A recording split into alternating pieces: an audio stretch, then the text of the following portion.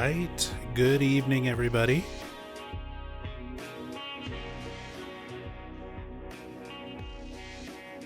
Hope everybody's doing well.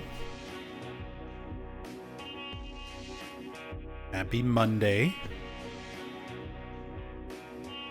We have survived another week. Made it through another weekend. We're all here again together for another Monday. Hopefully you're doing well. What's going on, everybody?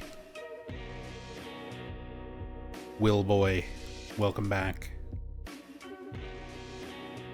Thank you so much for the 3 months. Tinkerbell Mew, welcome back. Thank you so much for the 32 months, Tink. Thank you, thank you.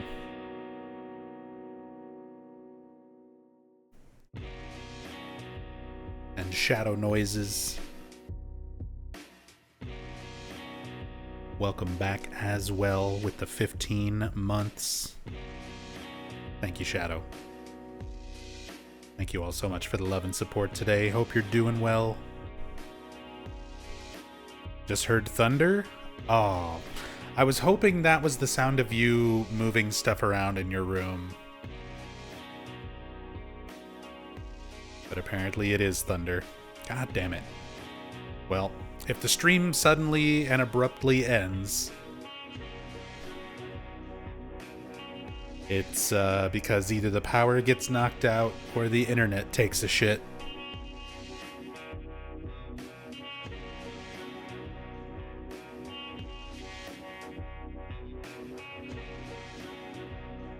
What's up, Tassadul? Monday? I really thought it was Sunday. Yeah. I mean, I guess time zones? It might still be Sunday somewhere? Probably not. Not at this point, right? I think it's Monday or even Tuesday. Most everywhere.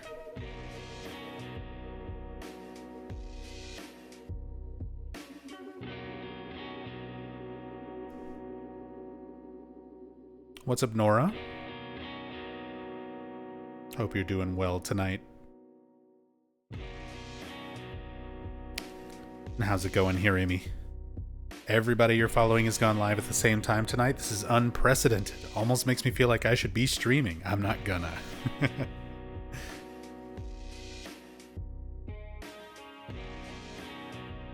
That's alright. I'm gonna bother you to join me for a stream at some point. I've had Dead by Daylight reinstalled, and I've been thinking about doing some DBD with friends again, because I did a few matches with my friend J-Rock last week before. And, you know, I used to play that game quite a bit, and I've taken a long enough break away from it that coming back to it, I was actually, like, really having fun with it. Because I haven't played that game in many months. Not since Vecna, the Dungeons and Dragons chapter. There's been a lot of updates since then. There's a lot of new stuff on the horizon. So I've kind of been feeling like jumping back into Dead by Daylight again. And then you also mentioned you've been playing Street Fighter 6 again. I still play that every once in a while. I need to really grind out my last few points. I'm so close to master on Blanca. I've been like 5-star diamond for a long time now. I just don't play enough. I don't play enough and don't play consistently enough now. to get on a nice, set of win streaks. Get that last little push to master with Blanca. And I kind of want to do it on stream. But maybe also just do some casual fights with friends. Try to learn some new characters. Try out Elena. Not to mention, the next season of characters has been announced. The trailer for that, if you didn't see it, was amazing. The wrestler Kenny Omega cosplayed as the 4 new characters for the next season. And it's going to be Sagat, Alex from Third Strike, or from 3, Ingrid, who has only shown up in like a handful of games. Good old Capcom Fighting Evolution Ingrid. And Sea Viper from Street Fighter 4, a Street Fighter 4 original character, Sea Viper, making a return for Street Fighter 6. So Sea Viper, Ingrid, Alex, and Sagat. I'm a big fan of Sagat. I like Sagat in Street Fighter 2. I didn't really play him a whole lot beyond that. I played Sagat when Street Fighter 4 very first came out. I played Sagat and Sakura. And then when Super Street Fighter 4 DLC characters started releasing and Dudley from Third Strike came out, Dudley kind of became my main character. 100% became my main character all throughout Street Fighter 4. But before that, I was big Sagat player. So I'm curious to see how these characters are, how they're gonna be when they show up in 6. But yeah, it's got me wanting to play 6 again. There's also just Rachel. There's new fighting games that have been announced, and some cool fighting game collections that have been announced with the recent Xbox Games Conference and State of Play, all of that stuff going on. There's been a lot of new stuff getting announced. Yo, what's up, Bob? Thank you so much for the 100 bits. Back at it again. We are back to it. Back to it for another Monday of Cam Hack goodness. But talking fighting games right now. So, new DLC characters, new season characters for Street Fighter 6. Looks awesome. There's a Mortal Kombat collection that got announced that's going to have a shit ton of Mortal Kombat games. Mortal Kombat 1, 2, 3, Ultimate MK3, Mortal Kombat 4, the fucking, Game Boy games, and then some other games that they haven't even announced yet. So, fingers crossed for Mortal Kombat Trilogy and Mortal Kombat Shaolin Monks. Can you imagine? Can you just imagine some modern platform ports of all those Mortal Kombat games with good online support? Hopefully good online support.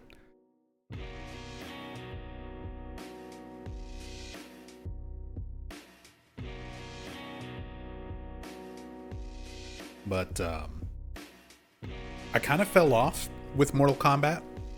Mortal Kombat 10 was the last one that I really picked up and played a substantial amount of. Not so much with MK11 and MK1 and stuff since then. But I'm a huge fan of the classics when it comes to Mortal Kombat. Those were some of the first games that I played in terms of fighting games.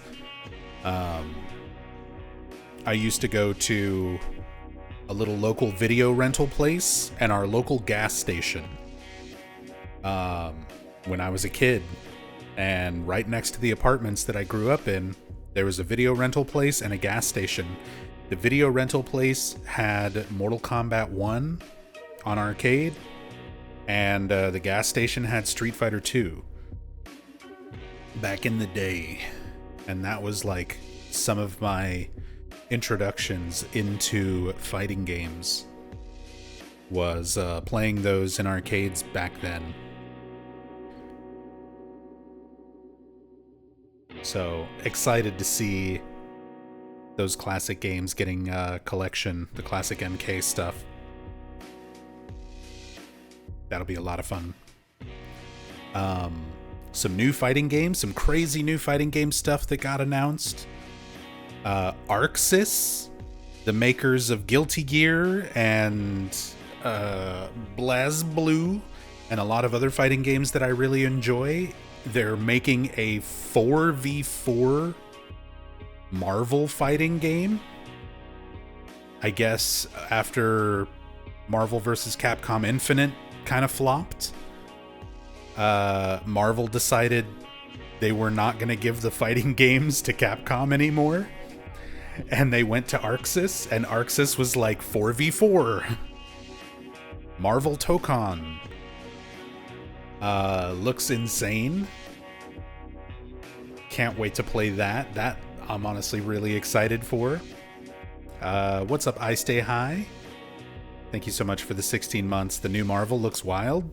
Yeah, Marvel from ArcSys looks crazy good.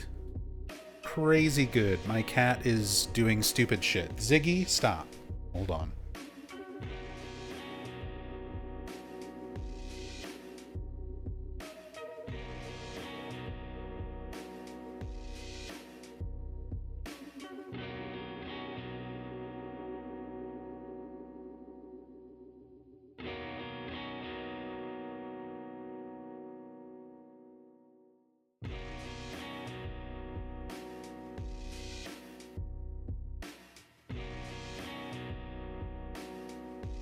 Okay. I've got a little shelf where my my computer tower is sitting, and he climbs up on the shelf where I don't have anything on 3 of the shelves specifically for him to climb around on, and the clearance between like the top of one of the shelves and the top of my desktop, there's like maybe a 4-inch gap, and yeah. Jesus Christ, nub jump scare. Sorry, what happened? That was just the spirits screaming. Did my mic freak out or something? Sudden loud audio glitch. Okay, sorry about that. Looks okay now. I don't know what caused that. Might have like a loose connection on my mic cable or something. But yeah, there's like a little 4-inch gap between part of the shelf and the top of my computer, and Ziggy was trying to like squeeze through it. And that would have just destroyed something if he would have kept going, so I had to go stop him. Yeah, sorry everyone. It was Ziggy. It might have been Ziggy. Something might have... A connection might have gotten messed up because he was messing with stuff on the computer, on the actual back of my desktop.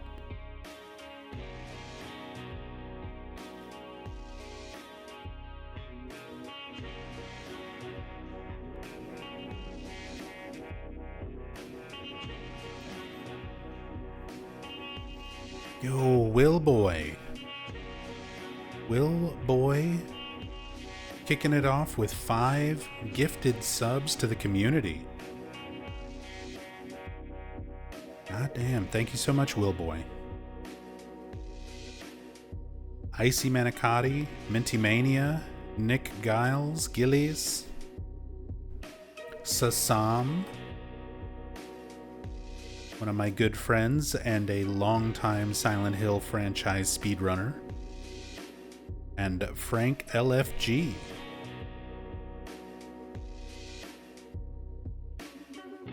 Enjoy the subs, everybody. Courtesy of Will Boy. Thank you so much, Will. Thank you, thank you. Oh, while we're thanking, let me pull this up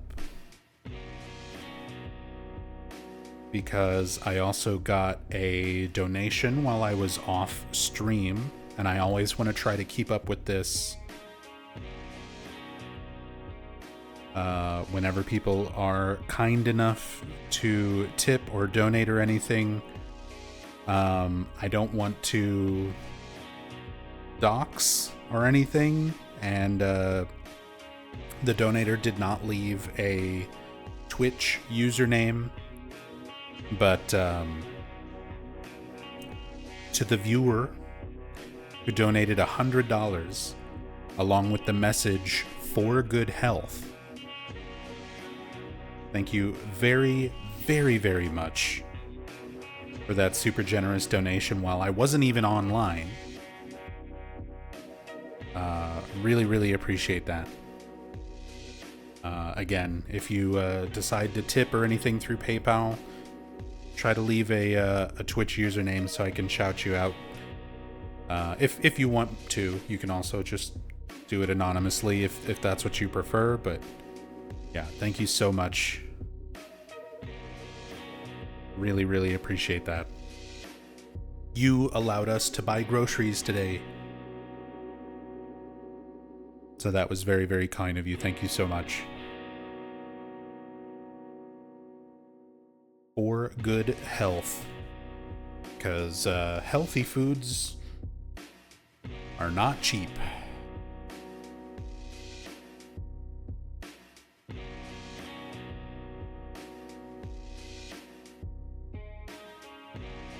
What's up, Freeform?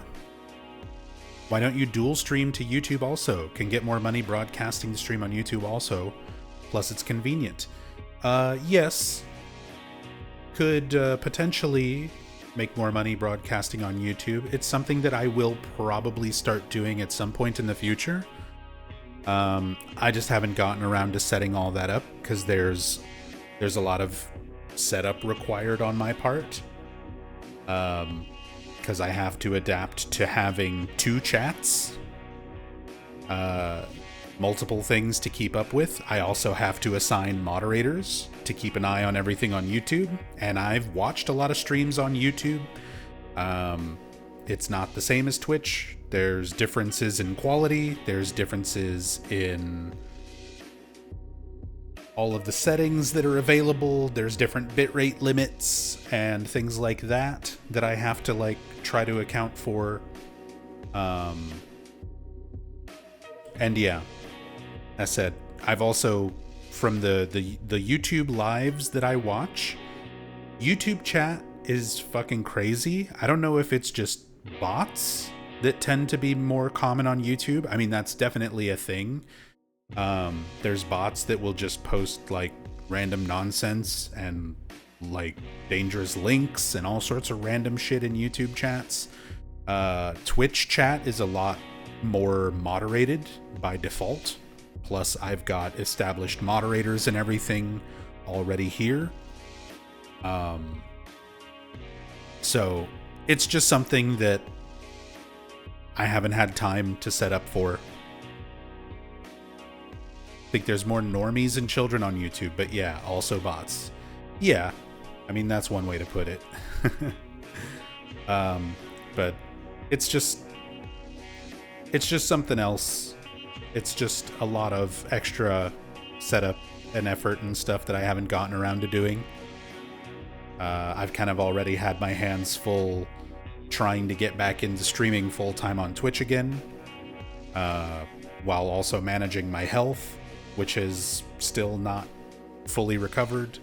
I'm still dealing with a lot of stuff in real life on top of streaming. If I was feeling 100% and able to put everything into streaming like I used to years and years ago, then yeah, YouTube streaming would already have been a thing.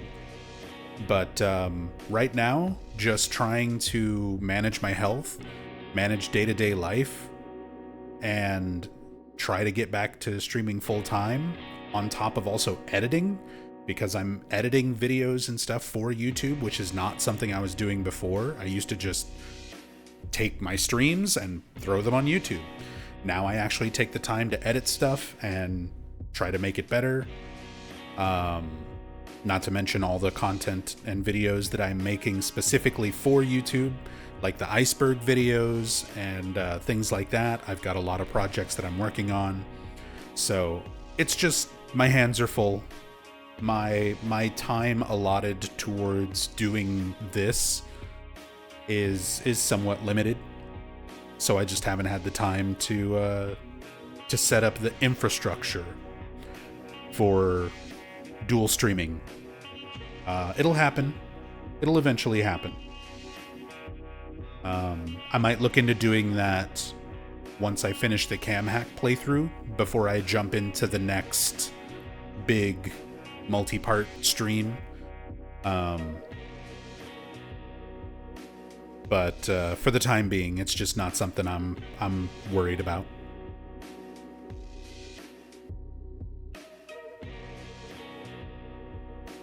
Appreciate the response. Get well soon, brother. Thank you so much, Freeform. I said, I'm doing what I can. I'm doing a bit better. I still have some rough times. Last night was rough. I don't know what's wrong with me. I'm still going through the process of seeing doctors and getting tests and things done. Because I'd been dealing with the anxiety stuff for a very long time. It just didn't get severe enough for me to start seeking medical help until earlier this year, back in March, where I had a panic attack so bad I thought I was having a heart attack or a stroke, and had to have my wife take me to the emergency room. So since March, I've come a long way. We've tried several different medications. I've lost a lot of weight. I've been exercising more. I've been getting out in the sun more. I'm taking vitamin supplements. I've completely changed my diet. I don't drink alcohol. I don't smoke. I don't do anything. I barely have salt. My sodium intake is super, super low. I eat a lot of fresh food, fresh fruit, fresh veggies. I don't really eat red meat anymore. I basically just have like chicken and fish and rice all the time. So my health has kind of been the main thing, but I think some of the medications that I was on initially may have, in combination with the anxiety and high blood pressure and everything else that I was dealing with, I think it may have damaged my heart. It's gonna take some time before I can see my doctor again, and kind of finish doing tests, and then I gotta make an appointment for a cardiologist and see what all they want to do.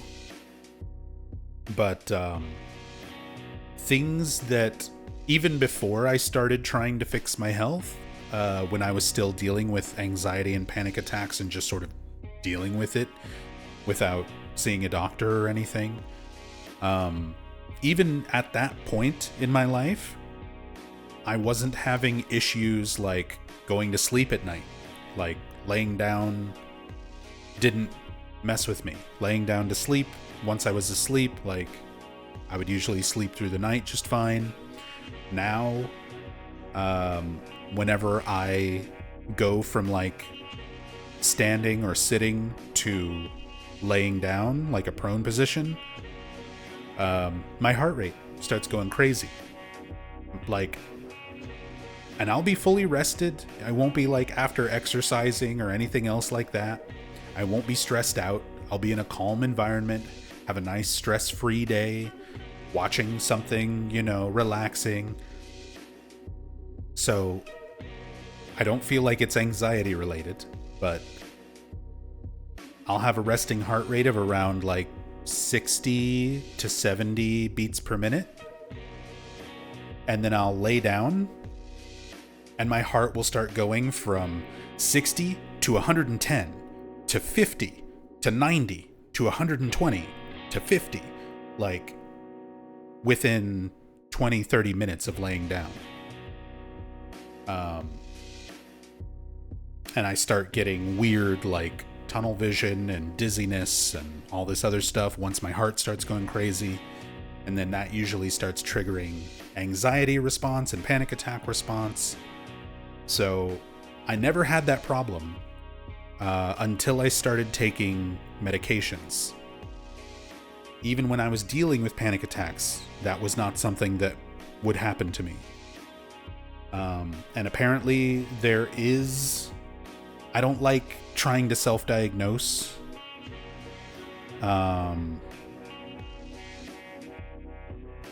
But there is a medical condition called TDP, Torsade de Pointes, which is like an abnormal heart rhythm. And apparently one of the medications that I'm on, or was taking, hydroxyzine, can cause TDP, irregular heartbeat. So I think some of my medications may have fucked up my heart, and now I'm dealing with that. My heart also starts going crazy whenever I eat. And it doesn't matter what I eat. It doesn't matter if it's a large, like a full dinner, or a small meal. Like a lot of times for breakfast, I'll just have like yogurt and a piece of fruit, like a banana or something. And my heart will just start going crazy after I eat. So because of our schedules, usually by the time I finish streaming and by the time Rachel finishes working, we're making dinner and going to bed around like 1 to 2 a.m. And my heart rate and everything starts spiking and going crazy after we eat dinner. And then I'm trying to lay down and my heart rate is like rapidly fluctuating all over the place. To the point where I can't really sleep very well anymore. So like last night, I started laying down and trying to sleep around 2 a.m. I didn't actually get to a point where I could fall asleep until like 7 a.m. And then I was up and awake by like 1 p.m. today. So I'm not sleeping very well, which is not good for trying to recover and help with anxiety. It doesn't help at all. So yeah, health things are still difficult. I still get random numbness and pain on the left side of my body, my left arm, my left leg, the left side of my chest, the left side of my face. Those were the symptoms that made me want to go to the emergency room back in March. I started having that panic attack and basically the left side of my body went numb, which is why I thought I'm having a stroke or I'm having a heart attack. And they did, an EKG and testing and everything when I got to the ER and confirmed, like, based on their readings, it wasn't either of those things. So I've been trying to figure out what's the problem with my body, why the left side of my body is fucked up. I've already gone and done a nerve conductivity test for the lower half of my body, since I tend to get the problem in my leg more than anything else. I had ultrasounds done in my leg to make sure it wasn't blood clots or deep vein thrombosis or anything like that. That all came back clean. My nerve test was slightly below normal, but not to a point of like being an indicator of disease or anything, condition that's like more serious. And this Wednesday, so 2 days from now, I've got another nerve conductivity test for the upper half of my body. So they're going to check my torso, my spine, my neck, and my arms to see if my nerves are all behaving the way that they should, or if I have some type of nerve damage. But yeah, there's still a lot to do going forward from that. Because if the nerve test comes back normal, or within relatively normal ranges, which I'm imagining it's probably going to, it's probably going to be the same as my lower body test, where stuff is slightly below normal, but not the actual cause for what's going on.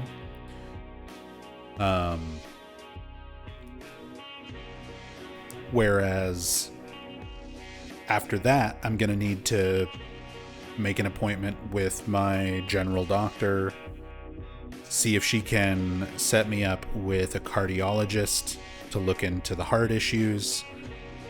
And after that, I'm probably going to have to look into a neurologist and start looking at it from a neurological standpoint.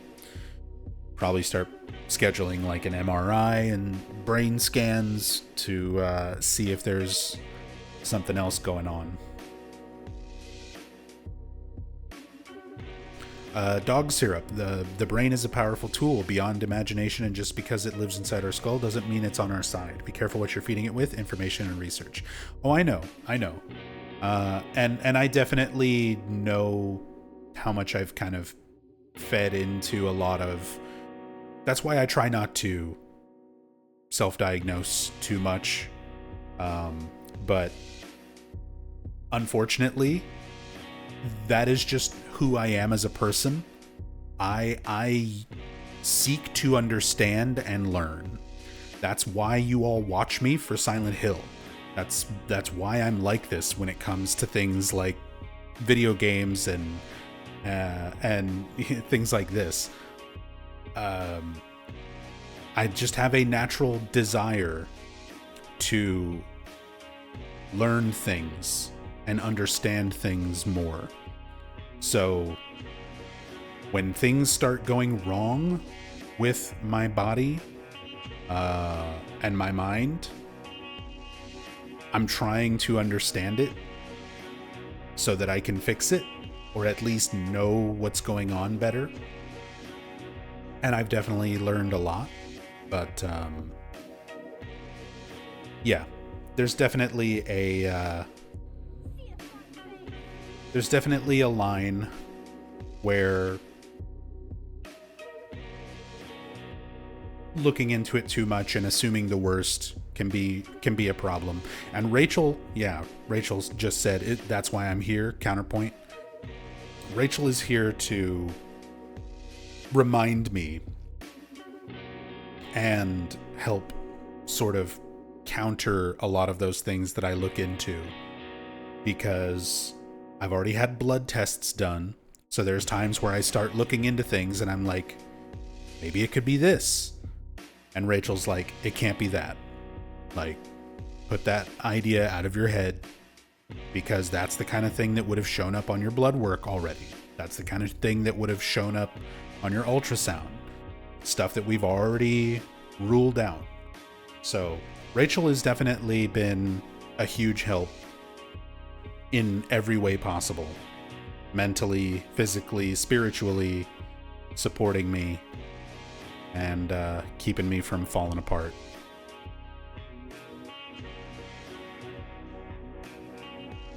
Repoison, welcome back. Thank you so much for the 2 months.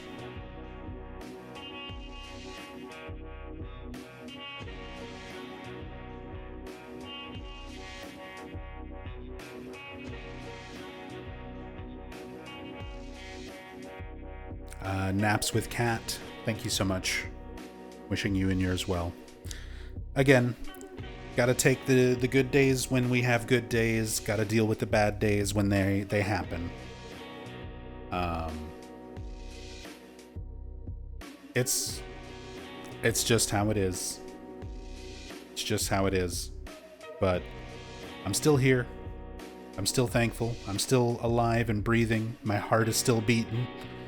It might be irregular, but it's still going.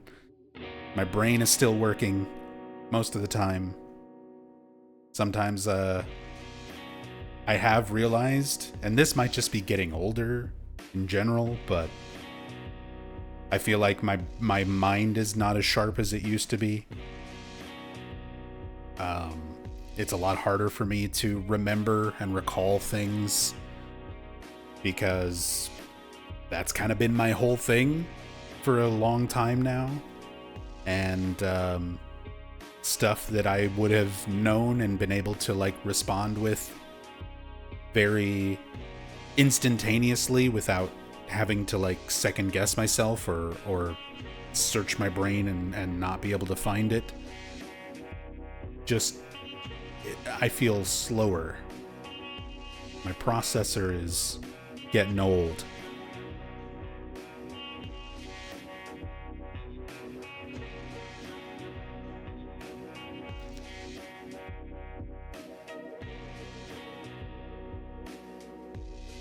You hyperanalyze, superanalyze, that's why we're here, but you know the crossing line, gaming and life. That's the thing, like, I'm very self-aware of my flaws. And I feel like I try to keep myself in check and kind of try to keep myself humble because of that awareness, but hey, it's hard to know for sure sometimes when things are messed up, when you're not thinking clearly. But that's why I've got Rachel. That's one of the things Rachel helps me out with immensely. And a lot of you guys as well. Welcome to old age, where you walk from the living room to the kitchen and forget what you were doing and end up just going to the bathroom to pee. Yeah, I mean, especially now, because I get up to the bathroom to pee a lot. Sorry if that's too much information, but all I drink is water and electrolyte powder.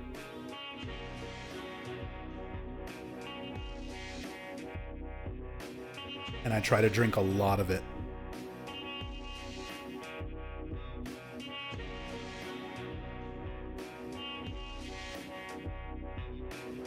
I've got my water bottle right now.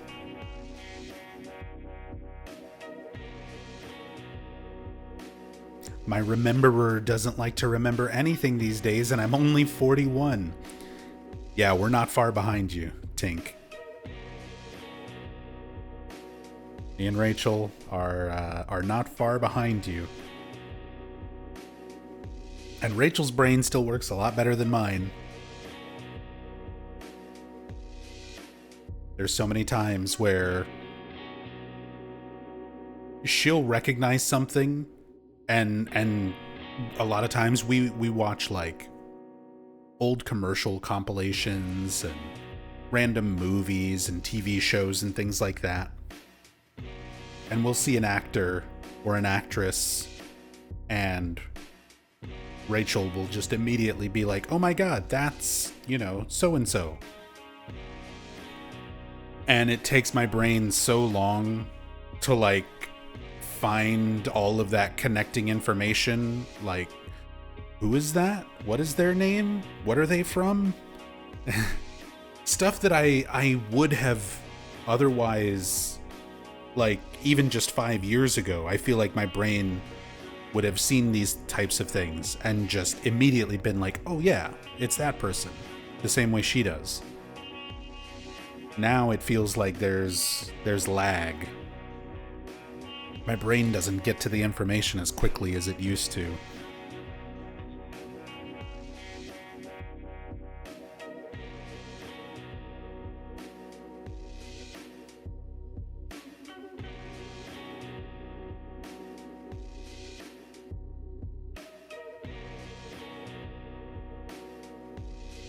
don't like that I'm feeling the things you describe and I'm only 25. That's not a great sign. Hey, just try and take care of yourself, Temporal Fry. I wish I could go back to my 25-year-old self and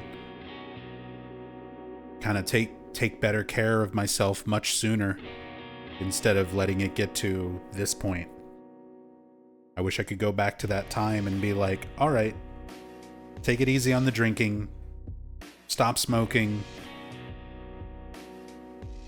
get the fuck off your ass and go walk outside more.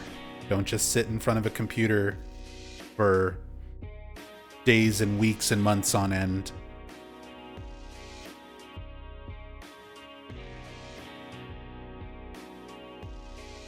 Don't let all your reading be random shit on the internet.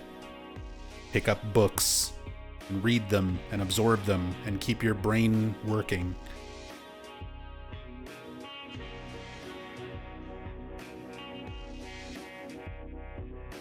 It's not always, gonna solve everything. There's a lot of stuff that is medical conditions that are just genetics or bad luck. Everybody's different. You never know somebody's individual situation, but we have to try and do better for ourselves and for each other, whatever's within our own power. Even if it's something simple, even if it's just getting up and walking a little bit more, even if it's just drinking a little bit more water instead of, your soda or your beer or whatever. Opting to eat a salad instead of some French fries every once in a fucking while. Like, it doesn't have to be huge, massive lifestyle changes all at once. Just a little moderation, a little self-care. Especially if you start early enough.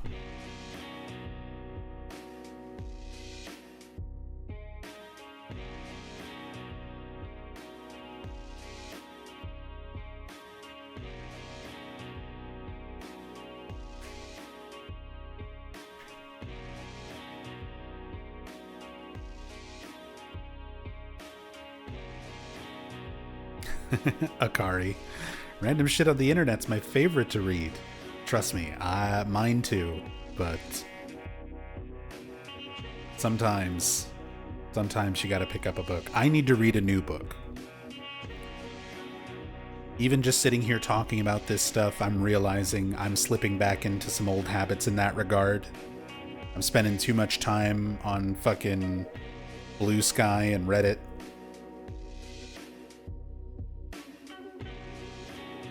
We've got a lot of good books in this house that I have not read yet. And the last few times that I was picking up books to read, it was stuff that I've already read like years ago anyway.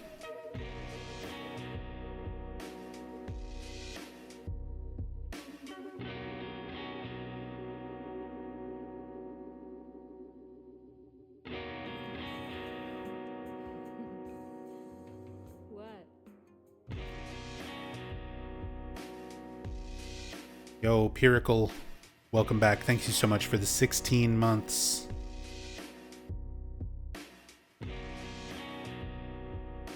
Thank you so much. Here's to health.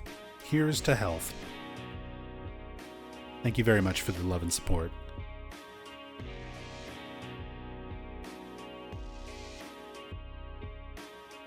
Have you heard of Harry Potter? I think you'd like it. I was in middle school when those books were coming out. I read them before we knew how horrible J.K. Rowling is. But, given how things turned out, I don't give a flying fuck about Harry Potter anymore.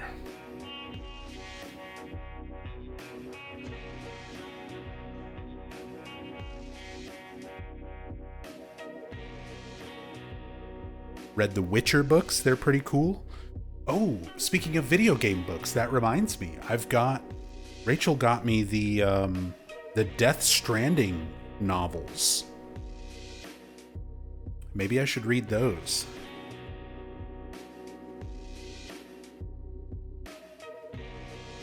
Maybe I should finally get around to reading those.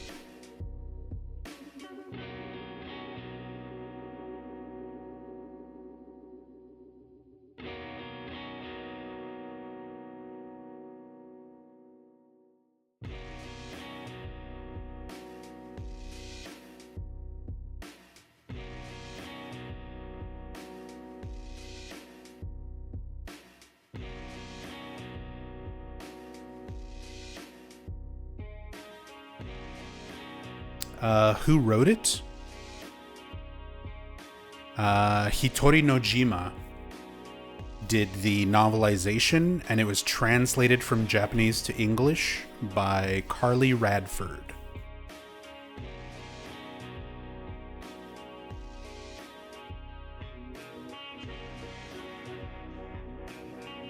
You should read those and record so we can listen.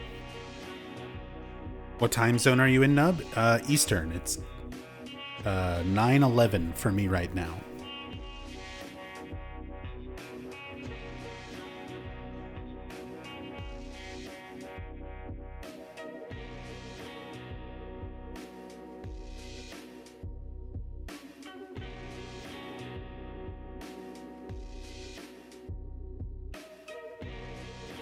Hey, Sutis.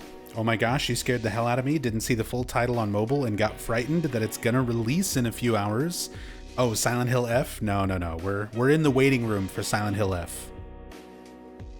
We're in the waiting room for Silent Hill F. We still got 106 days.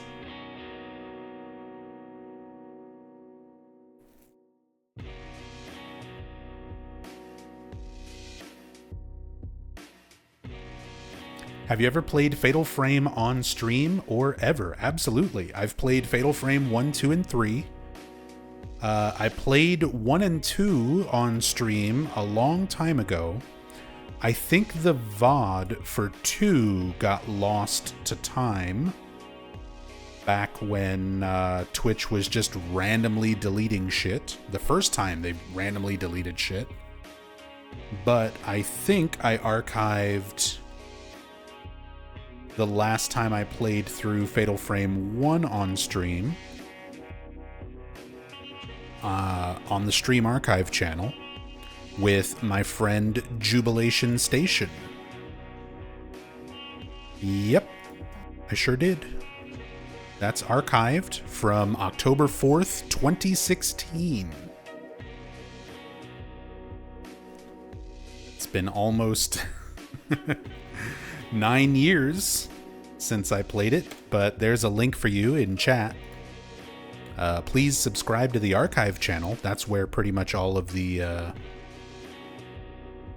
everything I've done exists.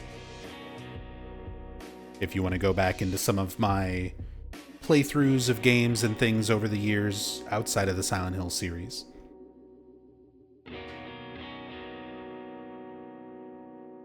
Am I going to play it anytime soon? My wife Rachel's actually been playing through it on her stream.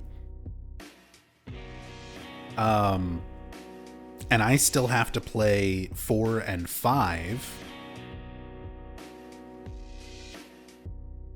And yeah, I haven't replayed 1, 2, and 3 in many years at this point, so not anytime soon.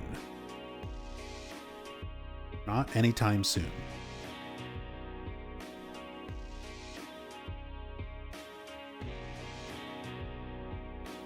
What's her channel? Twitch.tv/TheEldRach.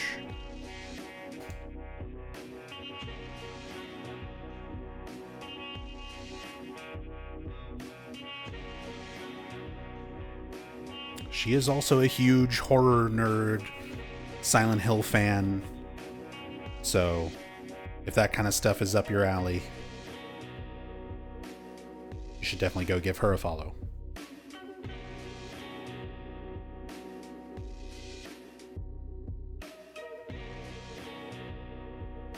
But yeah, as far as playing it anytime soon, I've still got the rest of this cam hack playthrough to get,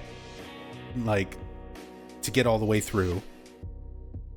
And we've got a lot of new stuff that's coming out. And in like 106 days, we're going to have Silent Hill F. So that's going to be a new Silent Hill game to do a first playthrough of, a story playthrough of, a cam hack playthrough of. So there's too much new stuff right now that I want to play, and that's coming out soon that I want to play, that I'm probably not going to find the time to go back and replay stuff like Fatal Frame anytime soon. Once we start getting through all the new things, and I kind of start getting all the streams and videos covering all of that I want done, we'll find some time to go back and revisit some older stuff.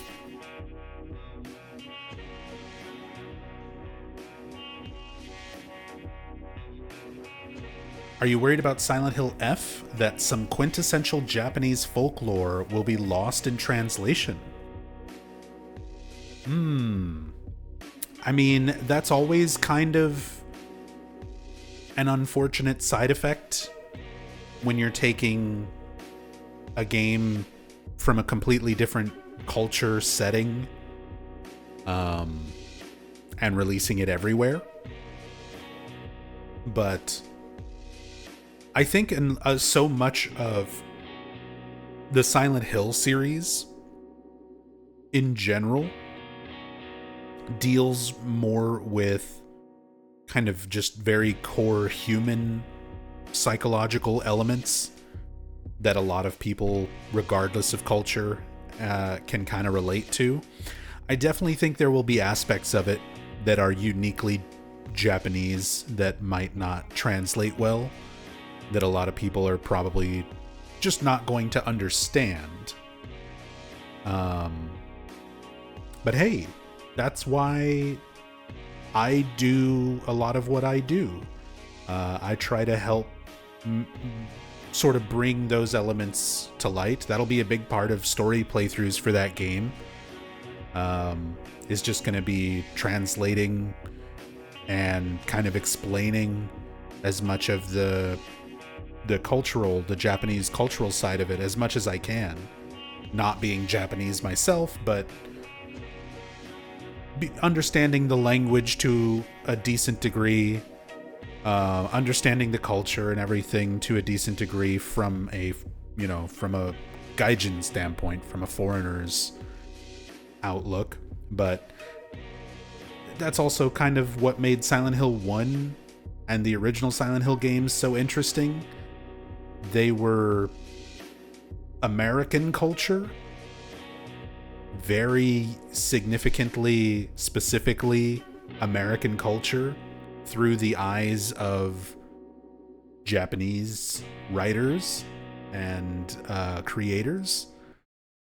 So, yeah.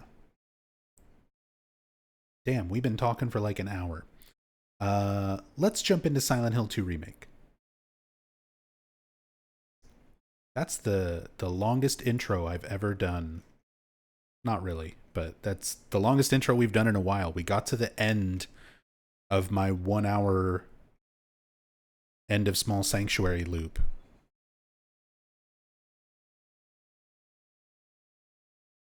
Time to play Scott Pilgrim versus the World.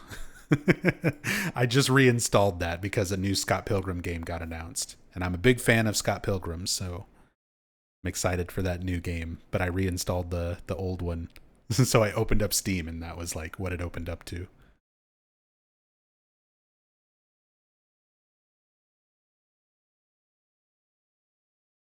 What are your thoughts on Resident Evil? Have you played any? I've played all of them.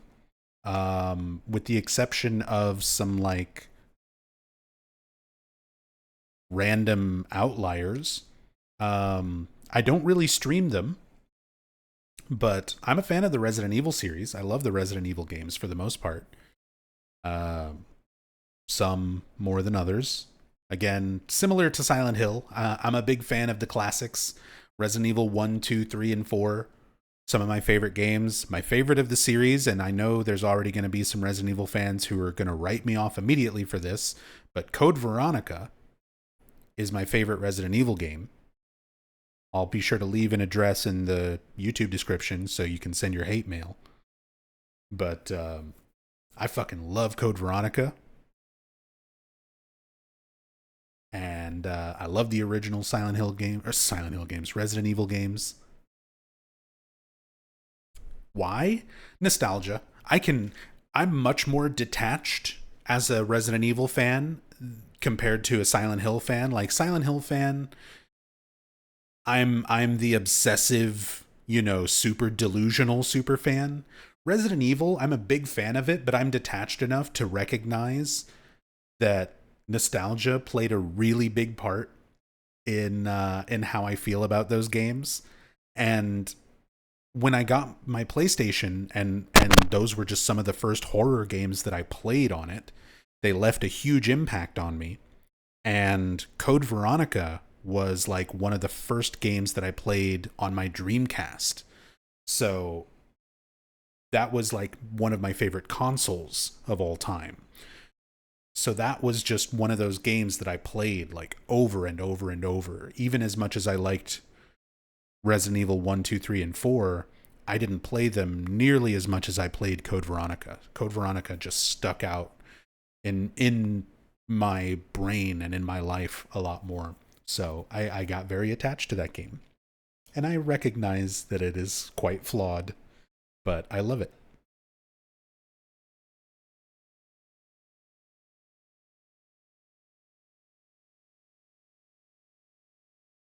Pretty sure if one is a fan of one franchise, they're definitely a fan of the other as well. Not always. Not always. Do you plan to stream Resident Evil 9? Absolutely. Um,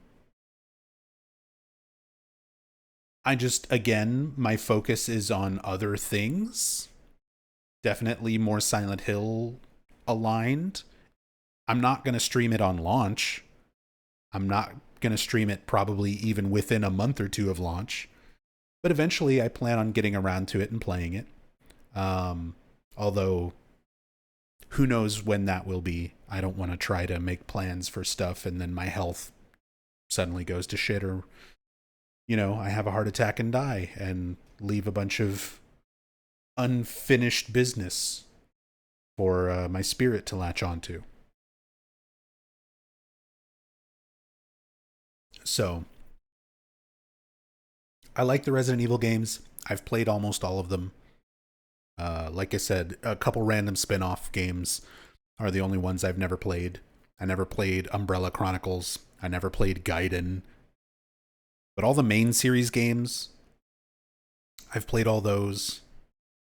Used to play a lot of Outbreak Online back in the online PS2 days.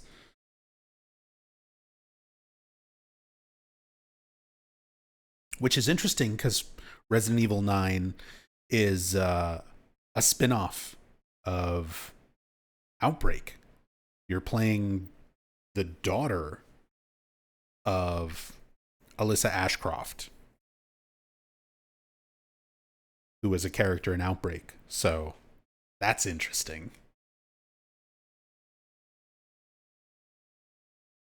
Anyway,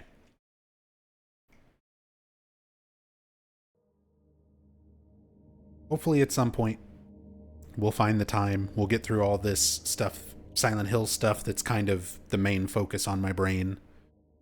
And we'll start playing some other stuff, other horror. Yeah, that's right. There was a little mention of her in a note in Resident Evil 7, and that was about it. So, really curious to see what they do with 9. But yeah, I've played all the others. I played Village, just off stream. Enjoyed it. It was good. I played 7. 7. Did I stream 7? I feel like I played RE7 on stream.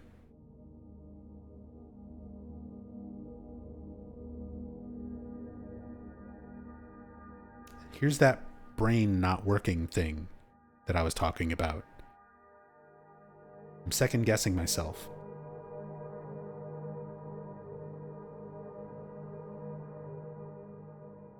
I know I played 4 on stream, like way before the remake. But that VOD was one of the random ones that Twitch just deleted. There's still clips and highlights from that playthrough, but not the full thing. Anyway. Let me make sure all my audio is good.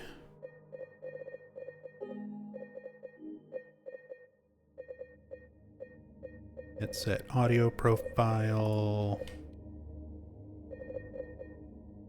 We'll have to get in-game and check audio levels really quickly.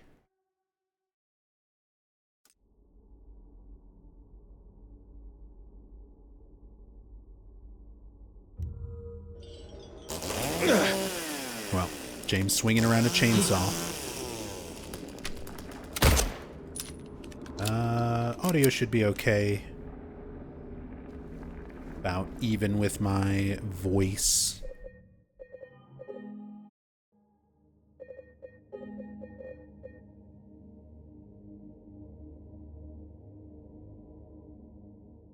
Played Code Veronica X? Yeah, the PS2 port? Absolutely.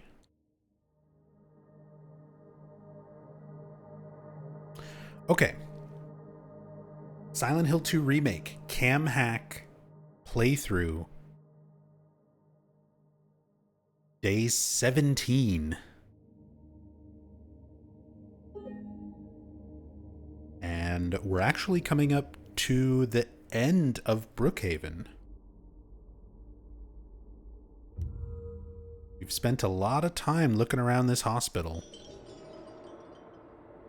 One of the more iconic locations from the game, and definitely one that has had no shortage of detail.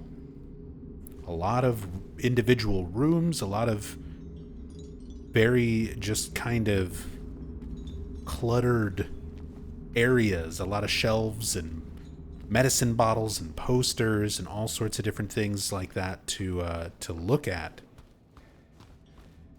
and kind of analyze.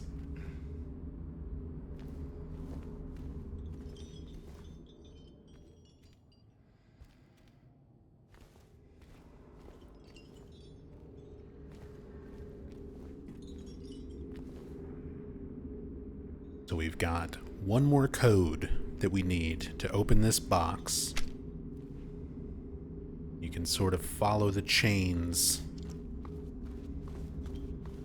to figure out where you're going and what you're doing.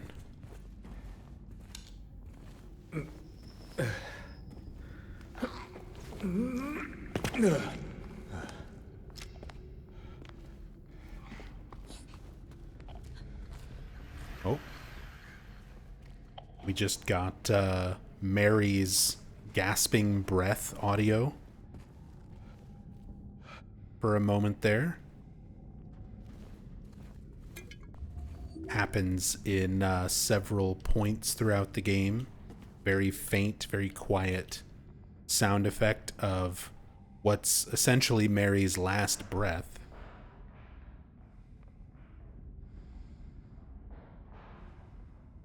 Which they have at recurring points throughout Silent Hill 2 Remake. Interesting little addition in terms of the audio design.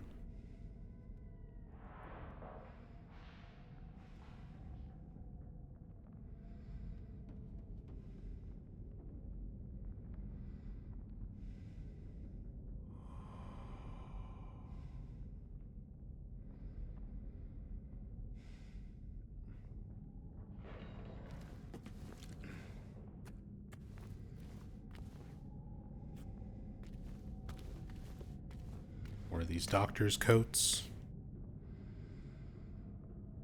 Same sort of unreadable name tags.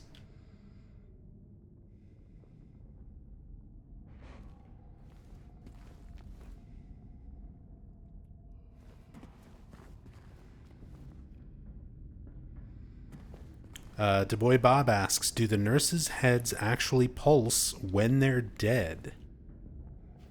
We've seen the pulsing happen when they're alive and moving. I think sometimes when enemies die, their models kind of freak out, and it might cause certain animations to keep playing when they're not supposed to. I don't know if it's, in the cases of the nurses' heads pulsing, I don't know if that's an intentional thing, because it doesn't always happen, but I have seen it happen.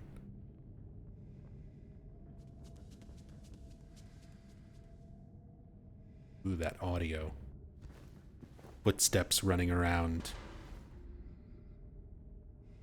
Metal clanking.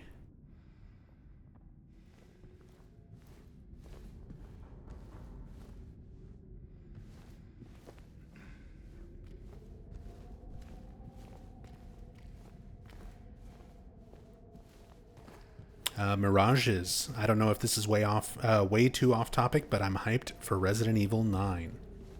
No, we were just talking about Resident Evil. I'm definitely excited for it as well. Even though I'm a much bigger Silent Hill fan, by comparison, I'm still a very big fan of Resident Evil.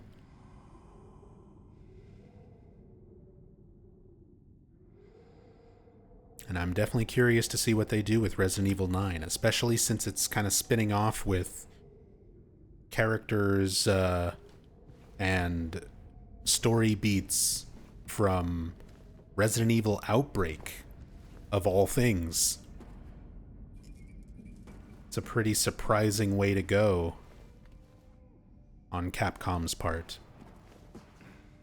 Never would have thought they'd have a mainline entry game being so closely tied to Outbreak.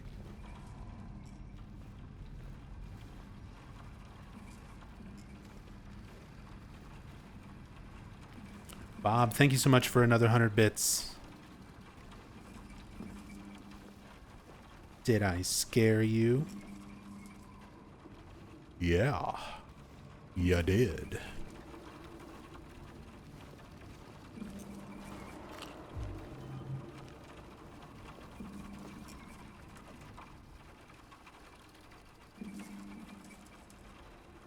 Was it ever discovered why this game has random codes / letters / numbers behind objects? I mean, it depends on exactly what you mean. Like, obviously the mysterious photos, which have numbers on them, like that Easter egg was solved. But a lot of assets and things that are just kind of in the game environment have some random things on them, seemingly random things on them, that, as far as I'm aware, have not been figured out. Certainly nothing that I've pieced together. And nothing that I'm aware of through my research. When you cam hack behind certain objects, yeah, there was like a toaster that we found in Brookhaven in an earlier part of this playthrough that's got some letters and numbers. And did you hear that breathy gasp in the audio there?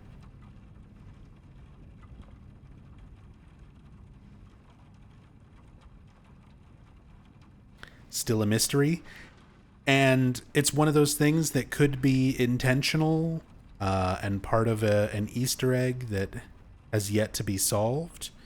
It could be something as simple as marking the assets for the developers to know, like, internally the code might just be something to refer to, like, where that asset is supposed to go, so that the people designing it know how to make it, and the people placing it in the environment know where to put it. It could be something as simple as that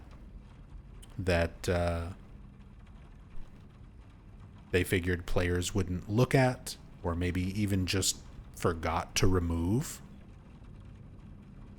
Because as much as there is some very clear, deliberate details and Easter eggs and things like that, we've also seen a lot of default text.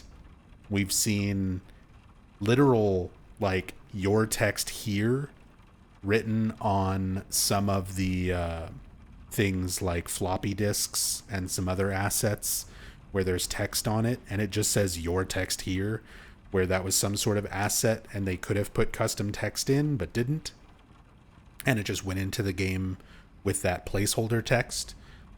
We've seen ipsum lorem, which is like very common placeholder text for designers and programmers, still on several of the assets. So some things are obviously Easter eggs and deliberate. Other things are seemingly like placeholders, or things that maybe they just didn't have time to adjust or fix before release. So it's hard to say how significant anything we might be looking at or finding actually is.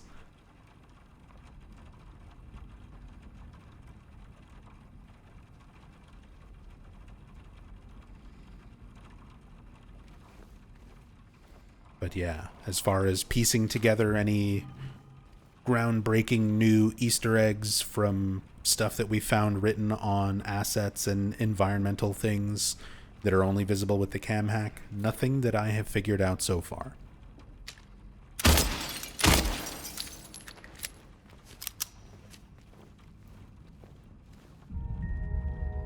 Hey, we get our little flashback, our remnant of the past. OG Silent Hill 2, where you would get the flashlight battery, your replacement battery for your flashlight later on in the labyrinth area, as well as one of the keys needed for Brookhaven. And the hands, that painting of the hands reaching up, that James had some nice dialogue about in the OG Silent Hill 2 that is sadly missing or not referenced in the remake. Trying to interpret what the hands could mean, and James wonders if they're a sign of pain. Kind of gives you a little bit of insight into his state of mind, how he's seeing things, how he interprets things. Stuff that I really liked that was in the original.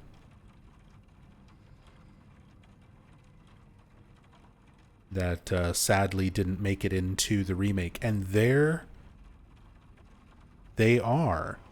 The replacement batteries for the flashlight, your dry cell batteries, and a broken key.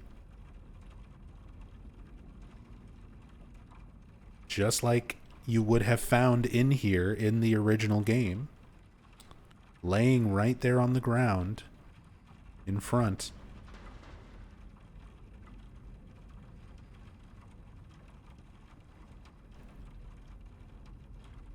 Although it would have only been one battery. You only find one battery, one dry cell for your flashlight in the original. I guess this is also supposed to represent the dead one once you replace it. But you don't replace it here when you first pick it up. You keep it in your inventory all the way until the labyrinth before you finally need it. Usually by that point, most players have kind of forgotten about it. So you have that moment of getting stuck in the bug room and not knowing what to do to get out. You search frantically through your inventory, and then you realize, oh, I've got a battery.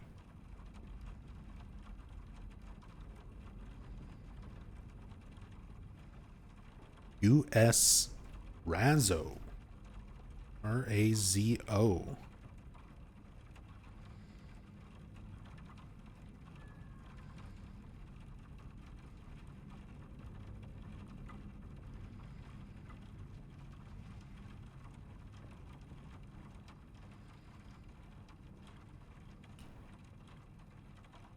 Not sure what that could potentially mean.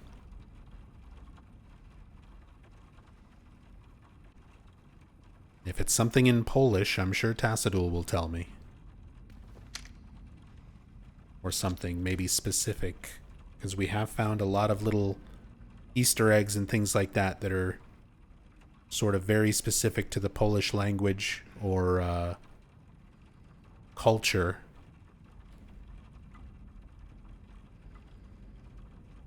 And Tassadul says, what? Wasn't paying attention. U.S. or us Razo. R-A-Z-O on this key. Not sure if it is anything significant. Probably not. I mean, there's probably some significance to it. But it might not be Polish specific.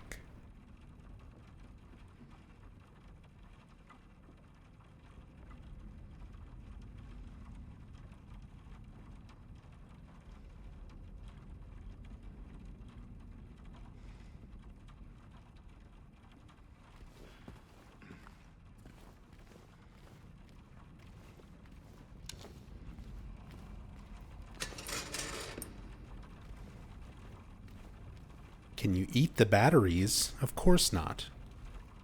That's not how humans work. If you want to get energy from a battery, it's a suppository. Good news.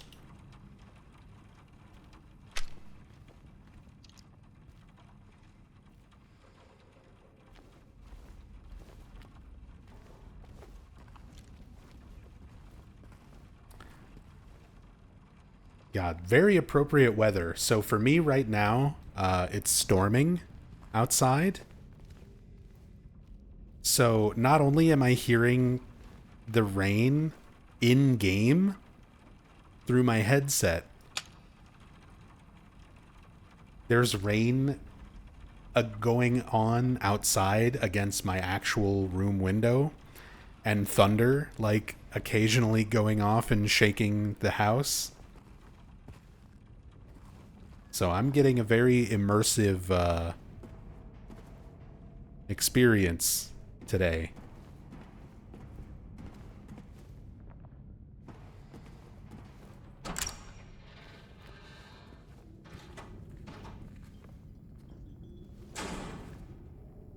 This opens back up to where we jumped over there.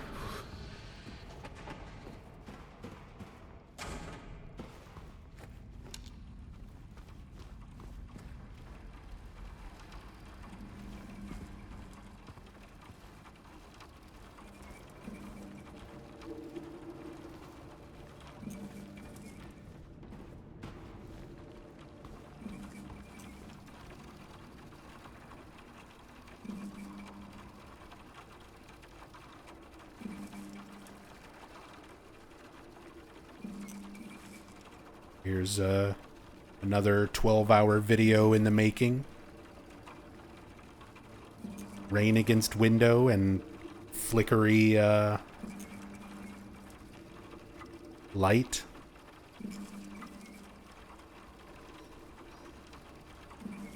Which is actually part of the puzzle.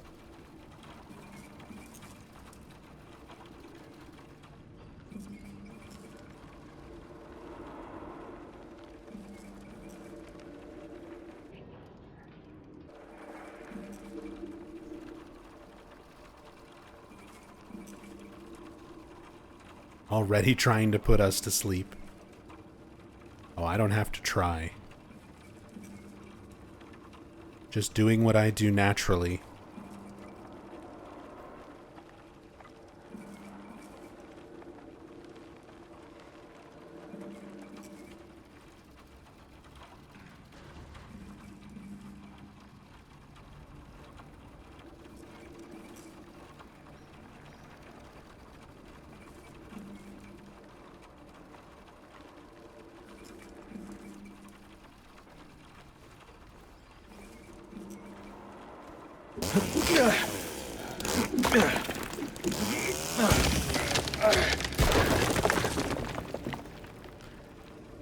Tassadul says Razo, R-A-Z-O, prevents the production of acid in the stomach, reduces symptoms, and prevents injury to the esophagus or stomach in patients with gastroesophageal reflux disease, also known as GERD, or ulcers.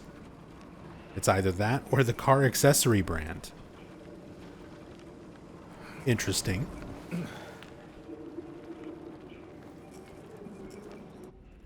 Thank you for that research. I appreciate you looking that up.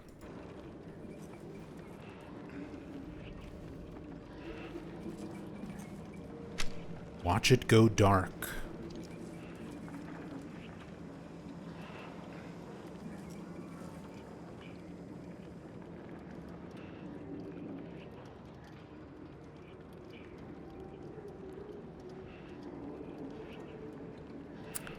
I love the audio in here. Let me see if we can isolate that at all. I don't know if it's going to be part of ambient or effects.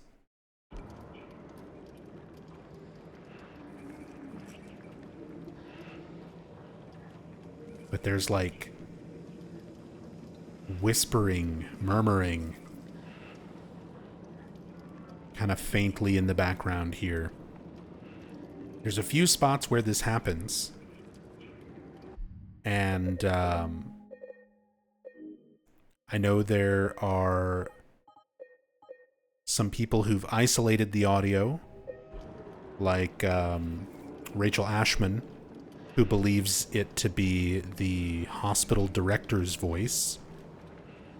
It does sound similar to the voice that we hear on the tape recorder in the director's office. Again, even if I don't necessarily agree with a lot of Rachel Ashman's theories, she's definitely put in a lot of work in terms of isolating audio files and ripping assets and things directly from the game for further analysis.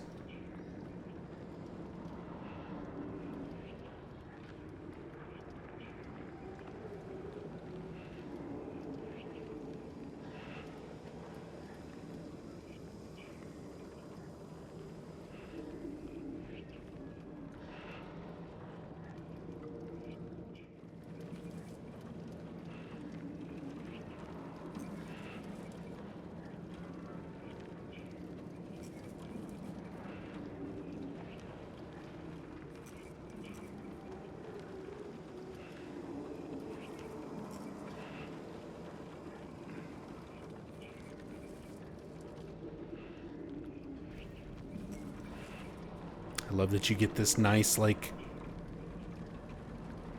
beam of light from the flickering, just to kind of help drive home the point of solving this.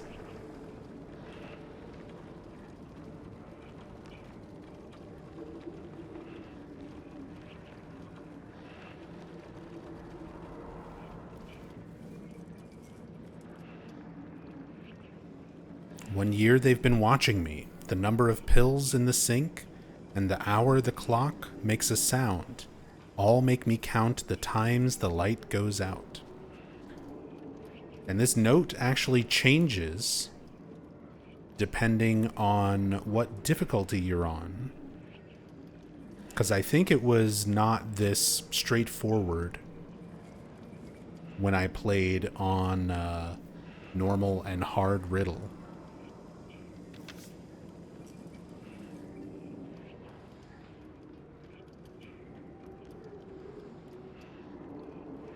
But it's got a picture of the lock, the combination lock on the box that we're trying to get rid of.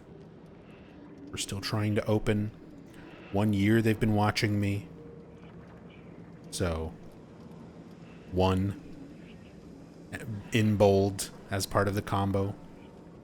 The number of the pills in the sink, which, funny enough, I got wrong on my first playthrough. I counted them correctly, and then I did the clock thing and got ambushed by monsters. And by that point, I was like, it threw off my memory, my old man melting brain, and I miscounted. The hour the clock makes a sound, along with the little musical notes, all make me count the times the light goes out.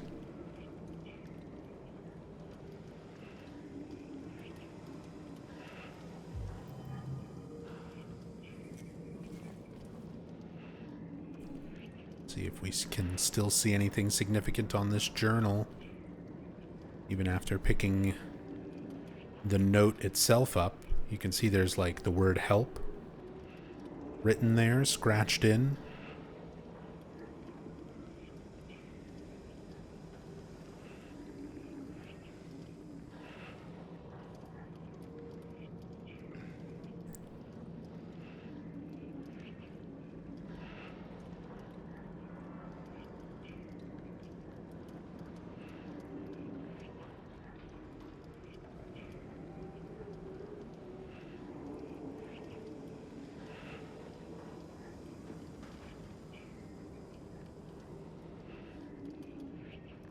All the chaotic scribbles and everything else.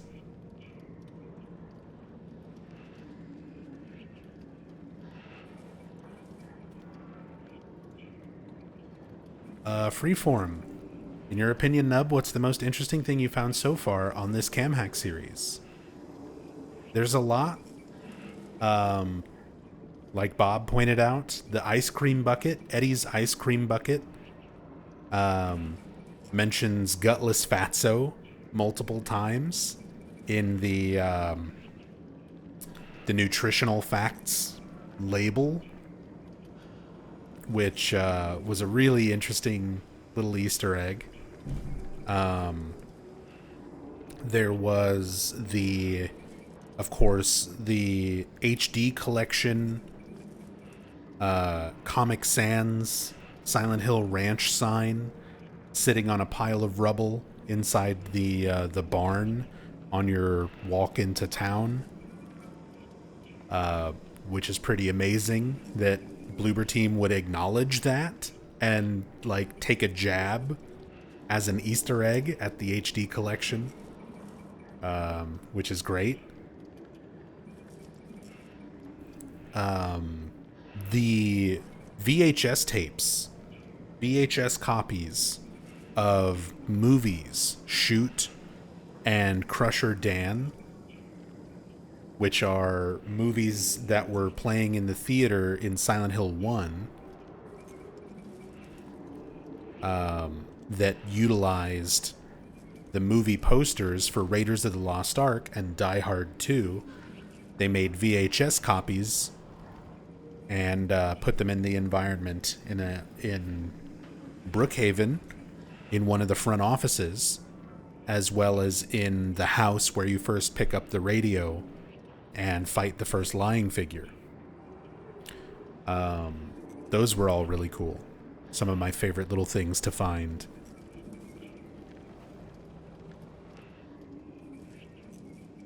We've got 6 pills.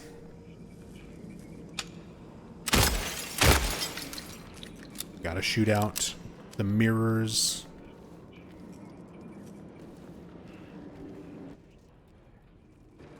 From here we can see that.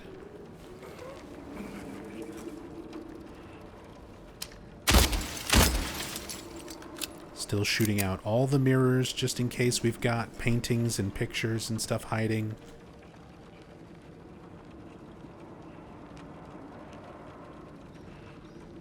We've already seen one instance of that, so now I've got to check everything.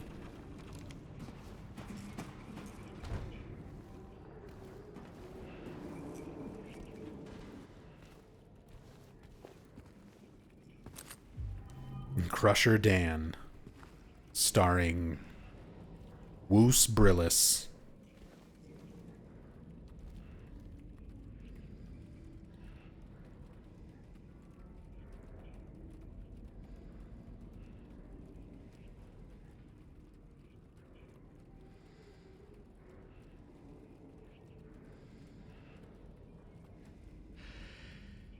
Oh yeah, Chronos the New Dawn. What do we think? So Chronos looks cool. It looks interesting. I'm definitely gonna get it and play it. Um, but the whole time, the new trailer with the gameplay, Rachel and I were watching it, and of course, I've been doing this cam hack playthrough for 17 days now. So we've been looking very closely at a lot of the assets and resources used to make up the environments of Silent Hill 2 Remake. And Chronos the New Dawn, Bloober was developing that game at the same time as Silent Hill 2 Remake. So the whole time they were showing the environments, me and Rachel were like, "Oh my god, look. It's the same asset. It's the same shelf. It's the same broken thing." It's the like we were looking at all these little things in the trailer where we're like, "Look at all these Silent Hill 2 assets that Bloober has made use of for Chronos the New Dawn." Genuinely, it looks cool, but we just thought that was funny.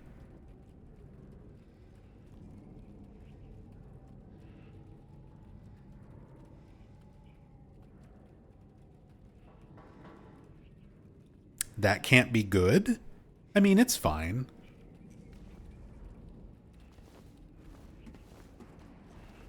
Pretty much a lot of game developers do the same thing. They reuse assets and textures and things like that.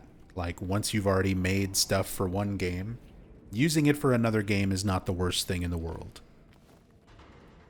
You don't need to remake every little thing from the ground up every time you make a new project. Now, relying on it too heavily to where your environments like become stale is a whole nother problem. Because I complain about that kind of thing with like Silent Hill Homecoming and Silent Hill Downpour, where they reuse a lot of assets and things to the point where the environments and details stop being interesting because you just keep seeing the same things and laid out the same way over and over and over. But just sharing assets in general, or repeating assets in a game, it's not a bad thing in and of itself. It's not just inherently something that doesn't work. It depends on how they're utilized and how often they're utilized and how distracting it can be when they lean on that too much as a crutch.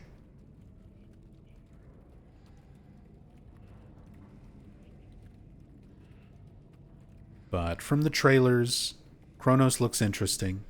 As I said, I'm definitely going to get it and play it.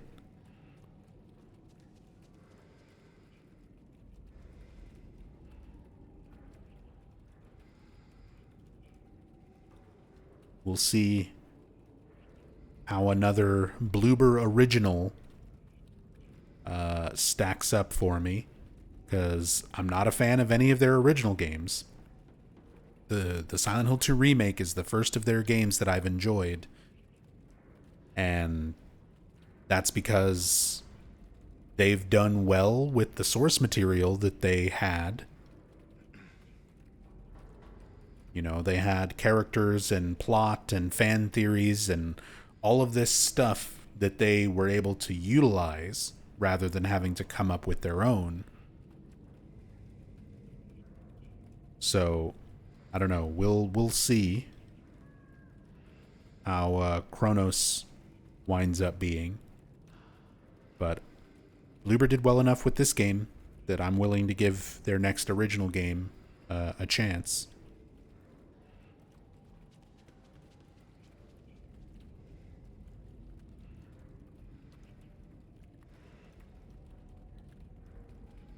Freeform. In-game timeline, how many years does Silent Hill 1 take place before Silent Hill 2? There's no answer. There's no official timeline connecting Silent Hill 1 to Silent Hill 2. There just isn't.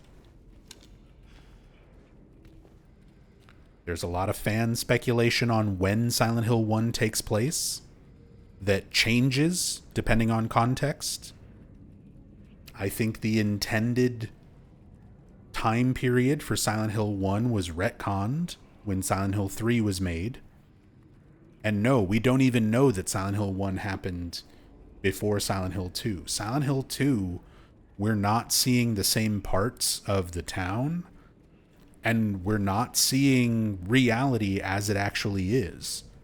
We're seeing everything through a delusion, a twisted, distorted version of reality. We can't trust what we see as accurate information. What about the creepers? So you have Masahiro Ito making comments like that, right? He says that the creepers, the little bugs in Silent Hill 2, are supposed to be remnants of Alessa's nightmare from Silent Hill 1. But again, how much of that is an idea as a retcon after the fact?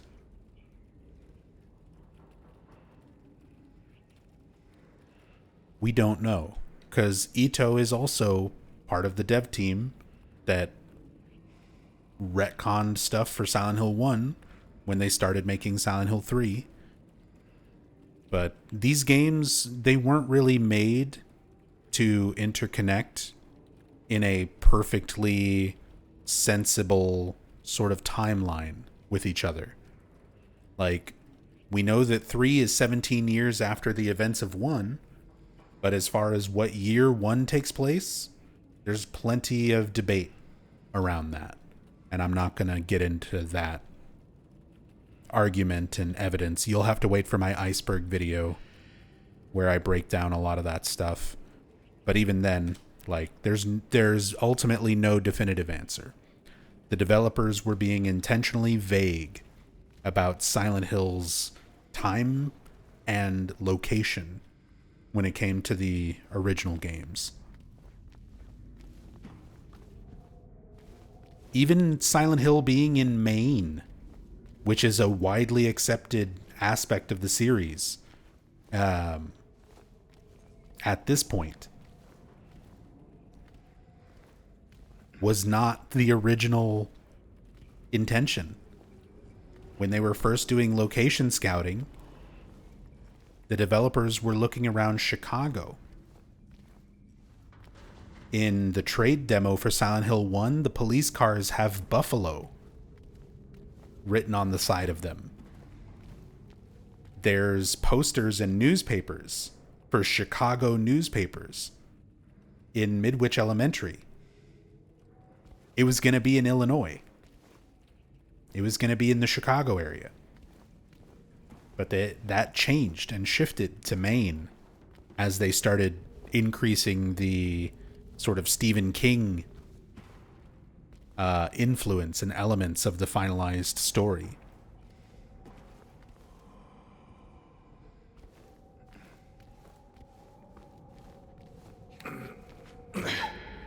So again, I just treat the game as an anthology series. As much as I've spent time and not spent, wasted time, and I mean lots of time, countless hours, many years of my life, piecing together elements of the Silent Hill timeline to reach this conclusion. This is not me just lazily writing it off. This is me having spent many years of my life trying to make it make sense and realizing they were not made to make sense in that way. They were not made to be put in a nice, proper, logical little timeline. They just weren't. It wasn't designed that way. It wasn't designed as a franchise. When they made Silent Hill 1, they didn't have any idea there was going to be a 2 or a 3 or a 4 or anything. They were making one little horror game. It was successful. And then they got to make more stuff. So they had to expand some ideas. They had to change some things. They had to retcon some things. Silent Hill 2 came out, and it wasn't very well received. A lot of people don't realize that. They weren't around back then, or they don't remember. Silent Hill 2, when it came out, was not very well received because a lot of people who enjoyed Silent Hill 1 were expecting a continuation of that story. And when Silent Hill 2 was a completely different person, completely different characters, completely different part of the town, nothing familiar from Silent Hill 1, a lot of people didn't like it. Team Silent responded to that reaction with Silent Hill 3. That's when they decided we should expand this story of Alessa and the cult and Harry Mason and make Silent Hill 3 to satiate that feedback, those fans. It wasn't all planned out from the beginning to fit into a nice, neat little timeline.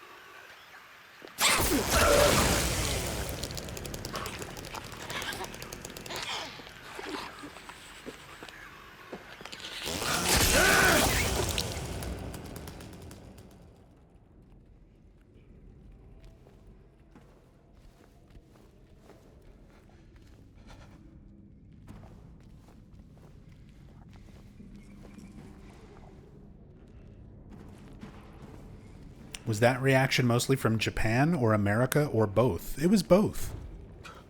I think it was more common in Japan, but there were definitely a lot of people on early internet forums and stuff around that time who were big fans of Silent Hill 1 that were unhappy that 2 was not a continuation.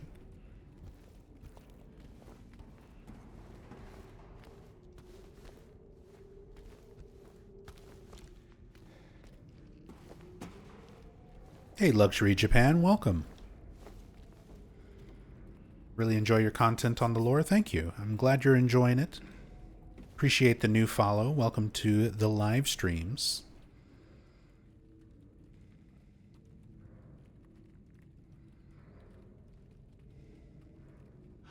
So we've got 2 o'clock on there. We've got 6 pills in the sink. And we've got a light going dark 2 times.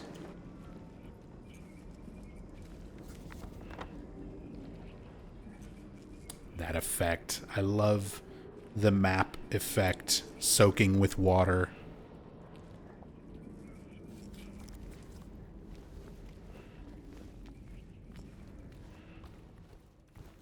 As you explore, have everything fill in. Let's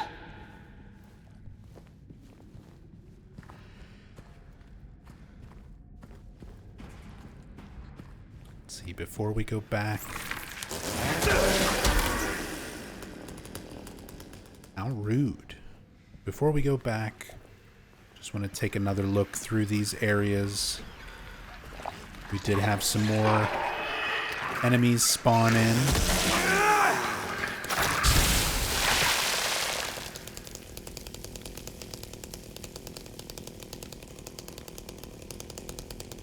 I love the big cartoony droplets.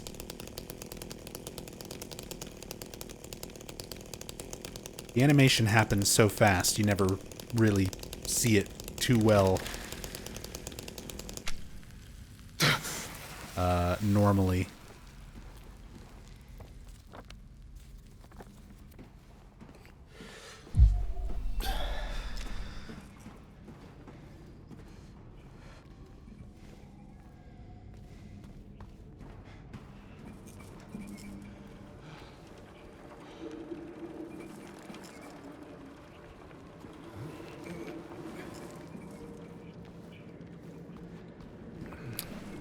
Seeing if there's anything else to take a look at here before we head back.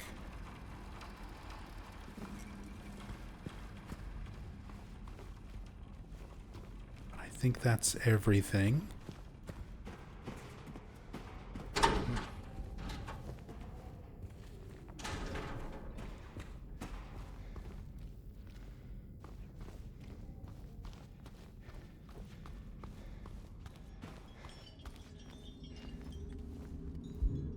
So last code.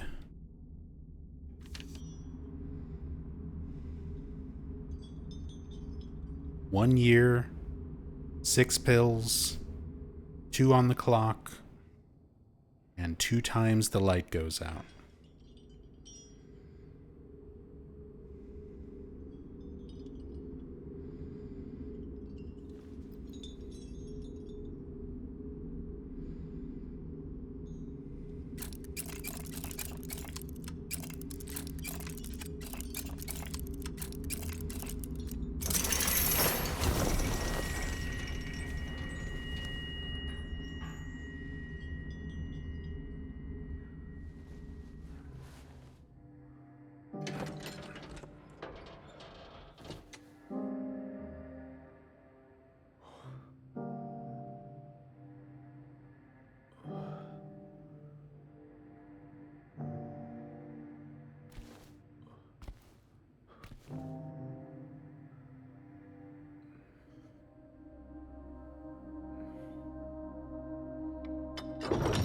That face. I did all this shit for an empty box. For nothing.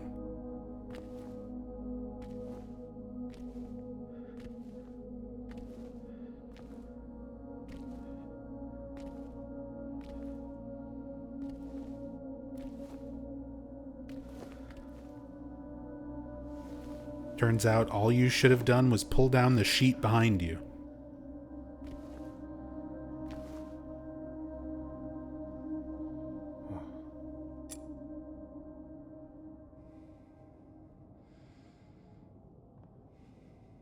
Let's see our pose. We're looking at the elevator button.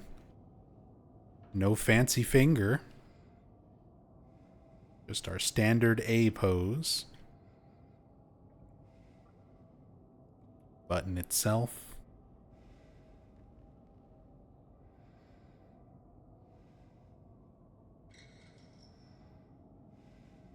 Oh, look at that.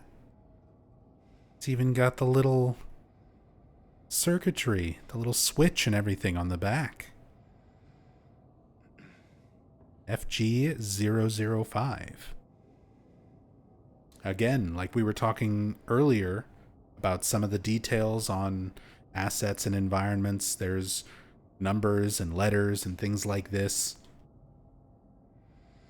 Is it significant? Is it to let them know where something is meant to be used or how the texture is meant to be used for the artists internally? Or could be part of something that is just scanned in, since a lot of the assets and things that they utilize are real objects that they've either photographed or used technology to scan and basically turn into a 3D asset that they can use in the game.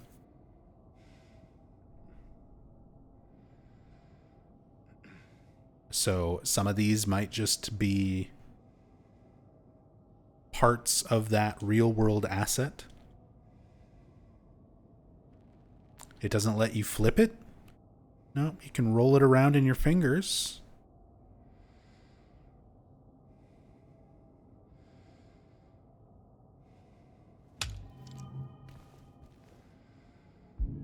But does not normally let you look at the back side of it.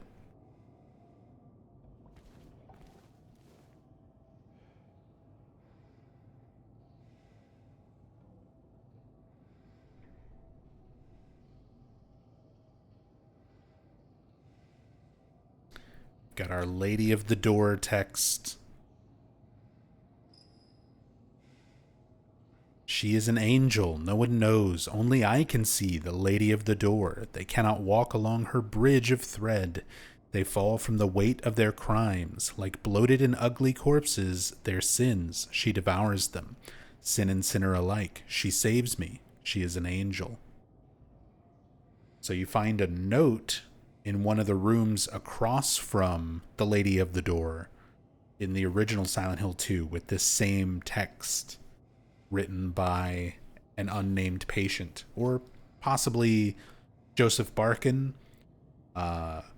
It's hard to tell with a lot of the notes and memos and writings that you find in OG Silent Hill 2. Like, you find common patterns, the way things are written.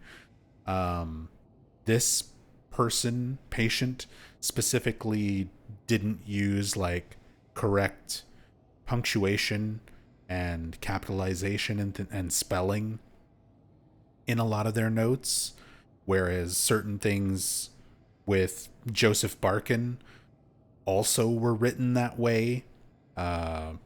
Like his message to his daughter Louise said, Louise, I love you forever, or something like that. But forever was written out FOUR.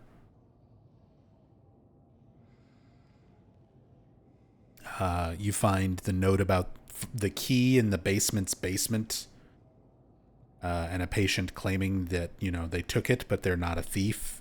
And there's a lot of things that are misspelled, as well as the typewriter memo where you find one of the codes to Joseph Barkin's box. So it's a lot of things that tied back to that particular patient in the OG. In this game, in the remake, the patients are not given names the same way. You don't get that same sort of information. They wanted to leave it a little bit more ambiguous, I think, because devs have said in an interview they wanted to include references and things towards as many fan theories from over the years as they could.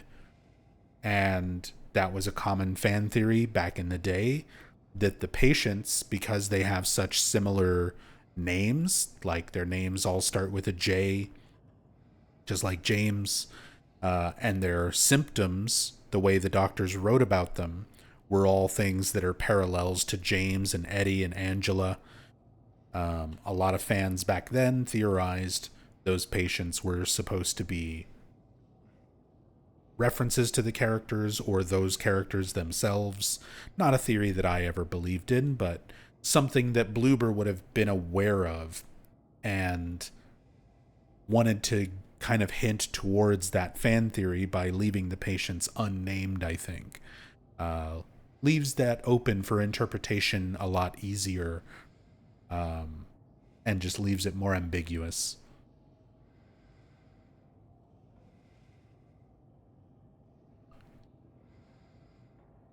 I always thought it was a reference to the Japanese story The Spider's Thread, which you can watch my Silent Hill 2 iceberg video. I've got a whole segment sort of breaking down the spider's thread and how it sort of parallels this note and the lady at the door, the bridge of thread falling from the weight of your crimes, sin and sinner alike being saved. A lot of similar aspects to a common Japanese children's folk story called The Spider's Thread.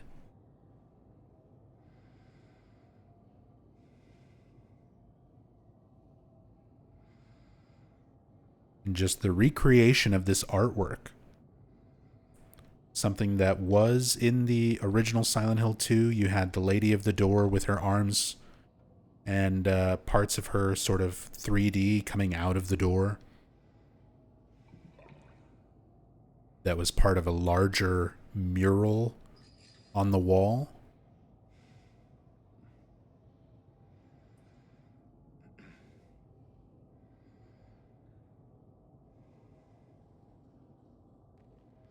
It's very cool seeing that recreated with such detail for the remake.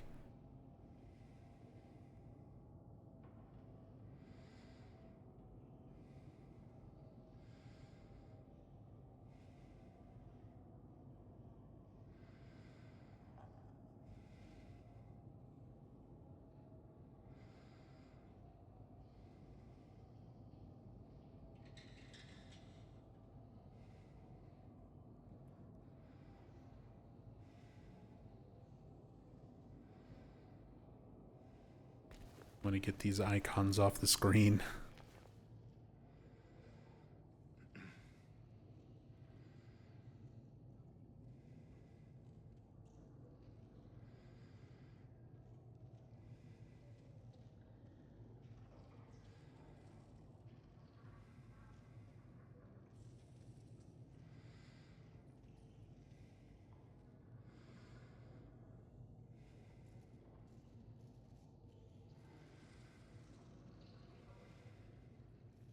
3D, but still kind of low poly. Looking at it up close.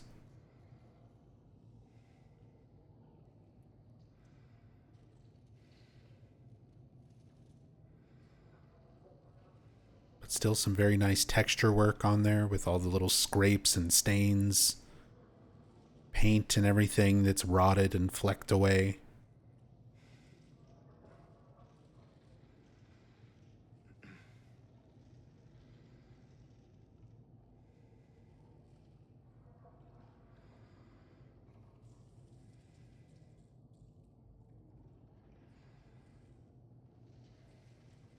See if there's more of this behind the curtain.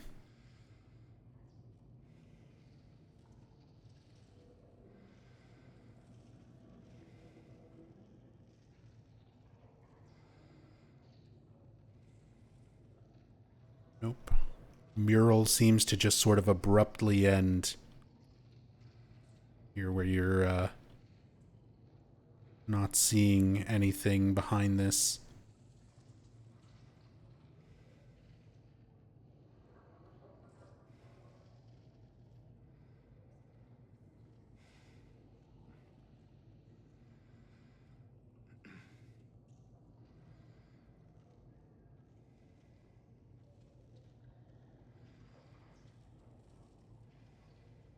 Take another look at the box here before we progress as well. Now that it's actually opened.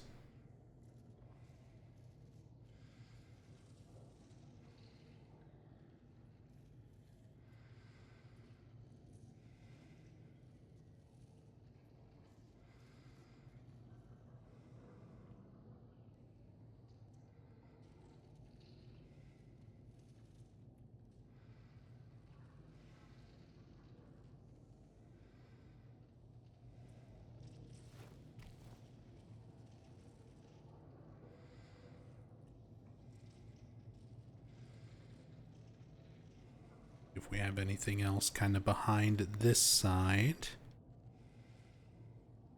Sheets and everything obscuring the wall.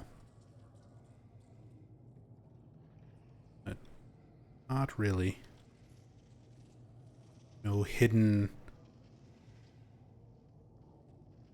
artwork or anything like that.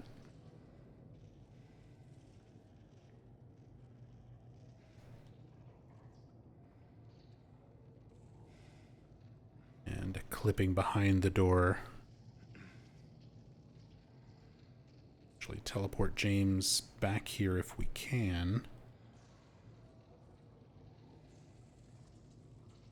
Might not be able to.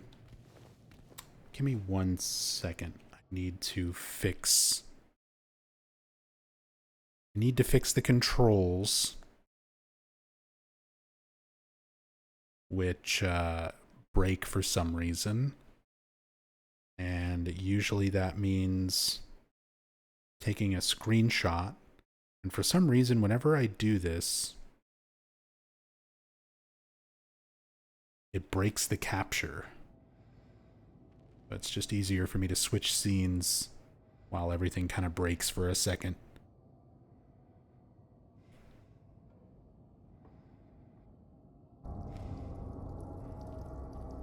Oh. Well, there's ambient sound built in. And clipping through the door.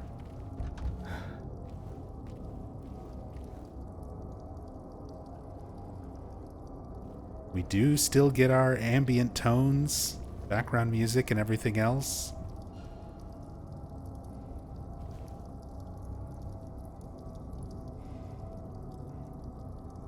Love how when the light is not directly on the wall, you can see the, like,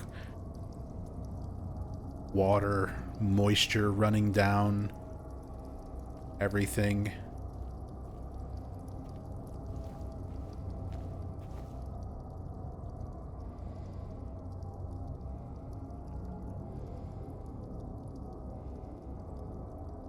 Just a thought, but does anything happen when you do the Konami code?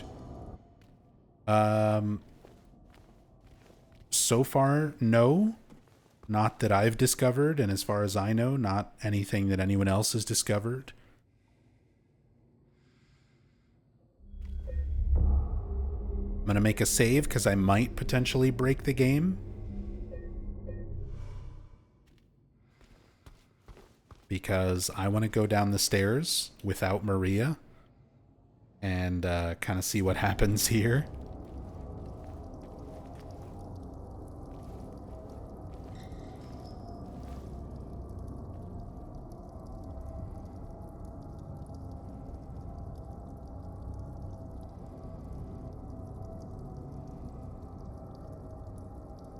Because by this point, you're normally supposed to examine the door and have a whole scene with Maria, and she joins you as you head down here. Oh, things are breaking. Things are breaking. The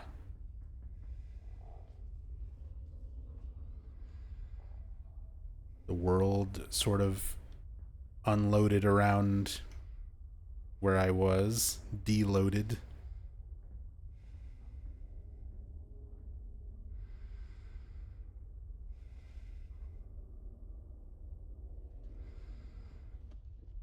Let's teleport over here.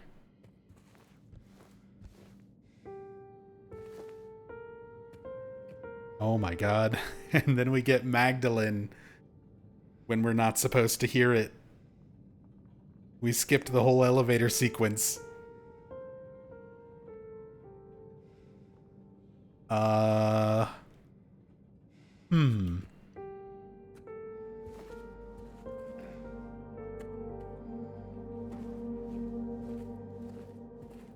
Don't worry, that just means we saved Maria. Oh, the game is struggling.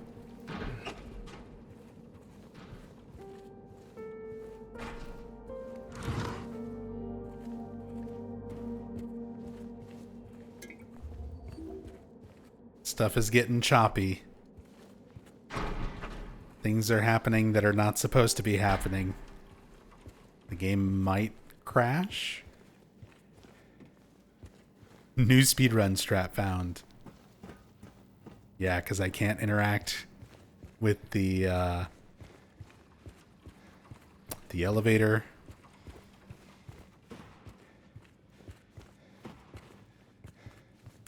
Is it me or did Yamaoka change the key of Magdalene? When we hear it at this point, it does sound like it's being played in a higher key compared to the original.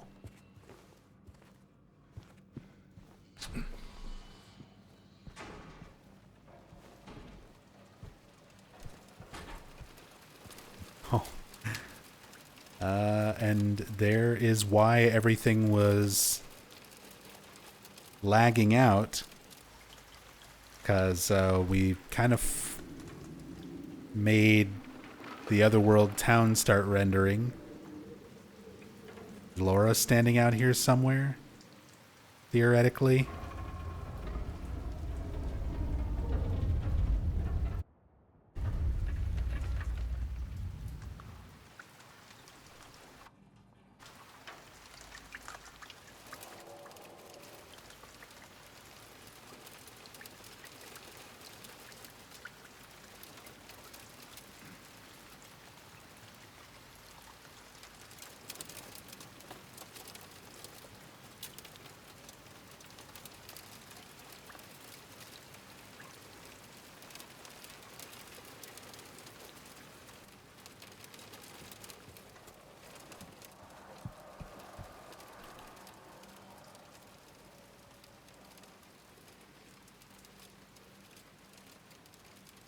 key with a cross on it.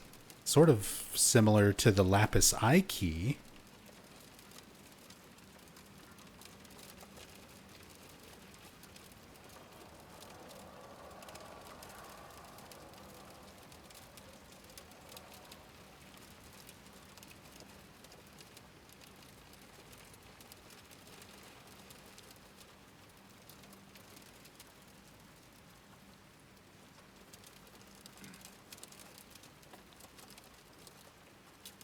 Bits and pieces of torn up paper there.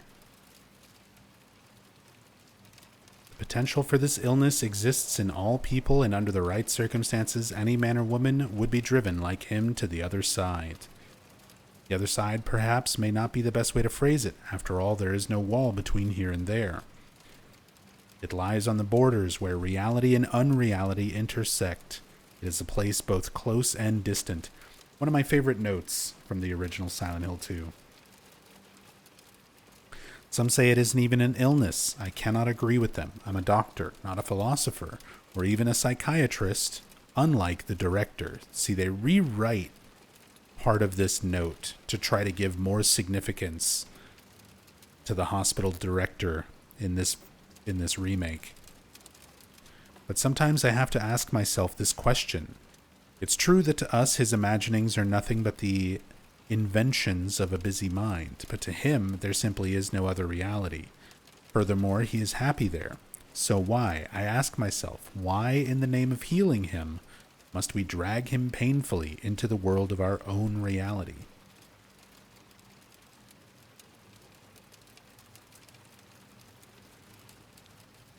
Follow the map. There is a letter and a wrench. That's what it says in the OG. Slightly rewritten, a little bit different.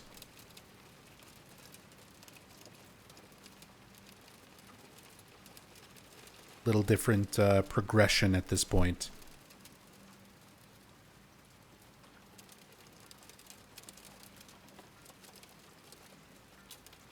Oh. Oh. There's another key.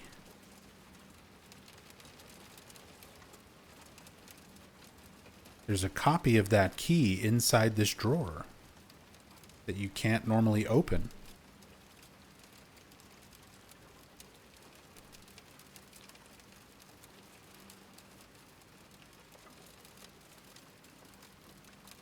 This is not interactable.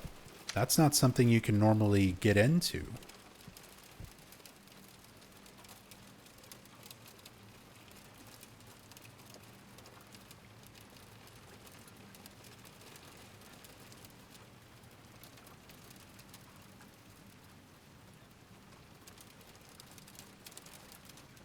Don't worry, it's just the spare. Yeah, you gotta have your spare key hidden away. Just in case you lose one. People be losing keys in Silent Hill all the time.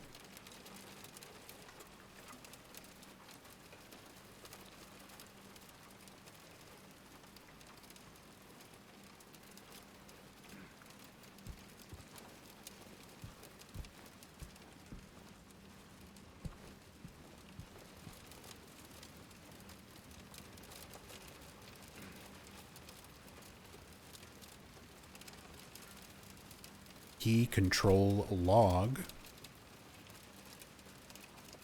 The serial number.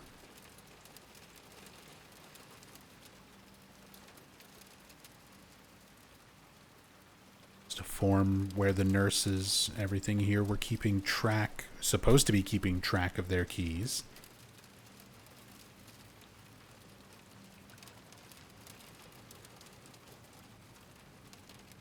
Interesting.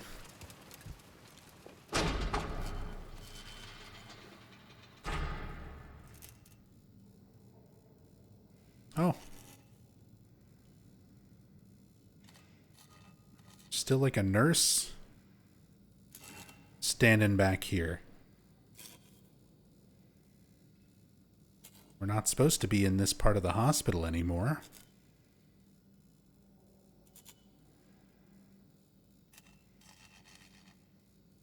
Clip back here.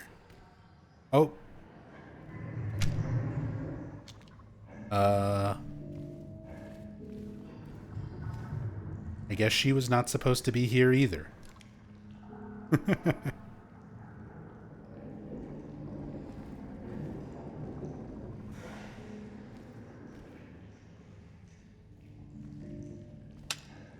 Oh, and look at that. The ceiling and stuff is not rendered in the way it's supposed to be. Everything is very broken right now. The game does not like skipping Maria and Pyramid Head.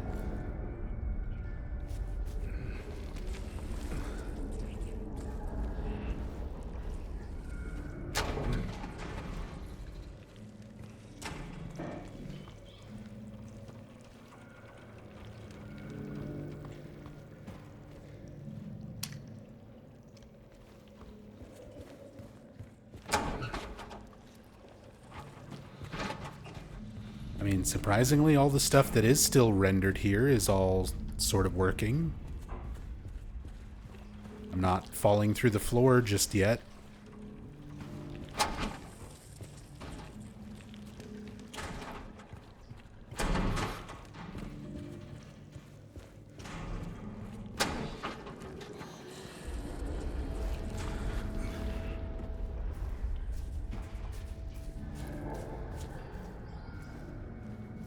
I like how the music, the ambient music for the area and stuff even still works.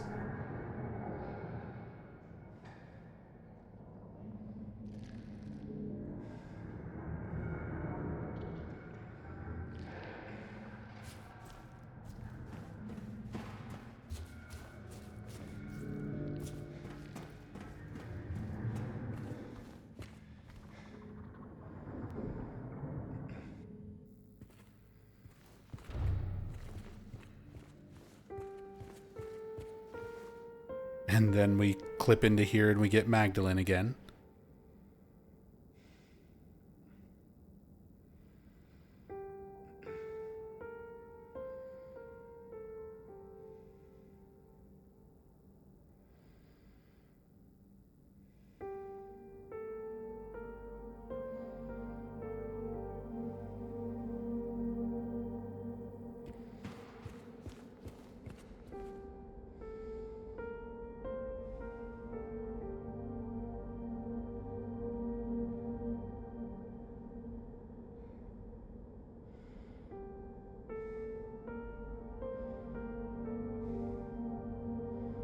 Bob, thank you for the bits.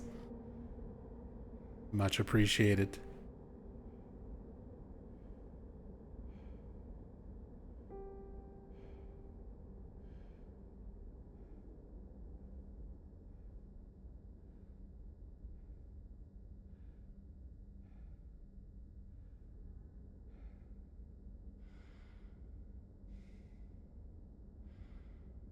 That's cool. We still have a lot of this floor that's all like rendered.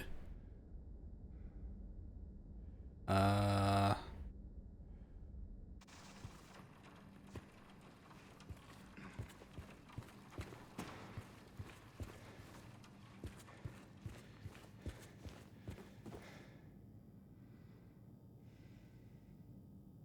Oh, this is the like long rainy hallway.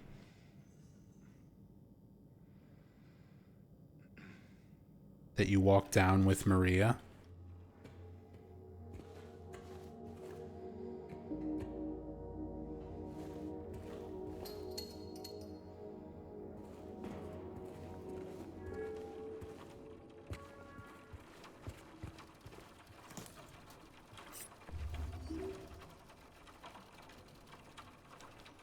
So funny seeing all this stuff out of sequence without Maria here.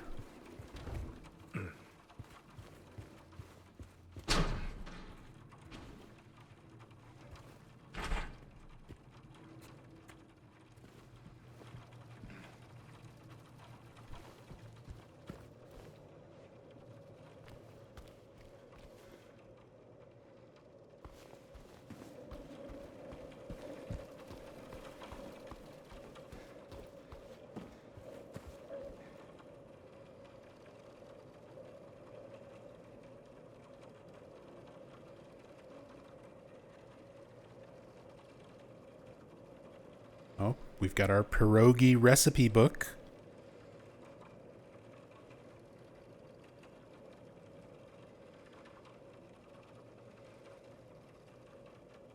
Making a return. Hidden back here on this desk.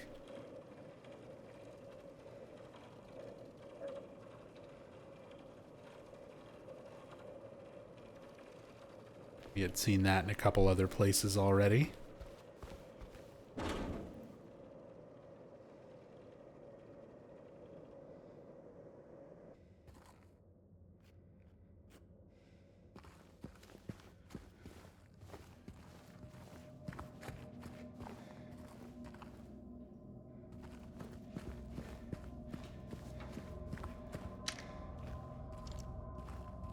Basement and elevator.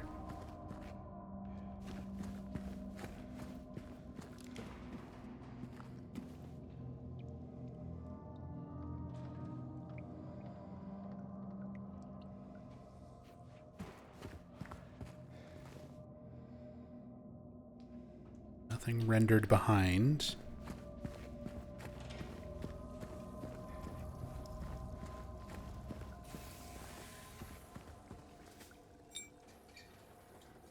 Oh, there's the copper ring. Oh. James. Mary! Yeah, Maria だったな. Okay. I don't want to go through this just yet. Let's go back to where we were supposed to be. Still want to do some exploration.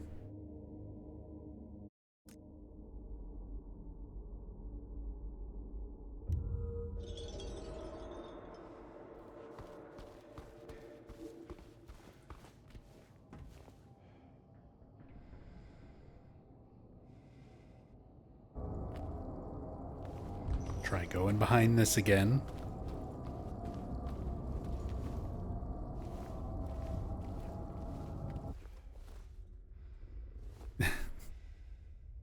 It's so funny that once you get below a certain point, everything just stops.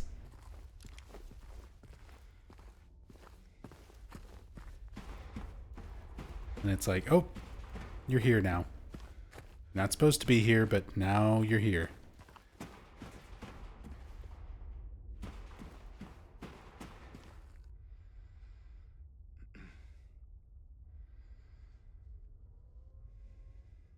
Oh, so this is like the elevator. Trying to get context for like why that's happening based on where stuff is located.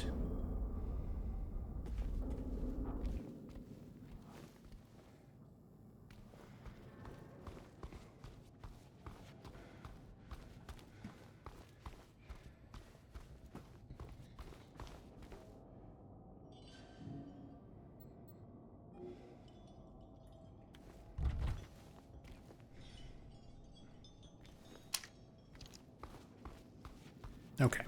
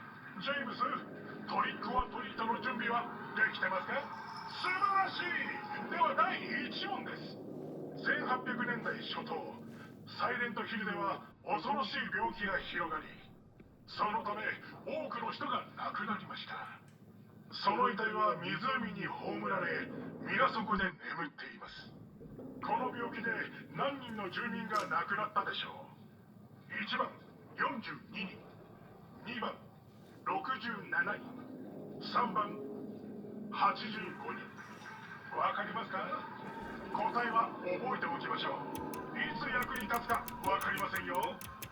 では続いて第2問。サンダース通りを東に進むと町の外に出ます。そこに1本だけ木材置き場と墓地に向かっていく道があります。その道の名前は1番バックマンロード、バックマンローマンソンストリート、3番ウィルツロード。いかがですか？正解を期待してますよ。それでは最後の第3問。この町では数年前、むごい殺人事件が起きました。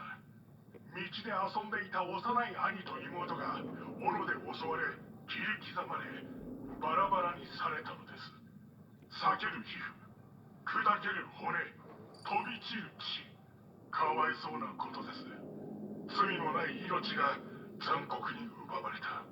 被害者の一人はビリー・ロケインという少年です。ではもう一人の被害者であるビリーの妹の名前は1番ミリアム、2番ヘザー、3番ジュリア。さあ最後の問題です。 Nice. I like our little Heather reference there. そうなら素晴らしい。商品を受け取るのは素晴らしい。もうすぐそこです。でも気をつけて。間違えると So we clipped into the room where the prize box, the puzzle box for this was.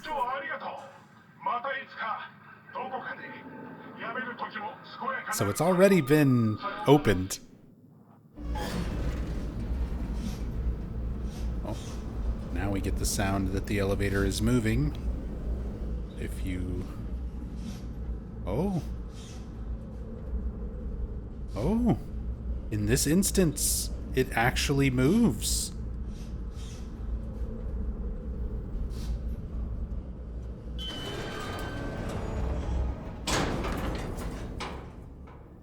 A lot of times, even in some of the other sequences in this game, when the elevator is changing floors, it's not actually physically moving.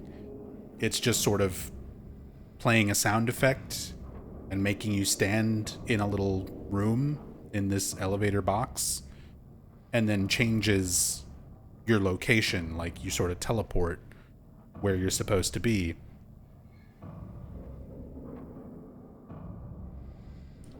But that's cool. For that instance, it actually does physically move to where you're supposed to be. Liv, welcome back. Thank you so much for the 16 months, Livlin. Happy Subarashi Pride Month. And CD Aluni. CD, thank you so much. Welcome back. The 40 months. Very much appreciate that. Thank you so much for the love and support.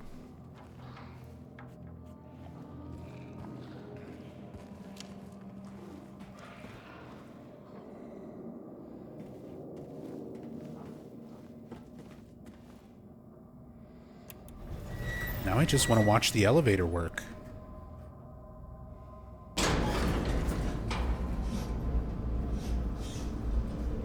Look at that.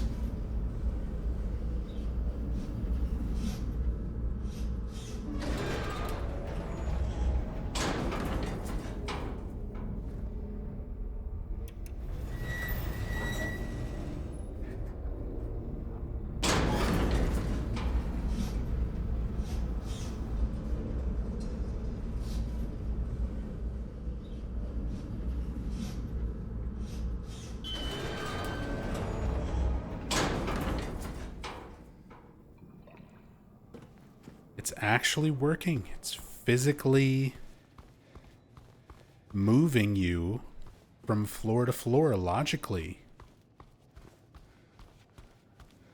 I know it probably seems like such a nothing sort of detail to a lot of you.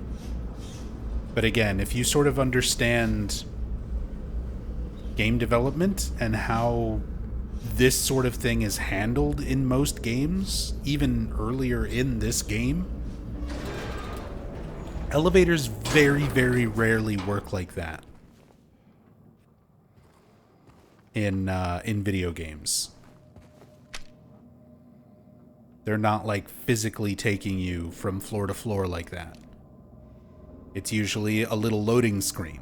Like, it's just putting you in a little tiny rendered area while they load in a different environment around you. And it just plays like a little visual effect to make it shaky, and a sound effect to make it sound like the elevator's moving, but it's not really going anywhere. Very cool.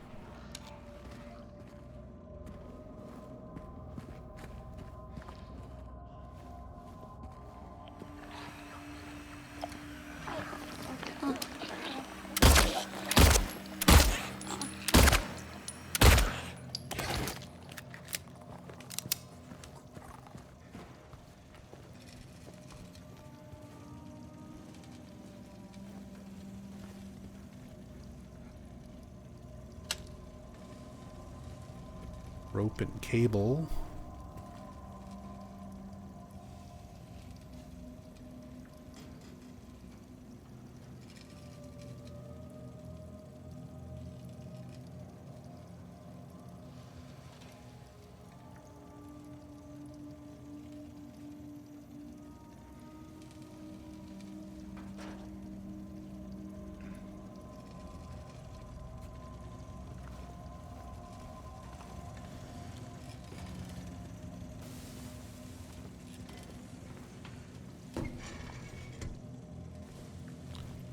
Empty drawer. Bloober Team Special.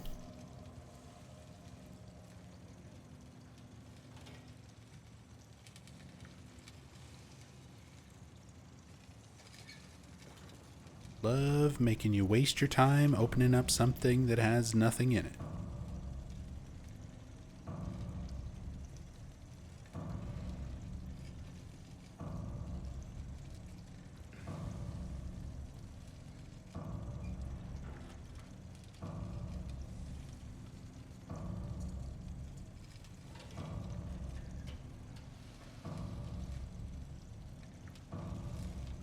No light bulbs. Yeah, I'm checking.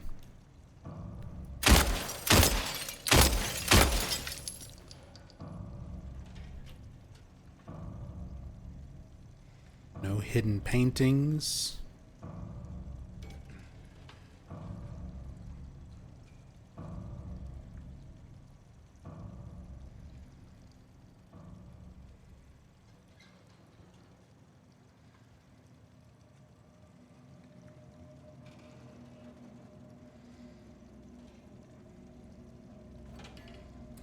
See, going back to our conversation earlier about numbers and letters sort of being in the environments,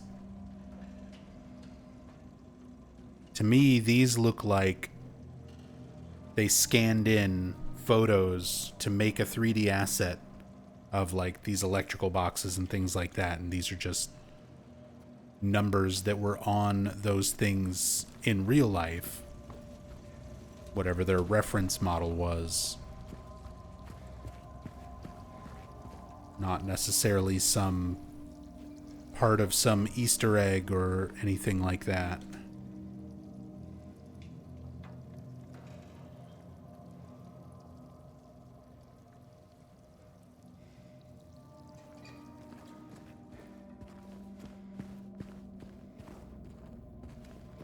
Still thinking about that weird hidden portrait of a girl? I mean,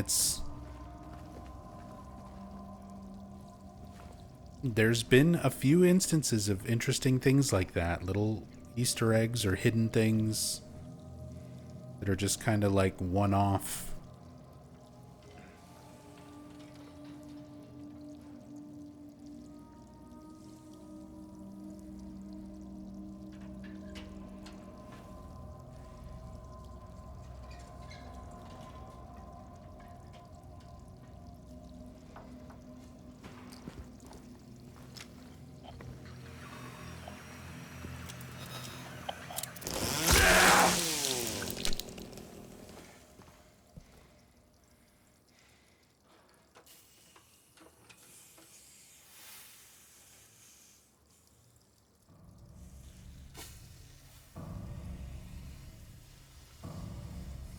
Nothing in this wooden crate.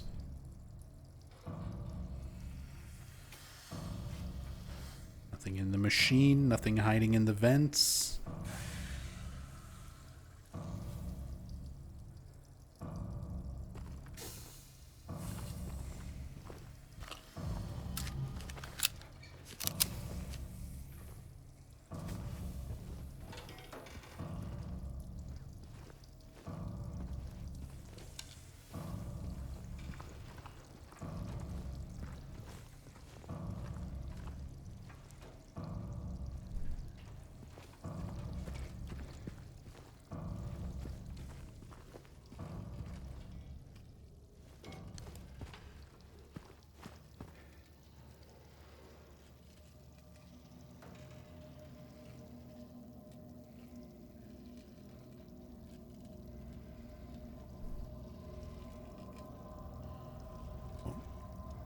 Garbage chute with some bugs inside.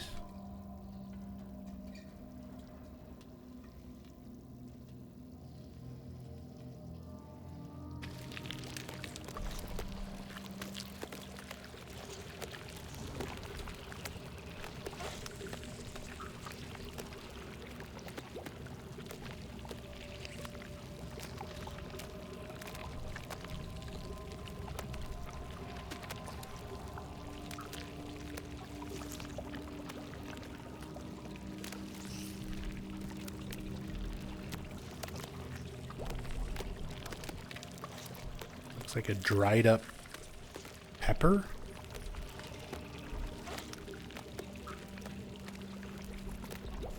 Just sort of floating there. Banana peel.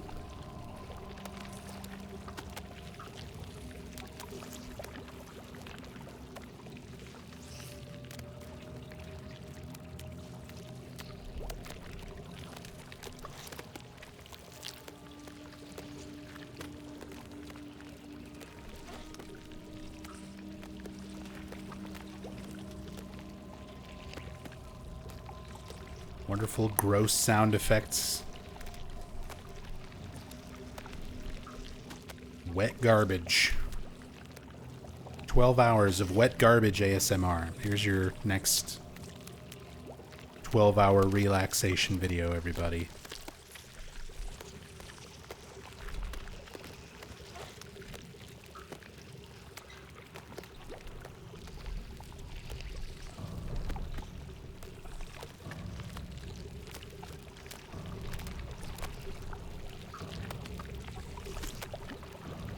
Just seeing all this stuff spawn in.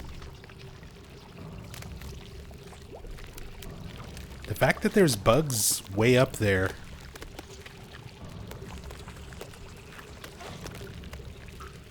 Where you wouldn't normally be able to see. It's already kind of impressive.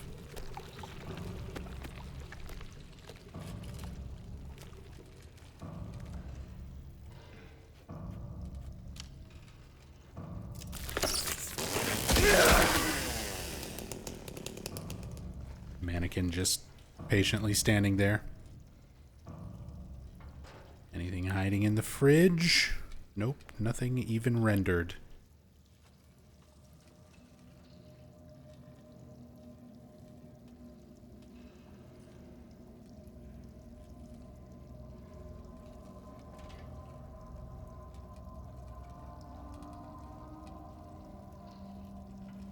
Surprisingly relaxing, says Toluca Dreams. I mean, you could say that about a lot of Silent Hill in general.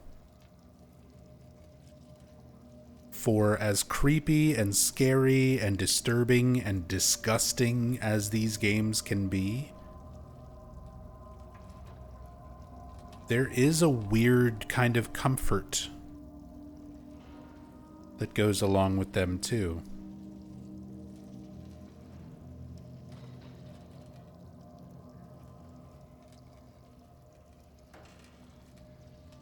Especially like this, that ambient little bit of background music.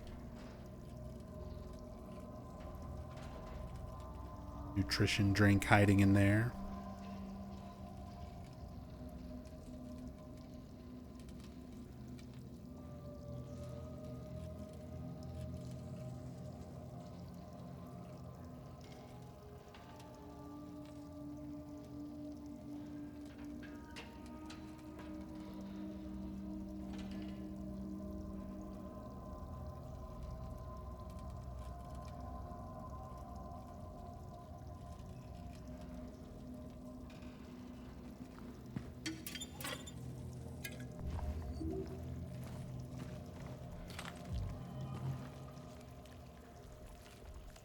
Here's another one of those Black Devil toasters.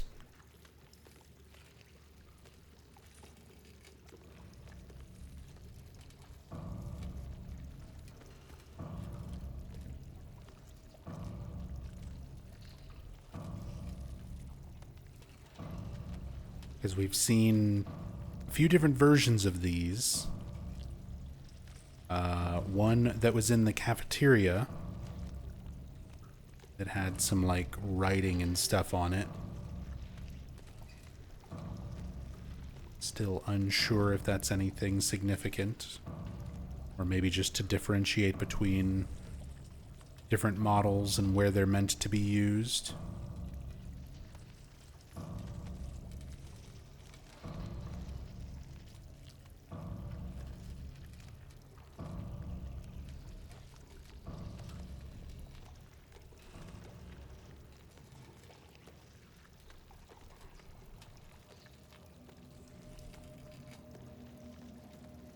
Hey, Colo. Did you like the latest Silent Hill F trailer? For the most part.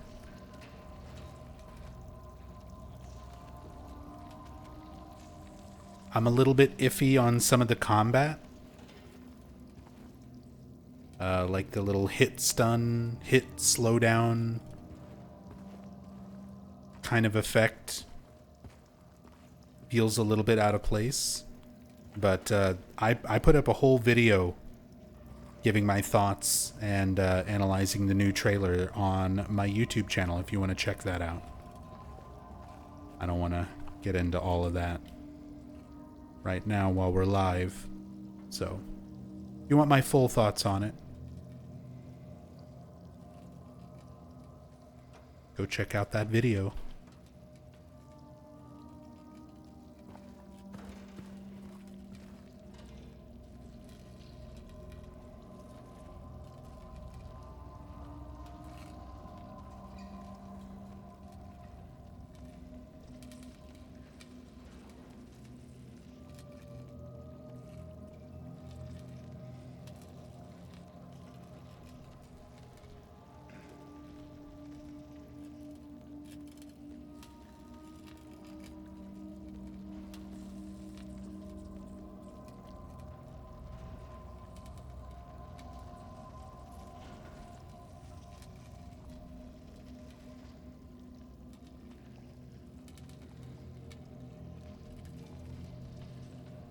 Oxidine, some of the same bottles, syringes, medicine bottles, and things we've seen around.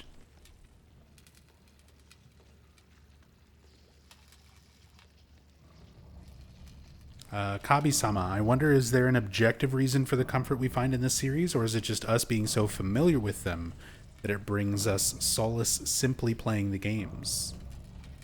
I mean, I think it's both. I think there's elements of both, because there's a lot of people who I know for a fact are new to the series or far less familiar than, myself or a lot of other fans might be. And I feel like intentionally, from a design standpoint, these games try to sort of add in these elements where the environments and the background sound and the music is done intentionally as a way to sort of try to make you relax, make you a little bit less afraid, which is a very important part of horror. You need to have that chance of building tension. And if you're going to build tension and have these really scary moments, you need to have moments in between that are less intense and sort of de-escalate that tension. You can't just have it all scary, all in your face all the time. You get used to it. You get desensitized to it. It's a lot better to have moments of sort of eerie calm in between your horror peaks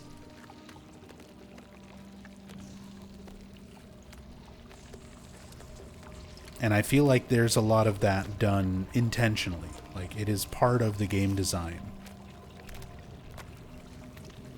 Not just in this remake, but in the original Silent Hill games throughout much of the series. It seems to be a fairly common design philosophy for horror in general.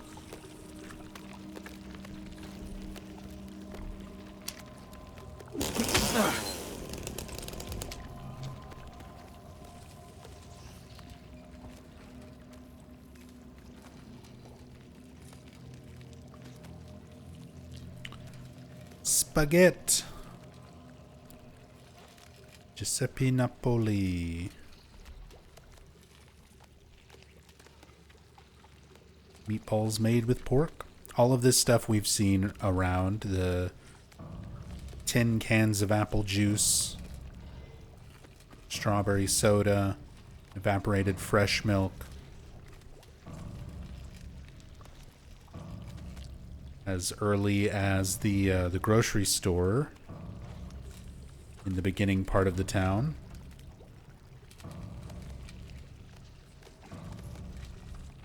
Lemonade case.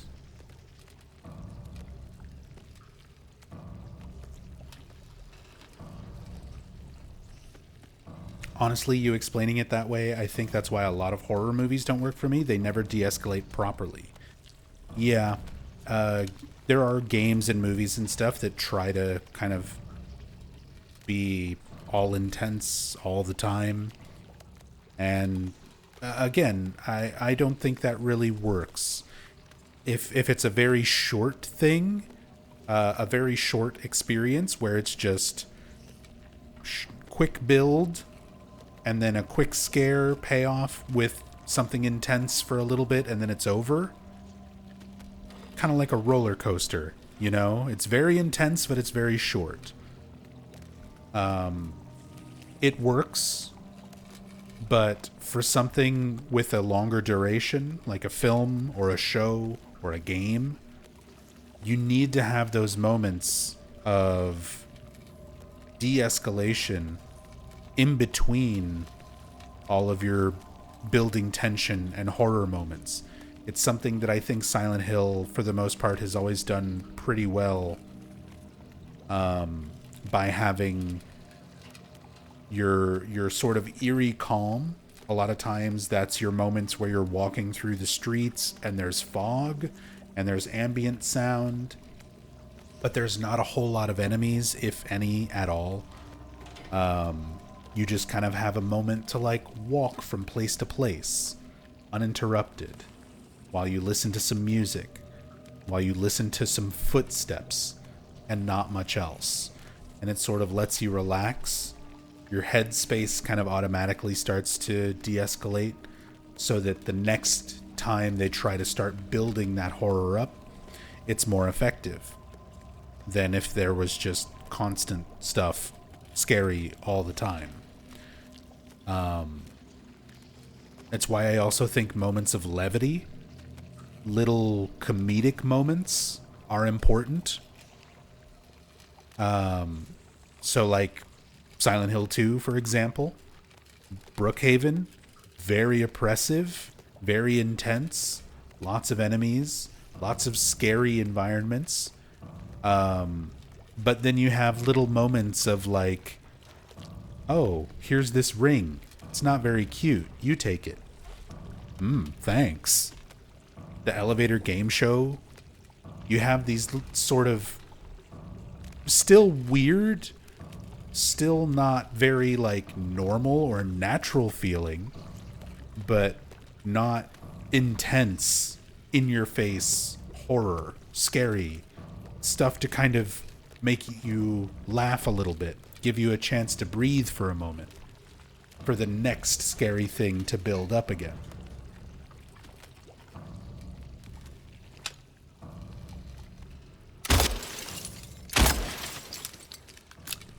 Can't believe those don't shatter. Unplayable. 1 out of 10.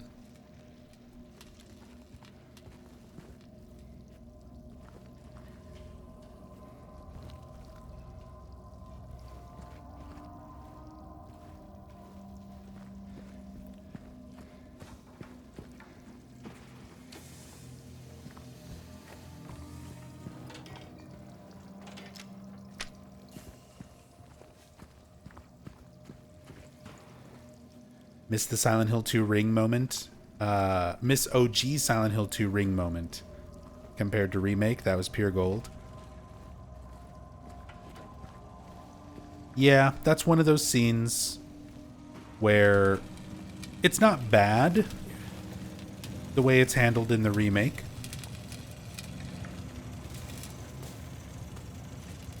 And a lot of that comes from the actors, the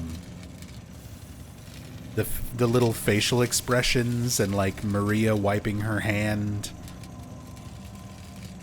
after giving James the ring.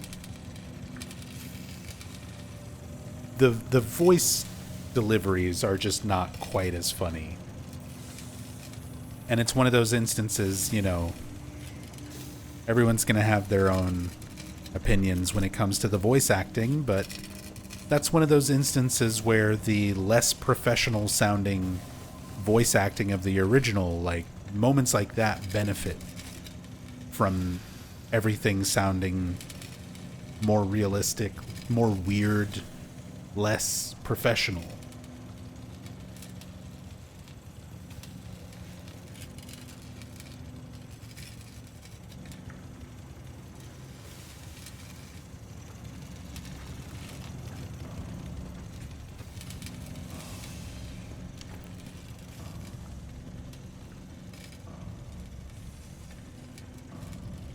Someone put a smiley face.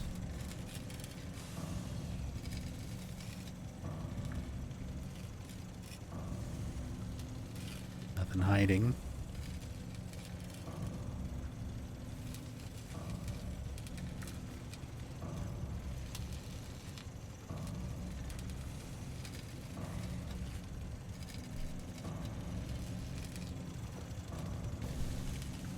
Hey, what's up, Ducky? Welcome. Hope you're doing well tonight, man.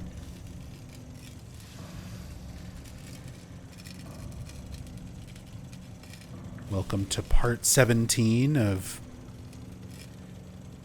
Nub slowly, meticulously looking at every little thing in the environment.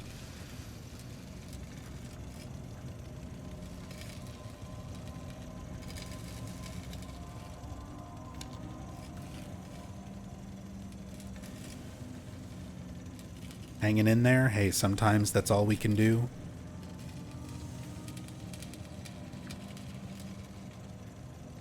And as long as you're still trying, you're still here, you've made it another day,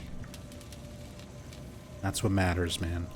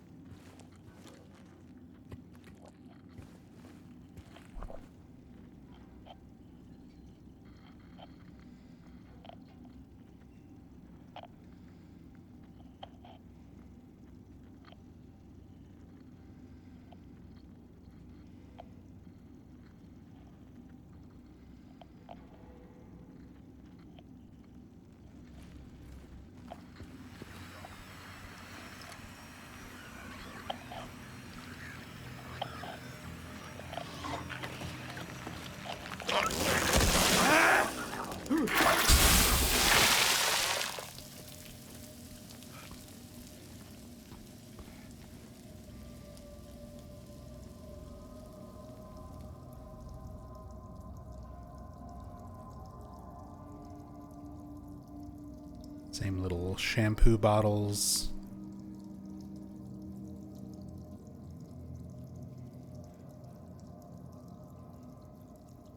Stuff that we've seen before. see like placeholder text on that.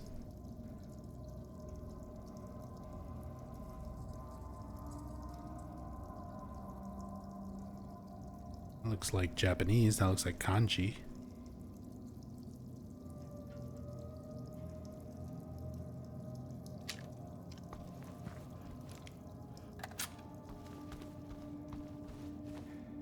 Does the Japanese version have Luke's grunts, or is it the Japanese VA? You know, I was wondering that when I did my first Japanese language playthrough, and I think it is the Japanese voice actor, but it sounds very close, very similar to Luke's voice.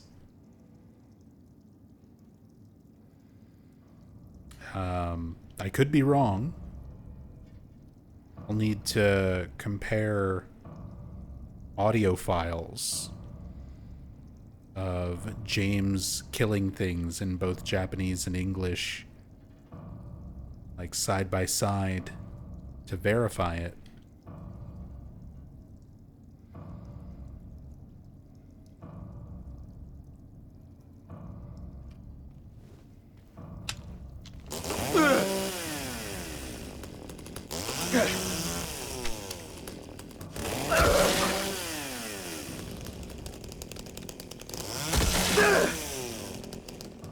Okay. Oh, here's that.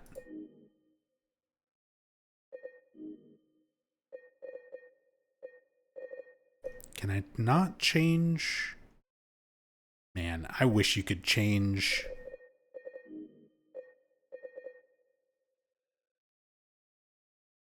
the voiceover language on the fly.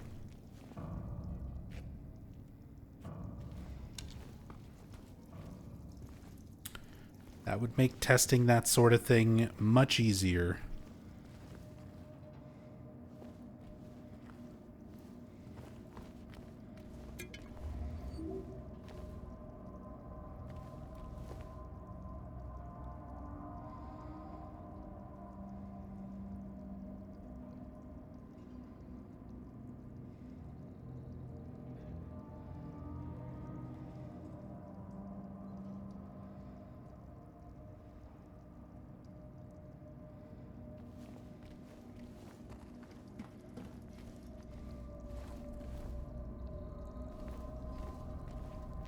Sounds like Luke, but could be wrong. It sounds very similar either way. It could just be Luke, and they only redubbed the, like, actual dialogue, and not any of the action sounds.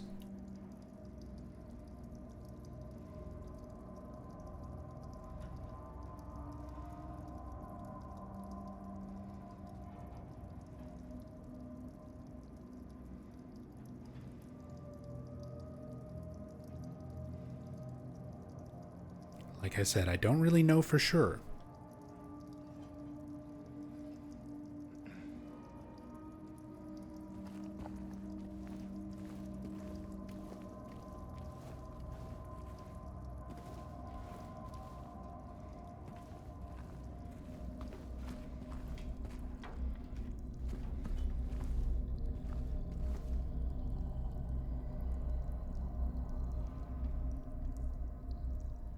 Not drop.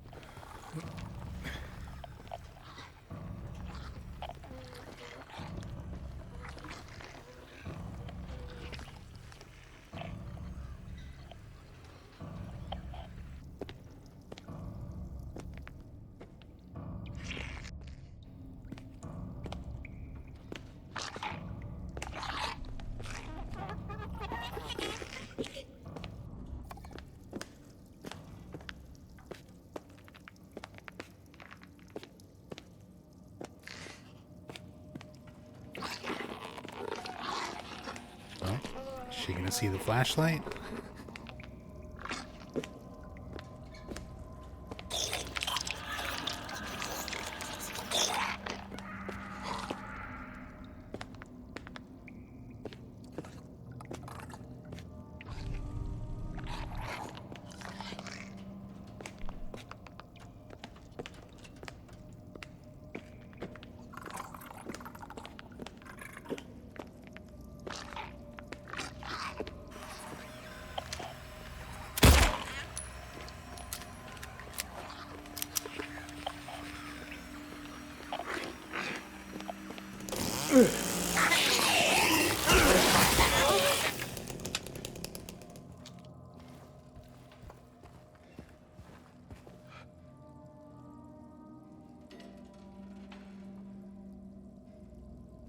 See, we were talking earlier about the nurses' heads pulsing. Even the different versions of the nurse, like before you get to these versions, the Otherworld nurses, you can see there's a more clear, like, pulsing aspect to the way their heads are designed. But it doesn't always do it, like, when they're dead. And then these versions, they look more bandaged up rather than having the sort of like latex covering over their faces. Nothing on the name tag.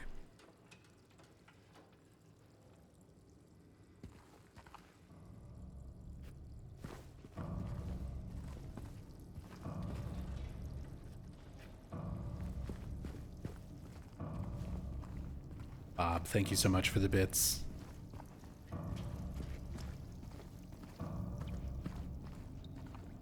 Let's see, here's the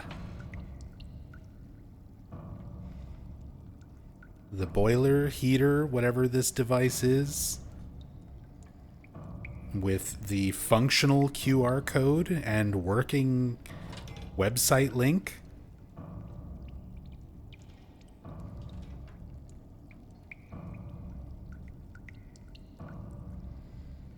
So if you go to heatforgetechnologies.com, it's actually a screenshot of James looking at this thing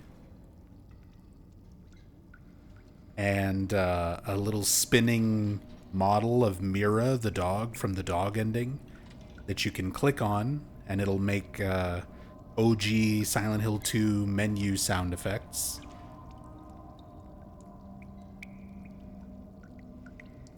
And then the QR code, a little cleaner version of it on this one. And then the QR code that actually works and takes you to a heating, installation, everything like that website. And if you look at the About Us part of that website, there's a bunch of like mental health care, Brookhaven related type stuff.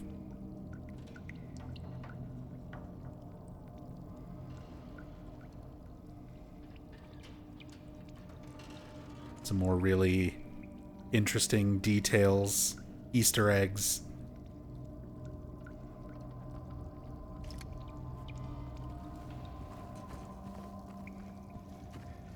But stuff that we did see the first time coming through here in the fog world.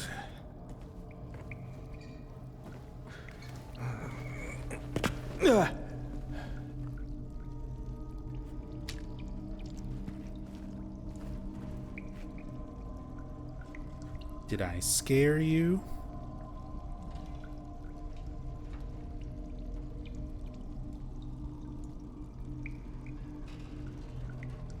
Yeah. You did.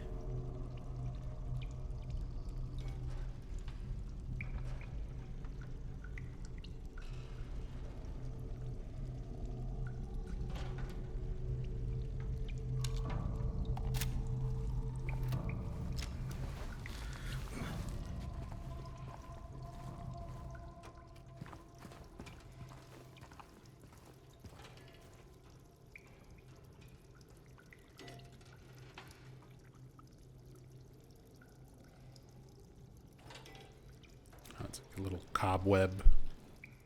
What's that random little splatter texture floating there? That's the other side of this door. It's got shelves blocking it on both sides.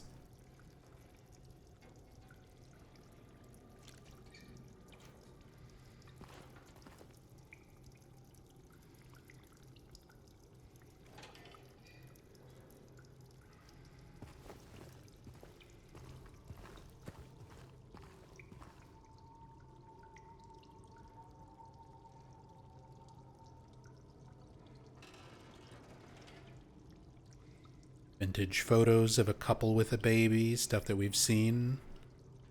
A lot of other locations. Very PT-esque.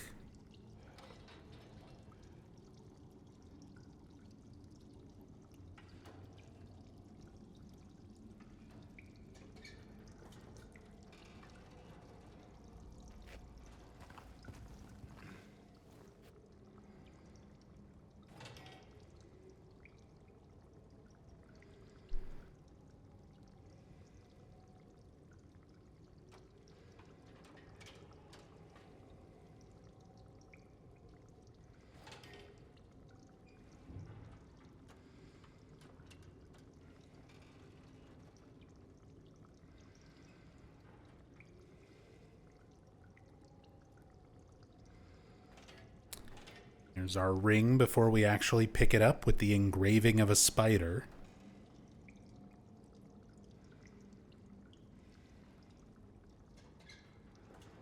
Same as it was described in the original.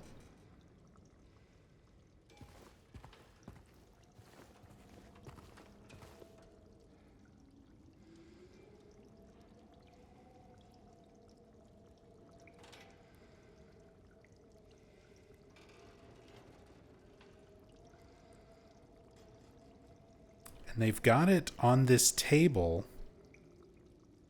with the bloody handprints in front of a hole in the wall and a ladder. So originally, you would pick up this ring after pushing a bookshelf out of the way, much like this one. James would like push the shelf out of the way, and you would go down the ladder to the basement's basement into a tiny little room where the ring was.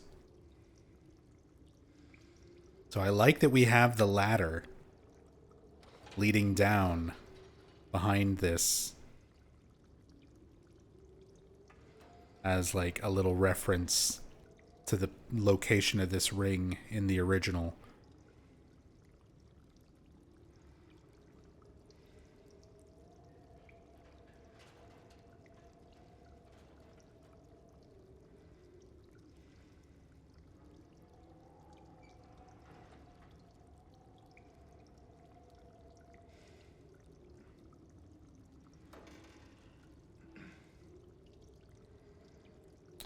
Let's zoom the camera out so we can pick up the ring and get a slightly different camera view of the Maria scene.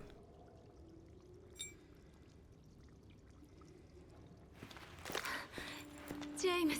メアリー。いや、マリアだったな。悪い。とにかく無事でよかった。とにかくとにかとにくかくって何なの？危うくあっちで死にそうになったのよ。あんな怖い目にあったの初めてだわ。メアリーって死んだ人がそんなに大事？私なんてどうでもいいんでしょ。いや、そんな。じゃあ一緒にいてよ。二度と置いてかないで。面倒見てくれるんじゃないの？それは。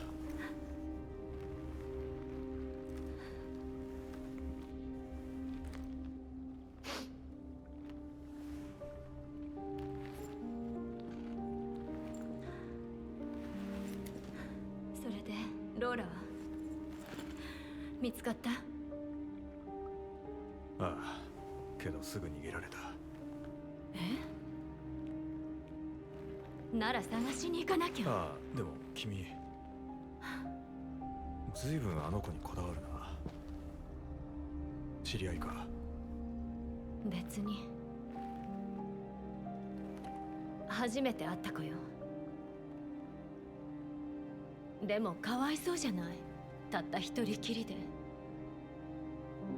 よくわかんないけど守らなきゃいけない気がして。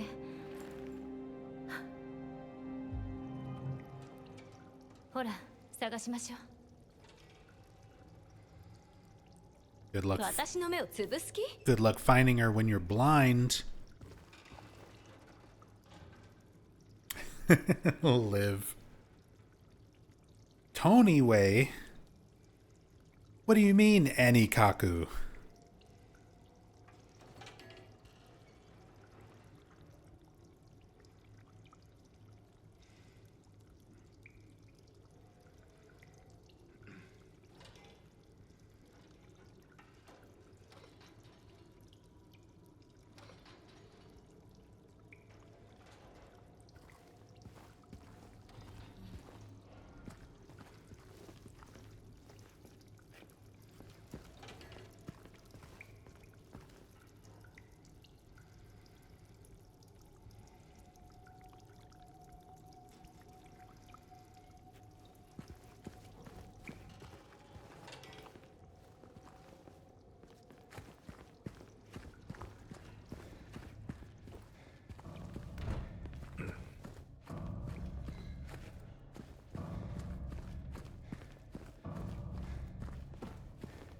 All right, let's go, Maria.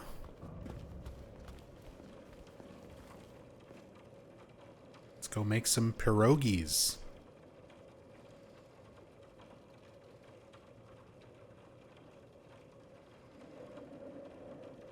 With this pierogi recipe book.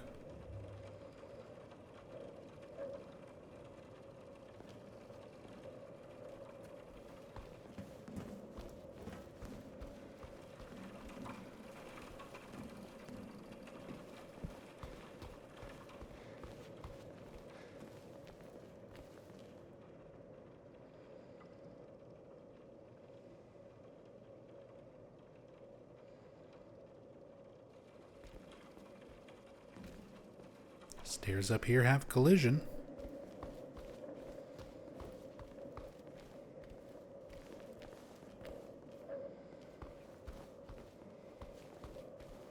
Might break the game. We're going into places we're not supposed to be.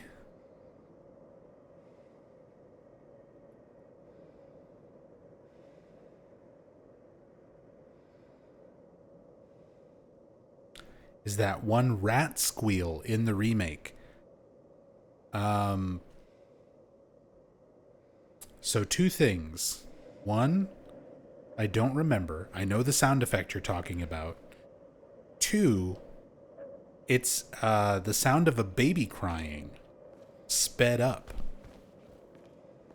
and played faster and at a higher pitch.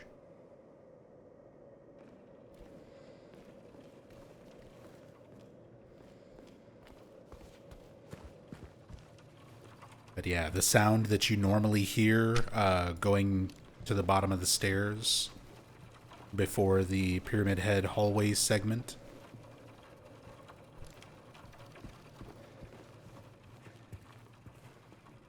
Baby rat. No, human baby. It's literally just like a human baby cry. Pitch shifted up and played fast.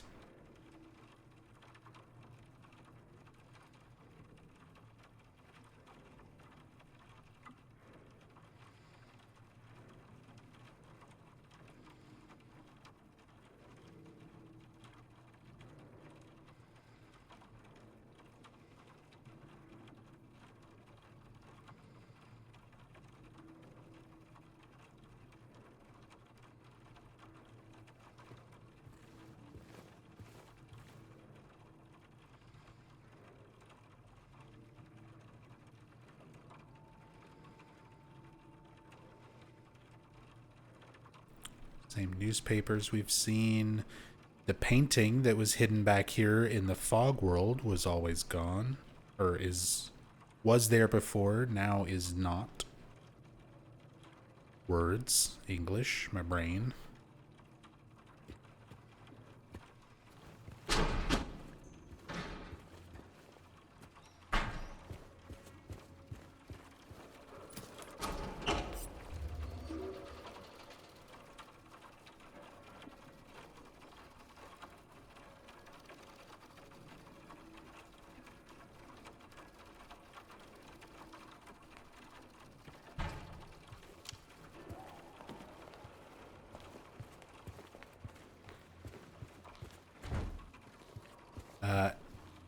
Ezio says, pretty sure it's not in the remake because I was disappointed by it.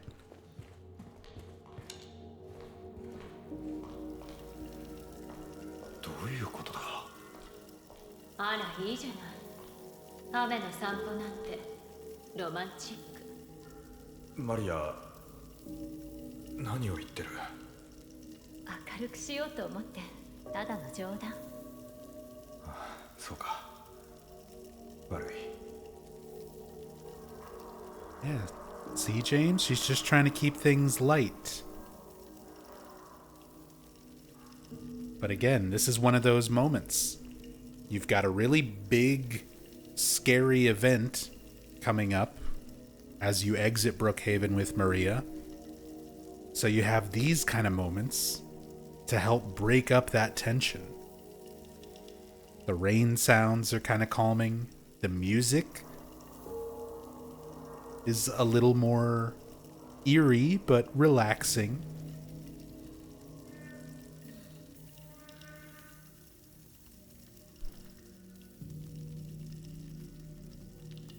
That intentional moment of levity,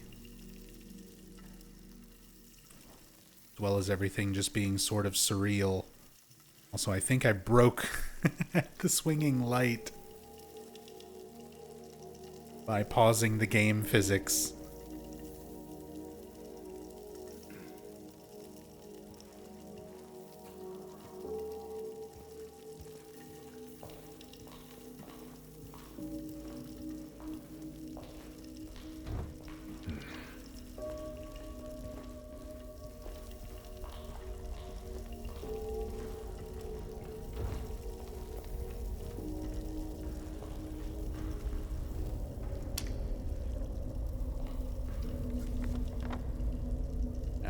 This area where the swimming pool, shower room, greenhouse area.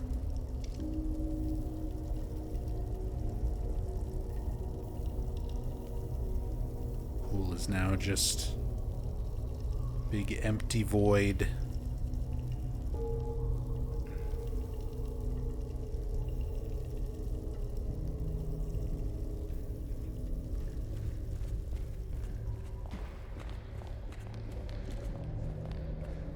See if the pool controls are still down under this. Nope. They are not rendered for the other world. Makes sense.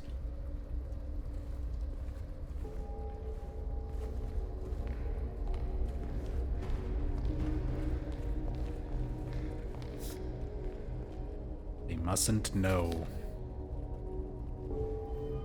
13th mysterious photo. Part of the "you've been here for 2 decades" Easter egg.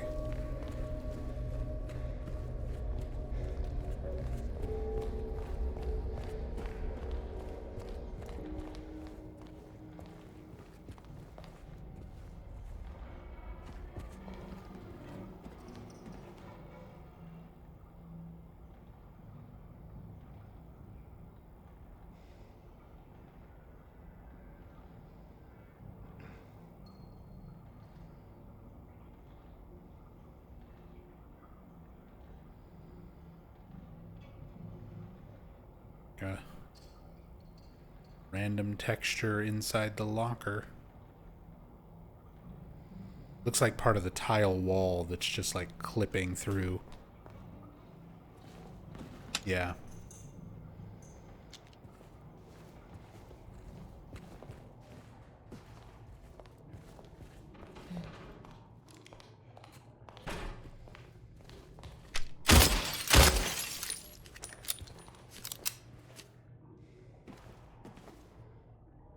Maria's stopped complaining about breaking random things around her. She's gotten used to it.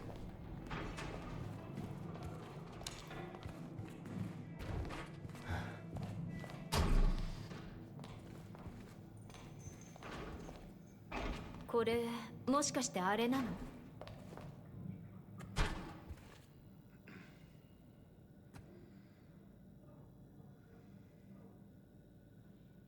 Now we get the big refrigerator scene. Again, one of those kind of moments of levity. All these things to break up the really intense atmosphere of Brookhaven that we've been going through with just James up to this point. And it's going to get intense again with Maria as we leave.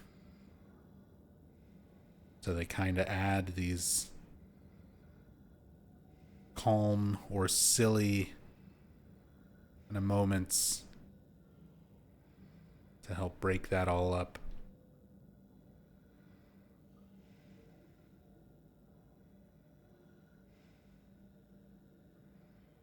A lot of gross stuff in the fridge. All rendered in.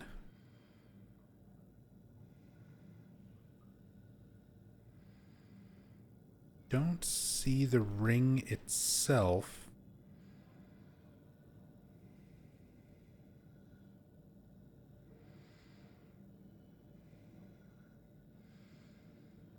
Which is what I was kind of curious about.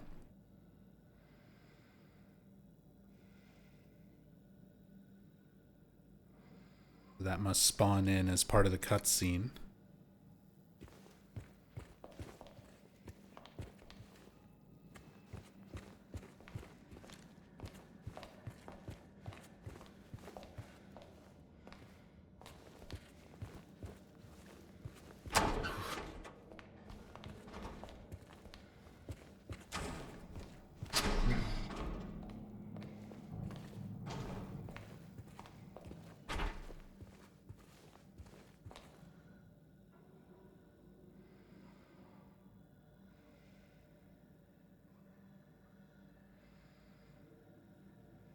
Want to look under all the things, all the sheets.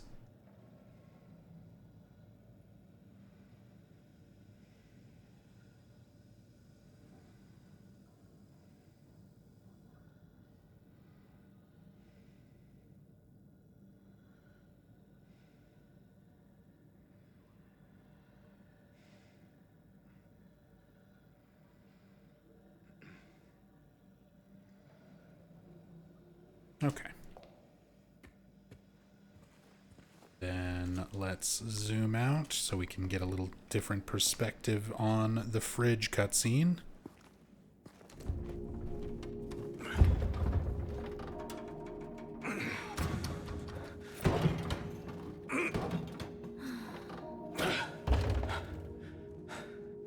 開かないの？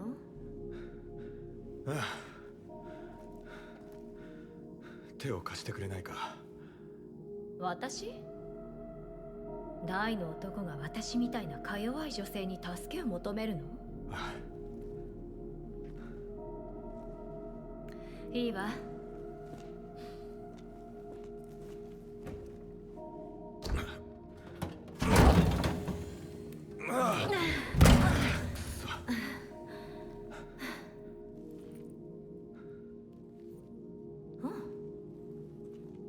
何これ？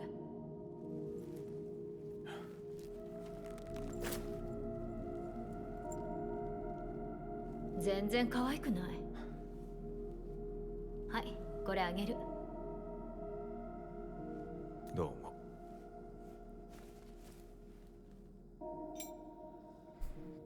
どうも。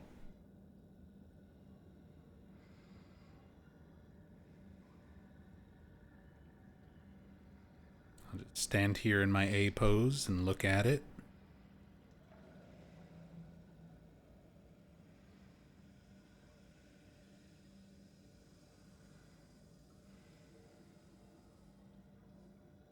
The lead ring inside of James's head.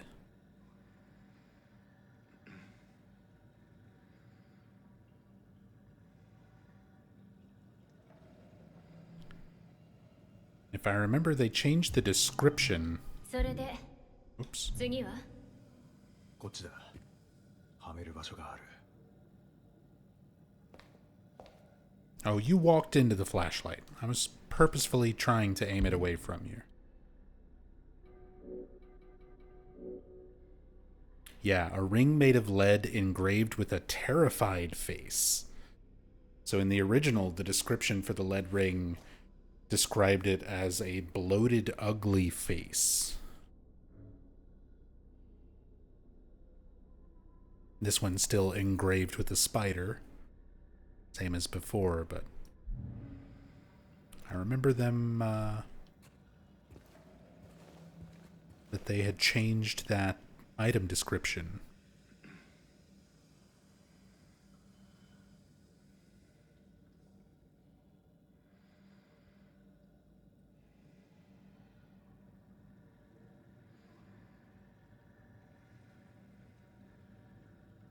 Oh, it's like hunks of moldy bread and bones.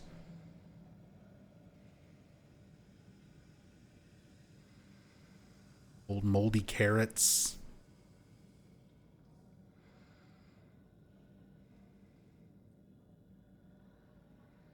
It's bread.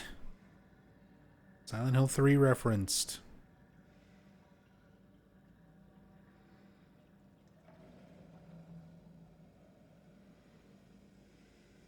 Banana peels. Like onions or something.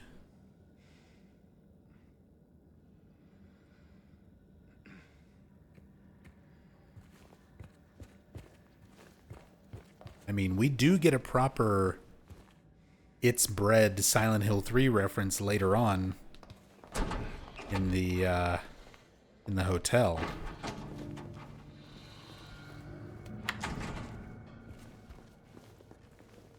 Like an actual direct reference.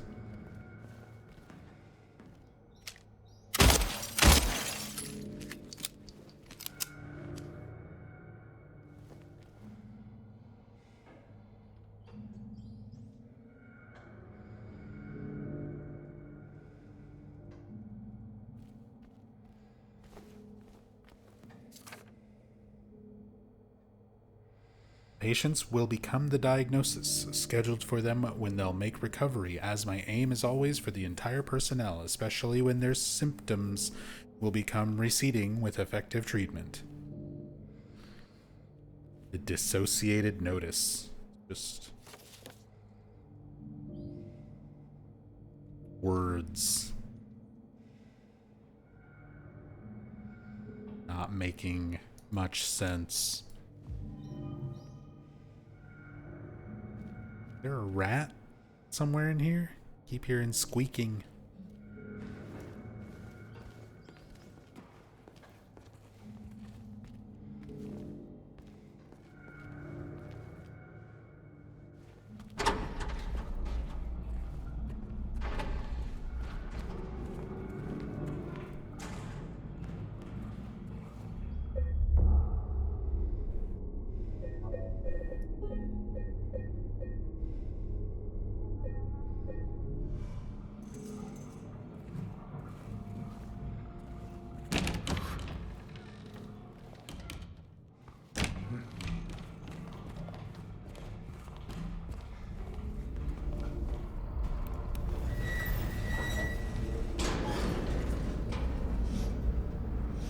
If they ever remake Silent Hill 1, I hope we're getting a Bible trophy.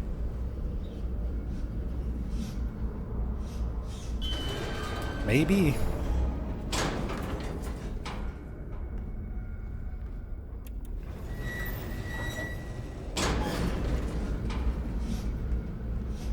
Can only hope.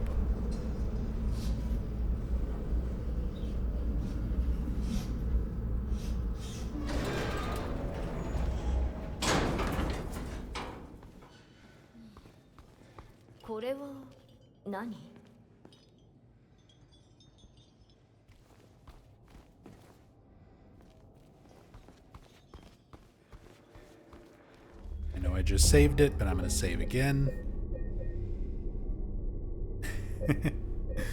Maria's just right behind.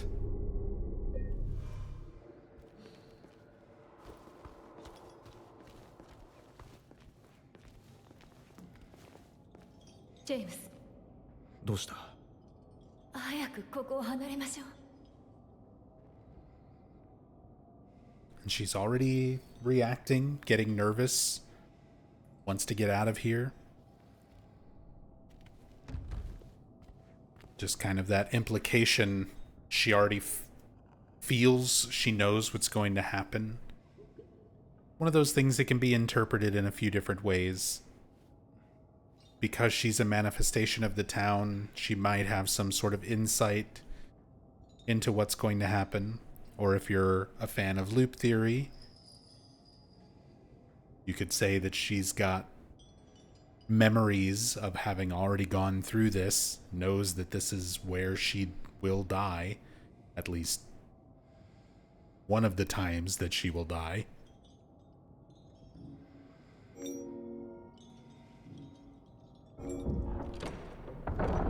Yeah, she played the original, she knows.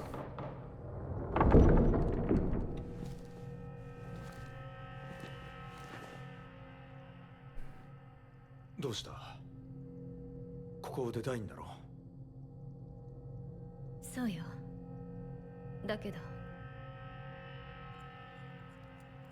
嫌な感じがする。行こう。大丈夫だから。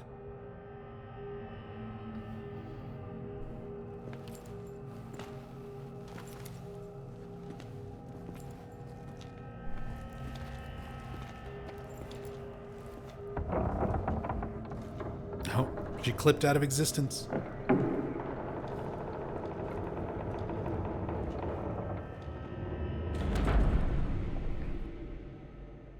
I always find it how interesting some of these cutscenes feel with just like a slightly further perspective.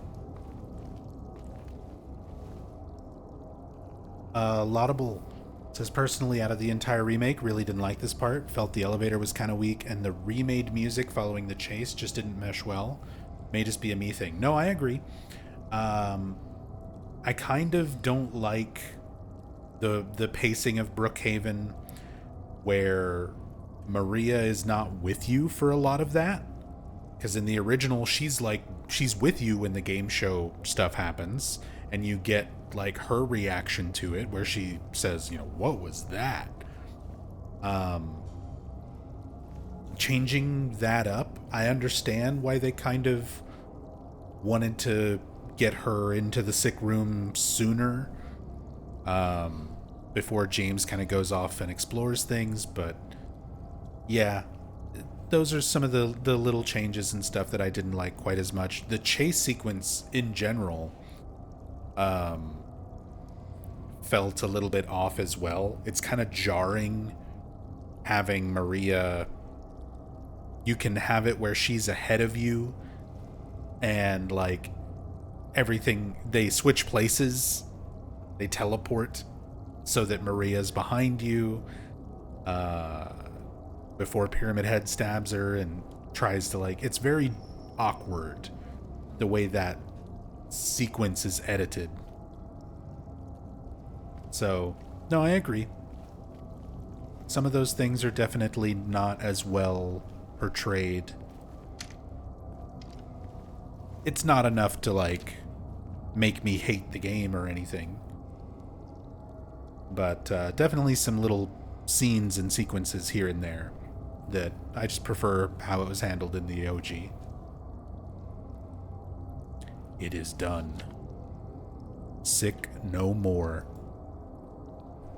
But right before Maria dies, we get this ominous note, literally called ominous note. So not only have we been following the Brookhaven director's notes about healing these patients who are part of the other side, who need to be dragged into, you know, the world of reality, even if their delusions make them happy. Going through these very extreme methods of healing, electroshock therapy and lobotomies and all of this other horrifying stuff, ultimately to come to this note: it is done, sick no more. The same way those thoughts must have passed through James's mind after killing Mary. Like, it's done. Mary's not sick anymore. So, I think it's a way to draw parallels. I don't think it's meant to be taken literally the way some fans interpret it. There's fans who go off on some crazy theory trains saying that James was literally the director of the Brookhaven Hospital in a sort of The Shining, you were always the caretaker sort of spirit. I don't see it that way. I think everything is being painted by James's subconscious, his memories of what he's done, his subconscious trying to surface, and the truth of what actually happened, what he actually did, trying to sort of surface through that delusion of his. Mary wasn't dead for 3 years. You know, she didn't die from the sickness. So all of those elements trying to come to light through his delusion are painting themselves into his reality, the way that he is perceiving things, including the notes and everything that you're picking up. So I think it's just meant to play that sort of role, that kind of parallel between them. Ooh.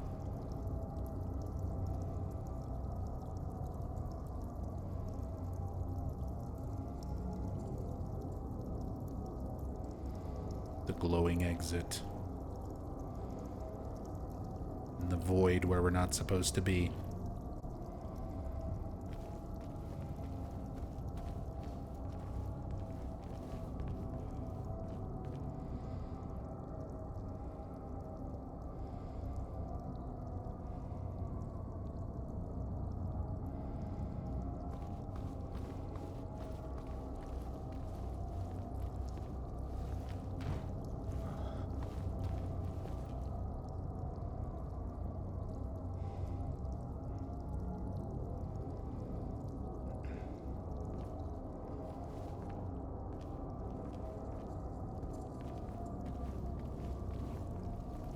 Come here, Maria. Stand by James for a nice thumbnail image. Nice photo session before, quote-unquote, leaving.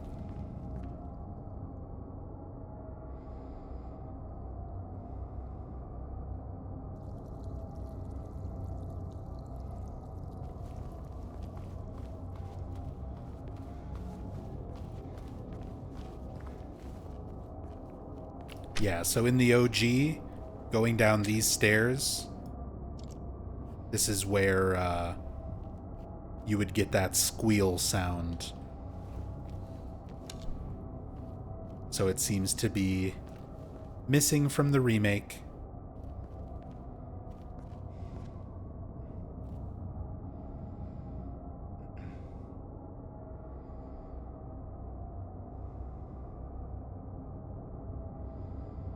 Flip through here, take a look at the hallway before we actually start running through it. Our Shattered Memories / Downpour segment. Literally a chase sequence with knocking down cages. The same way you do in Downpour and Shattered Memories.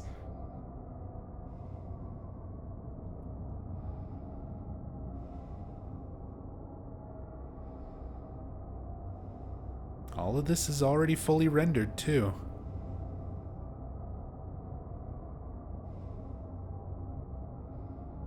All the way to the elevator.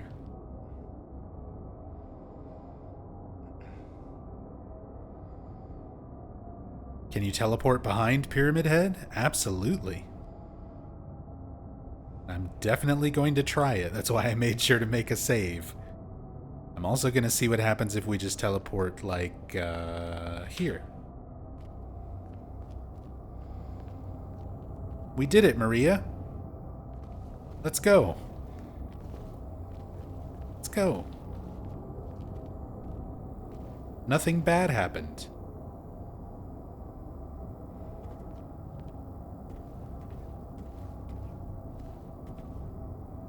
Come on in.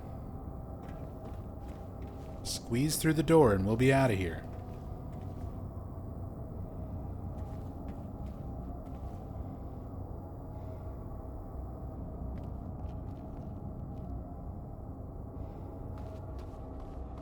See what happens if we go back this way.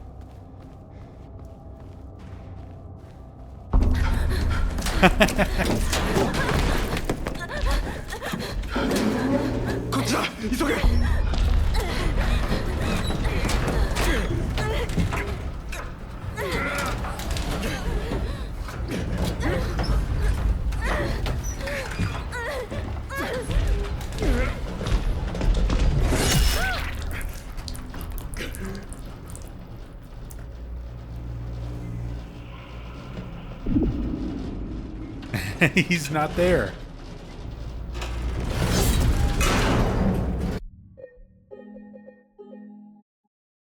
The spike just shows up from her.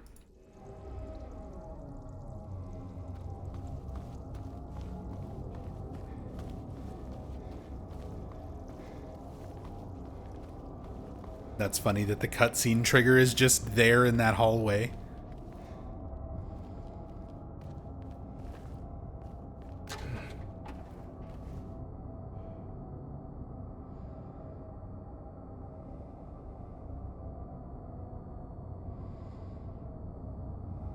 Trying to remember. Pyramid Head busts through this wall? Trying to remember which wall he actually breaks through.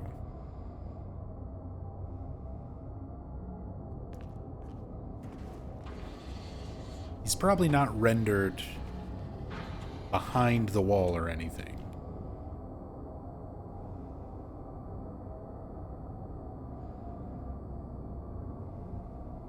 Oh. You can see where stuff changes. I think this is the wall. What's up there? Ah, the elevator.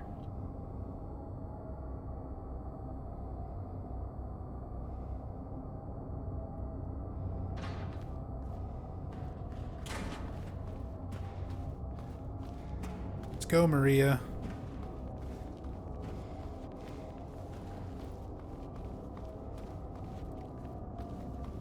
Go down this hallway where nothing bad can happen.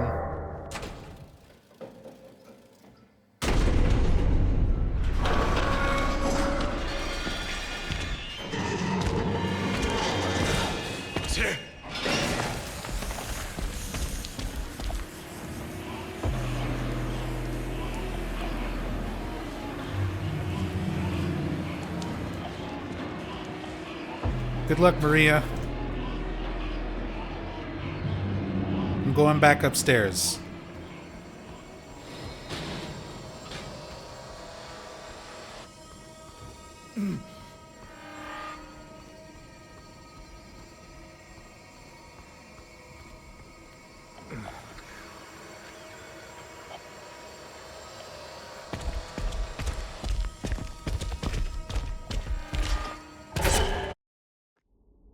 He stabbed me through the wall.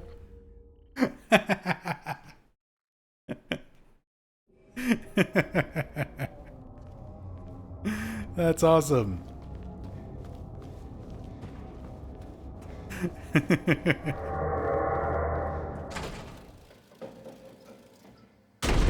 Okay, I'll stand a little further back this time.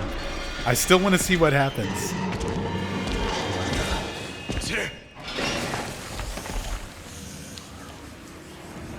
Okay, let's try that again. But stand a little further back.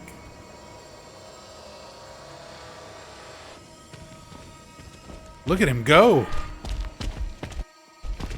They kept fast Pyramid Head. This was a glitch that could happen in the OG.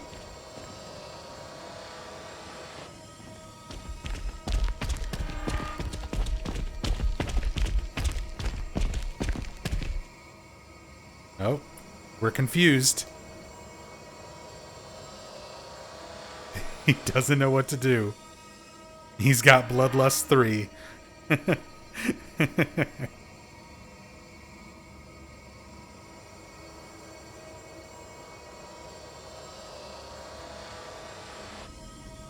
Where did Maria go?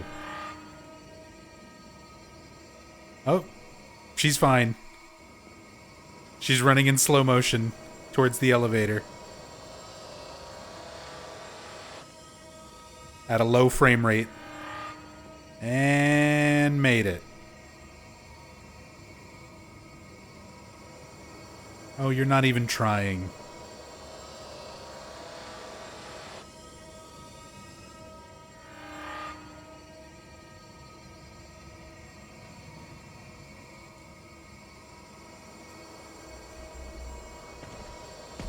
Oh, he's...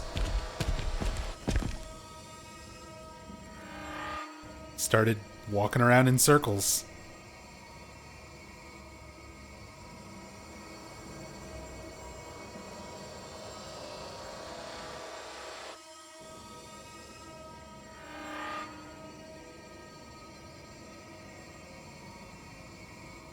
Gonna report you, bro? Yeah. It's gonna report me to behavior. Let's take a look, since this is our first time getting to look at his model with the spear.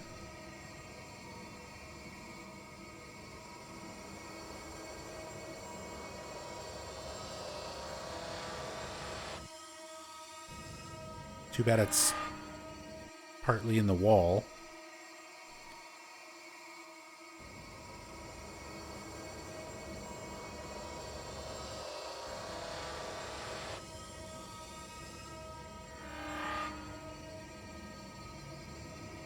Still the same as the previous model. Same details.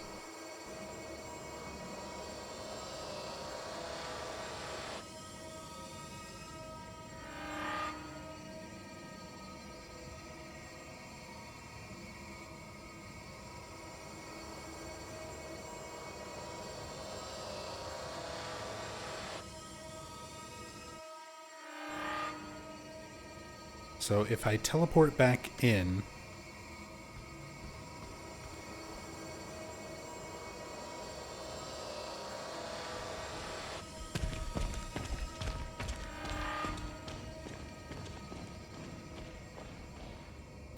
Is he... Okay, he is. He's coming back for James rather than going after Maria.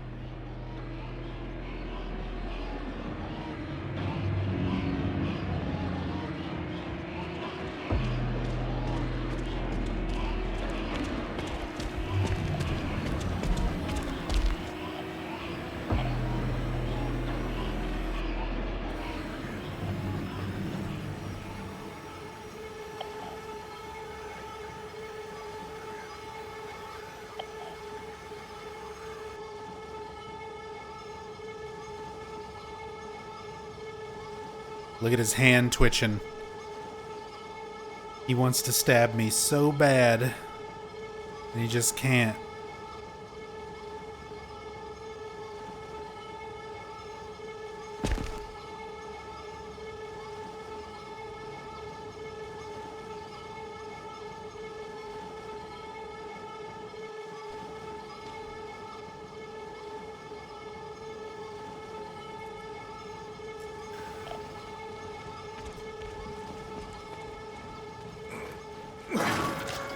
Oh, and then Maria shows up once you do that.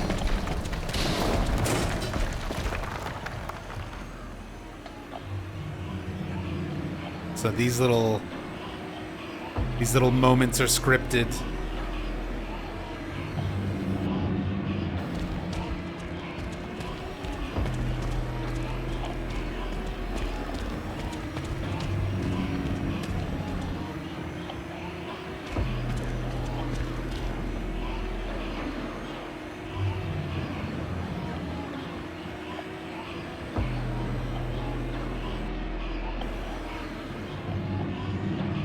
peace.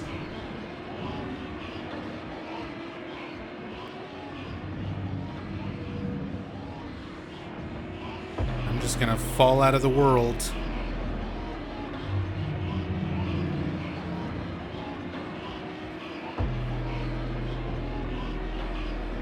I belong to the void now.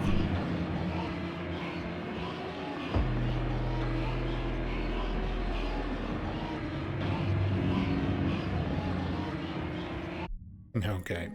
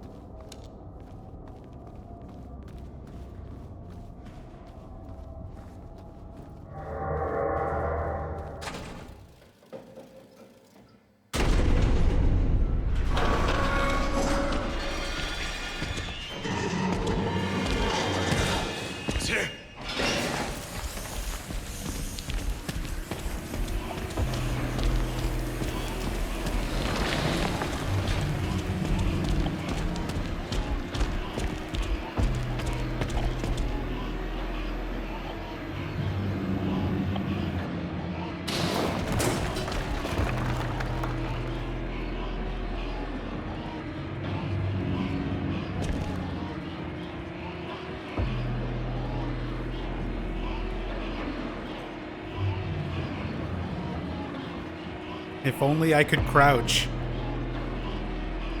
If only I could teabag. Then we could have the real Dead by Daylight experience.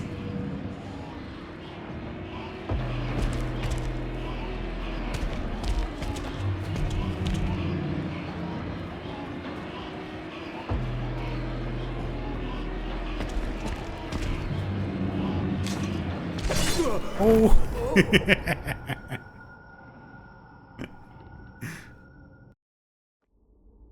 I was seeing if I could bait out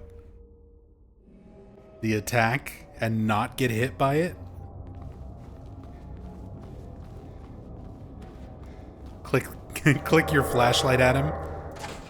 Once the chase sequence happens, you can't, like, do anything. I don't think your flashlight even works.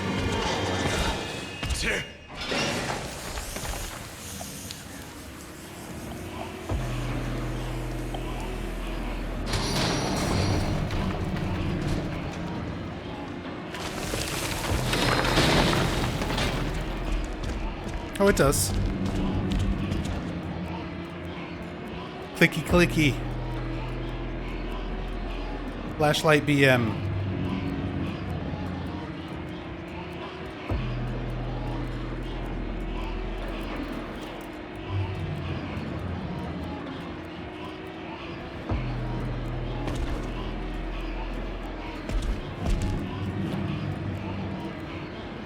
He hates it.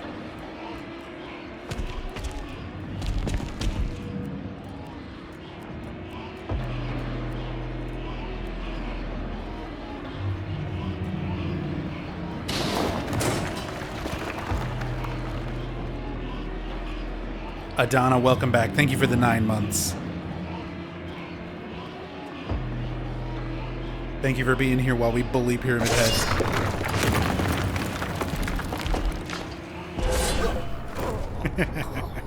Or he bullies us, whatever.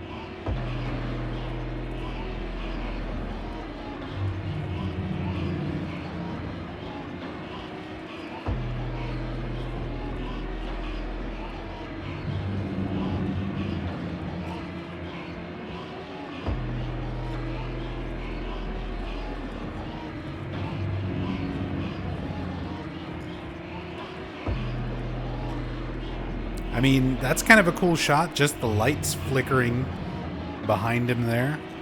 While he stands there with the spear. He's just standing there menacingly.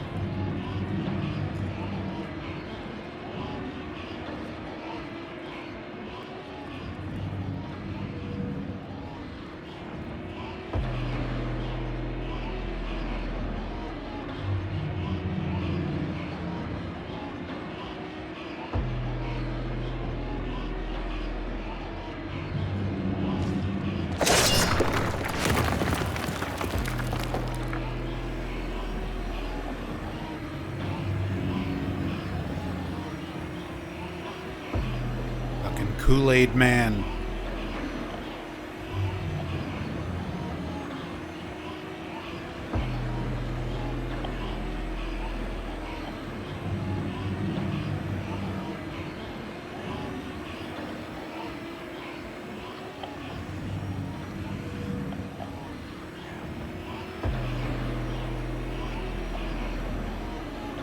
Oh, she turned into low poly Maria for this sequence.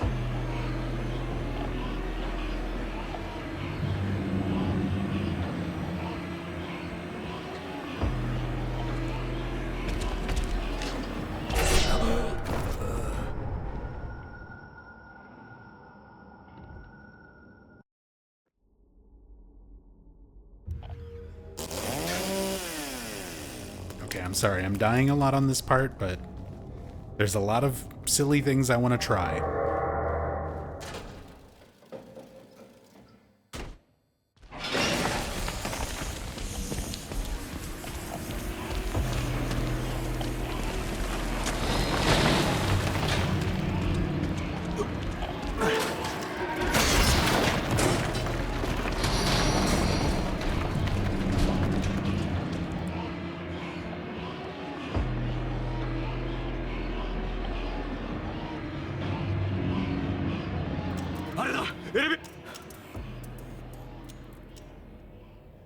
Maria, there's an elevator. Don't worry, James. Here she comes. Here she comes. Almost there. And made it.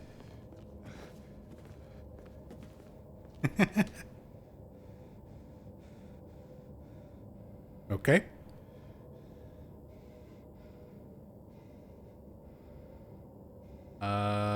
Pyramid Head did this, broke through the wall.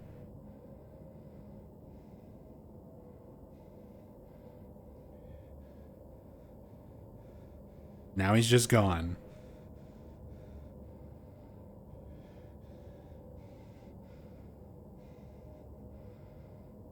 He rage quit.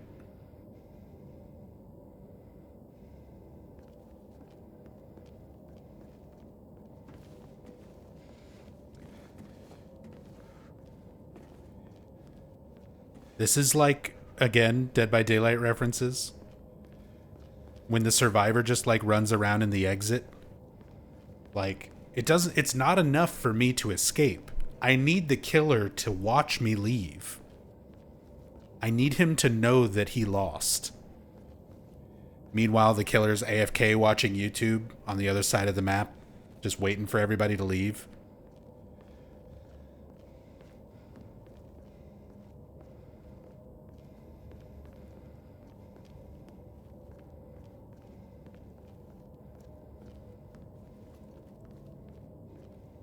Hurry up, Maria.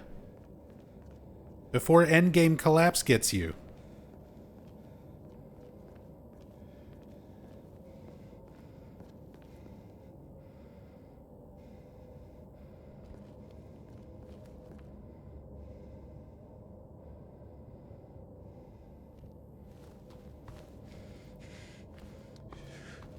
Come on, baby killer. Don't you want to see that we're leaving? She's just bored and doing her normal animations again.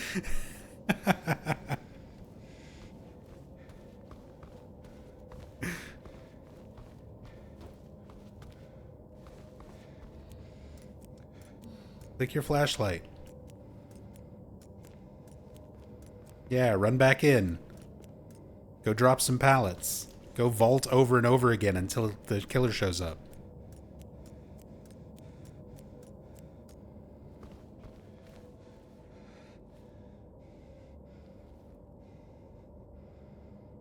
Go find Hatch.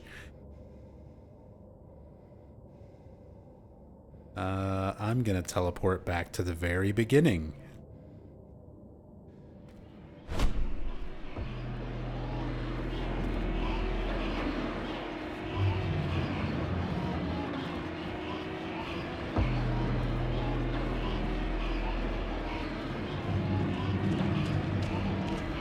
Oh, he spawned back in.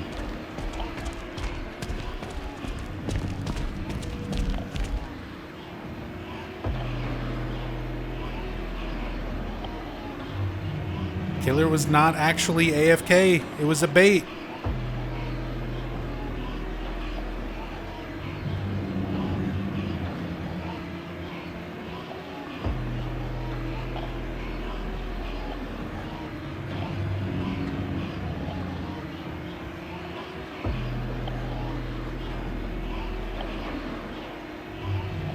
Maria's running back in there too.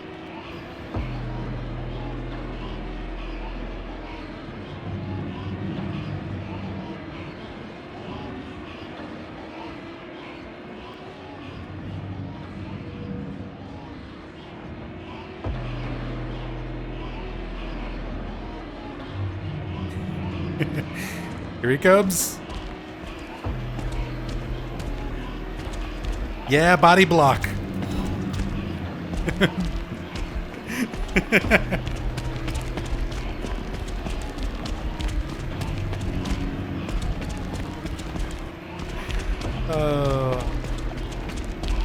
I just want to play Dead by Daylight now.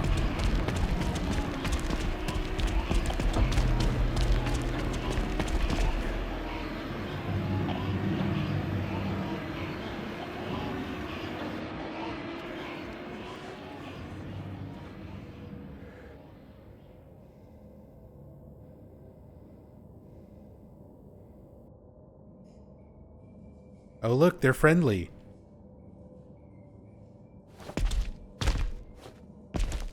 Oh.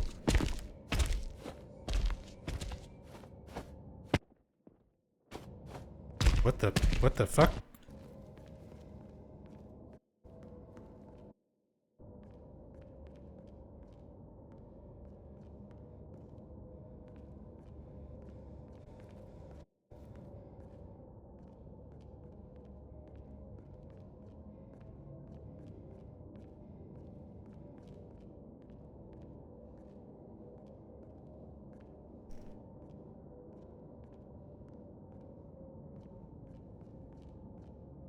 She tamed him?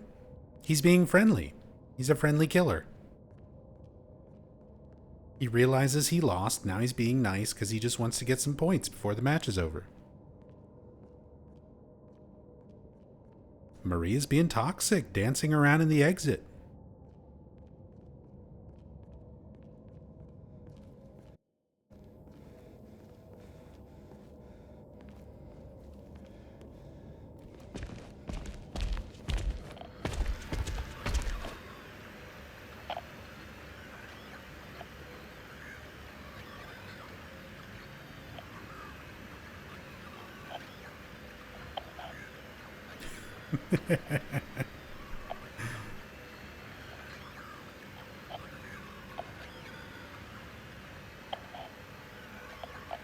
Why does James look like he's squaring up? Like, like I will fucking fight you.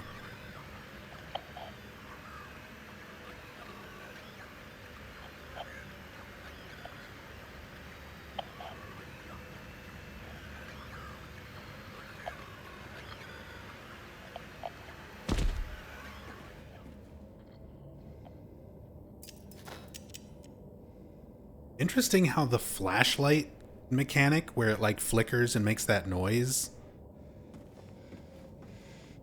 still works.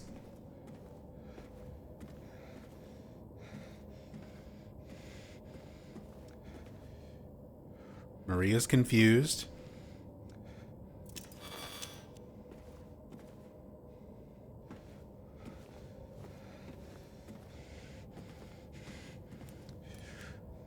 Clicky clicky.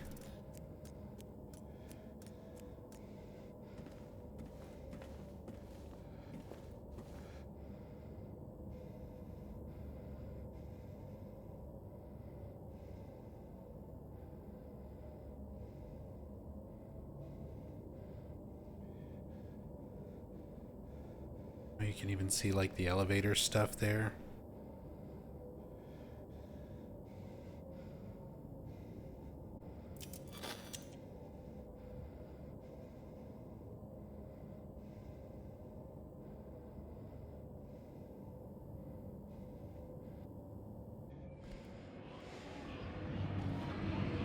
Oh.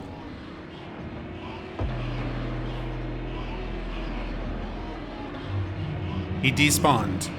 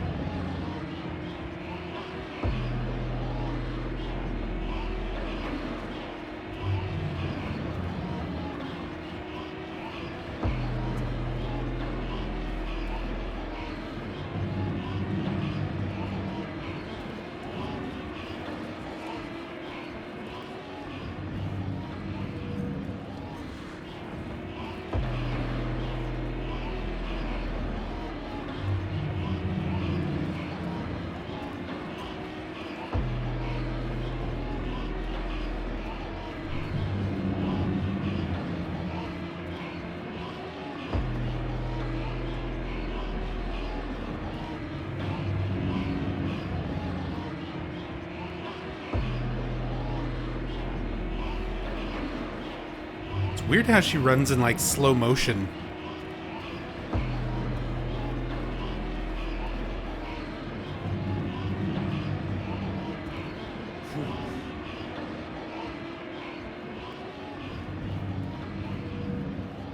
It's like a programmed thing to try to make her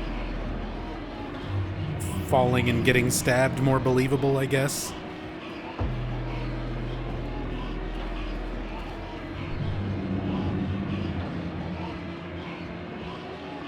Now she's moving faster.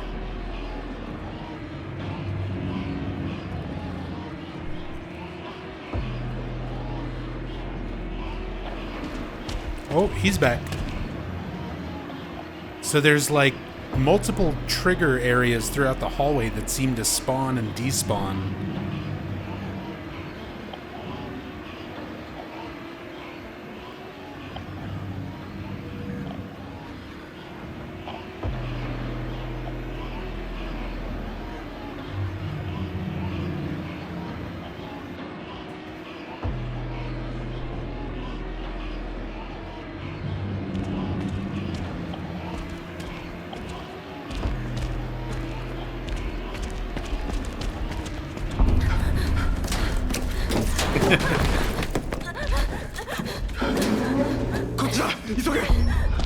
Look out, he has a Mori!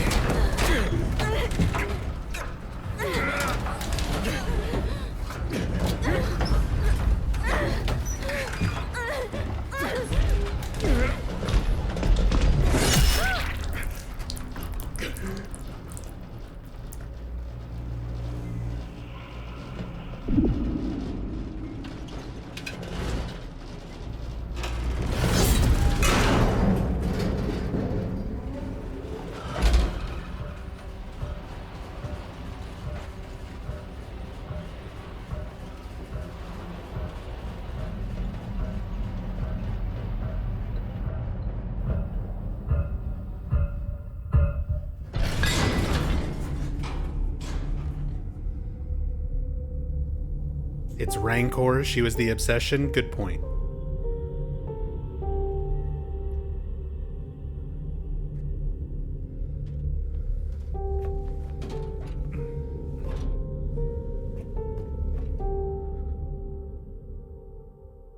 Well, that was fun.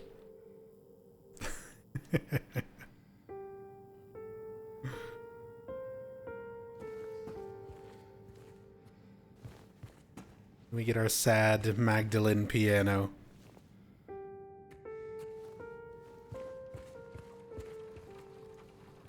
That elevator from before had to be for the cutscene. Yeah, it must be. And we teleported here earlier, and Magdalene was just playing. So we know the music and everything is just tied to the location.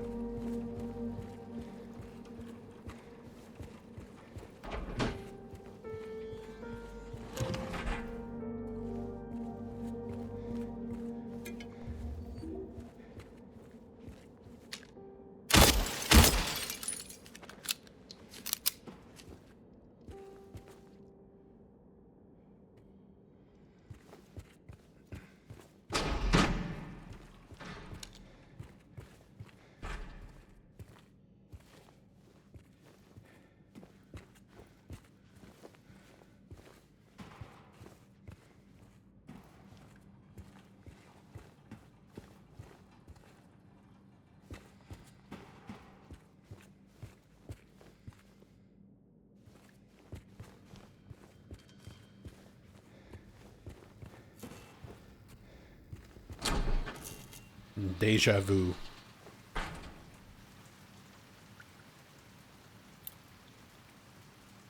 There's our hospital entrance key.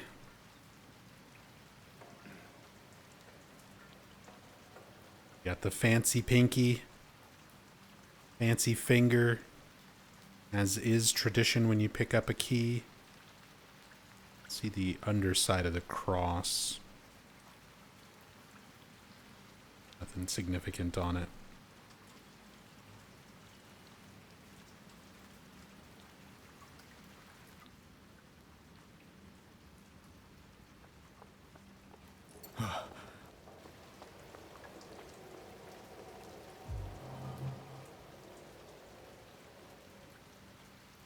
Do we actually get Laura's model?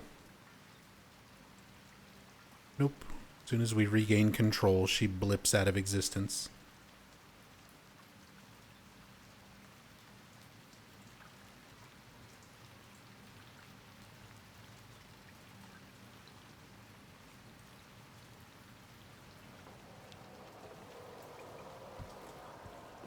"12 hours of rain." I mean, we've already done one 12-hour of rain on Brookhaven rooftops.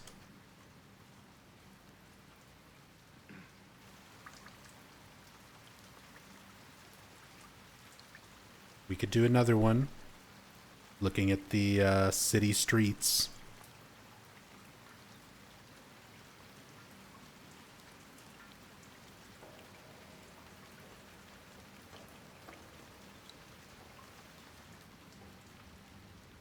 I genuinely do want to make more of those kinds of videos. People really liked the first one. Kind of started as a joke, but hey, if people like them,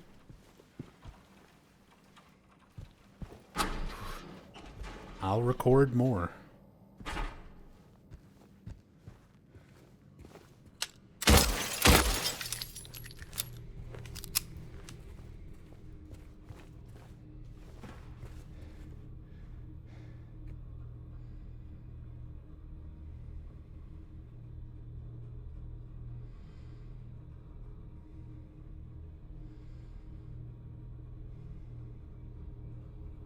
Grumbler International, same kind of books and stuff we've seen.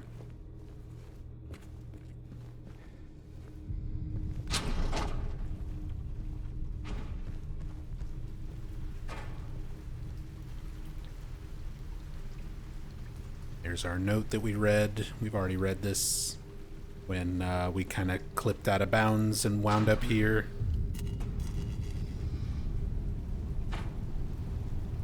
See, is that nurse still over here? Oh, now they're still flopped over dead. Yeah, it's surprising how much of the hospital is still rendered, even though you can't go back in at this point. This nurse just standing here.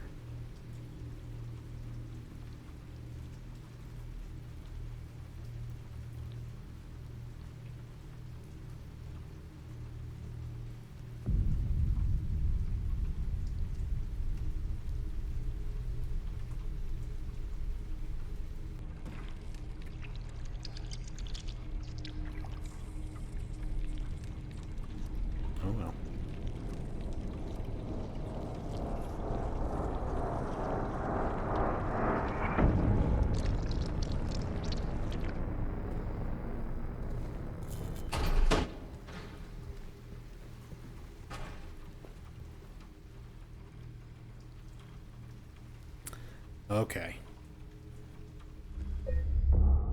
As much fun as we're having, I do need to call it here. But a lot of cool stuff. Messing around with that hallway was really interesting. Still found some neat details and stuff looking around at things. And we're officially done with Brookhaven. So tomorrow night,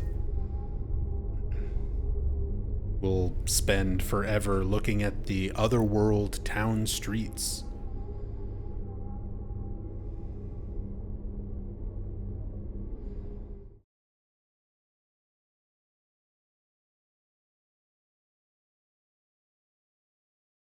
But thanks everybody for coming by, hanging out, enjoying the stream. Really appreciate all the love and support as always. Thank you so much for everybody subbing, resubbing, all the new bits, new follows, welcome.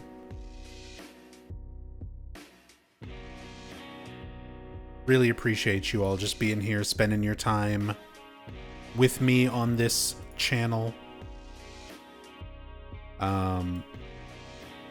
And if you got here late, or if you want to check out what was going on in the previous streams or anything like that, check out the archive channel, the Nub Zombie Archives.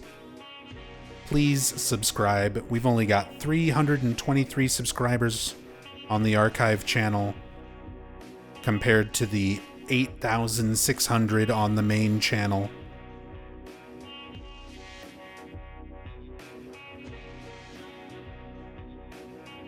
And if you're not already on the main channel, go check that out too. You can find the edited versions of these streams, along with a lot of the other stuff I've been working on. If you're curious about my reactions and analysis of the Silent Hill F gameplay trailer, release date trailer that came out recently, I've got a video up on that. Or if you just need something to relax to while you're going to bed tonight, there's 12 hours of Silent Hill 2 Remake Brookhaven Rooftops with the rainstorm. A full solid 12 hours. It's not edited or looped or anything. It's a solid recording. No mid-roll ads interrupting the calm rain Brookhaven rooftop sounds. And yeah, Discord. We've also got a wonderful community over on the Discord. Everybody is welcome to join. You don't need to be a subscriber or anything like that. We regularly discuss Silent Hill. We've got a whole dedicated Silent Hill info channel, fan theory channel, along with general video game chat and just general chat. But that's the easiest way to keep up with me. Ask me any questions. Know if there's another stream going on, or if things get delayed, or if I start having health issues that are going to interrupt the stream schedules or anything like that. So definitely join. But yeah, that's going to be it for me. I'm going to go fix something for dinner and hopefully get some sleep. But thank you again so much, everybody, for all the love and support. I'll see you all hopefully tomorrow night. Till then, be good to yourselves. Be good to each other.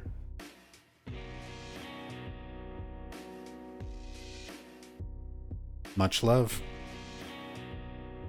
Peace.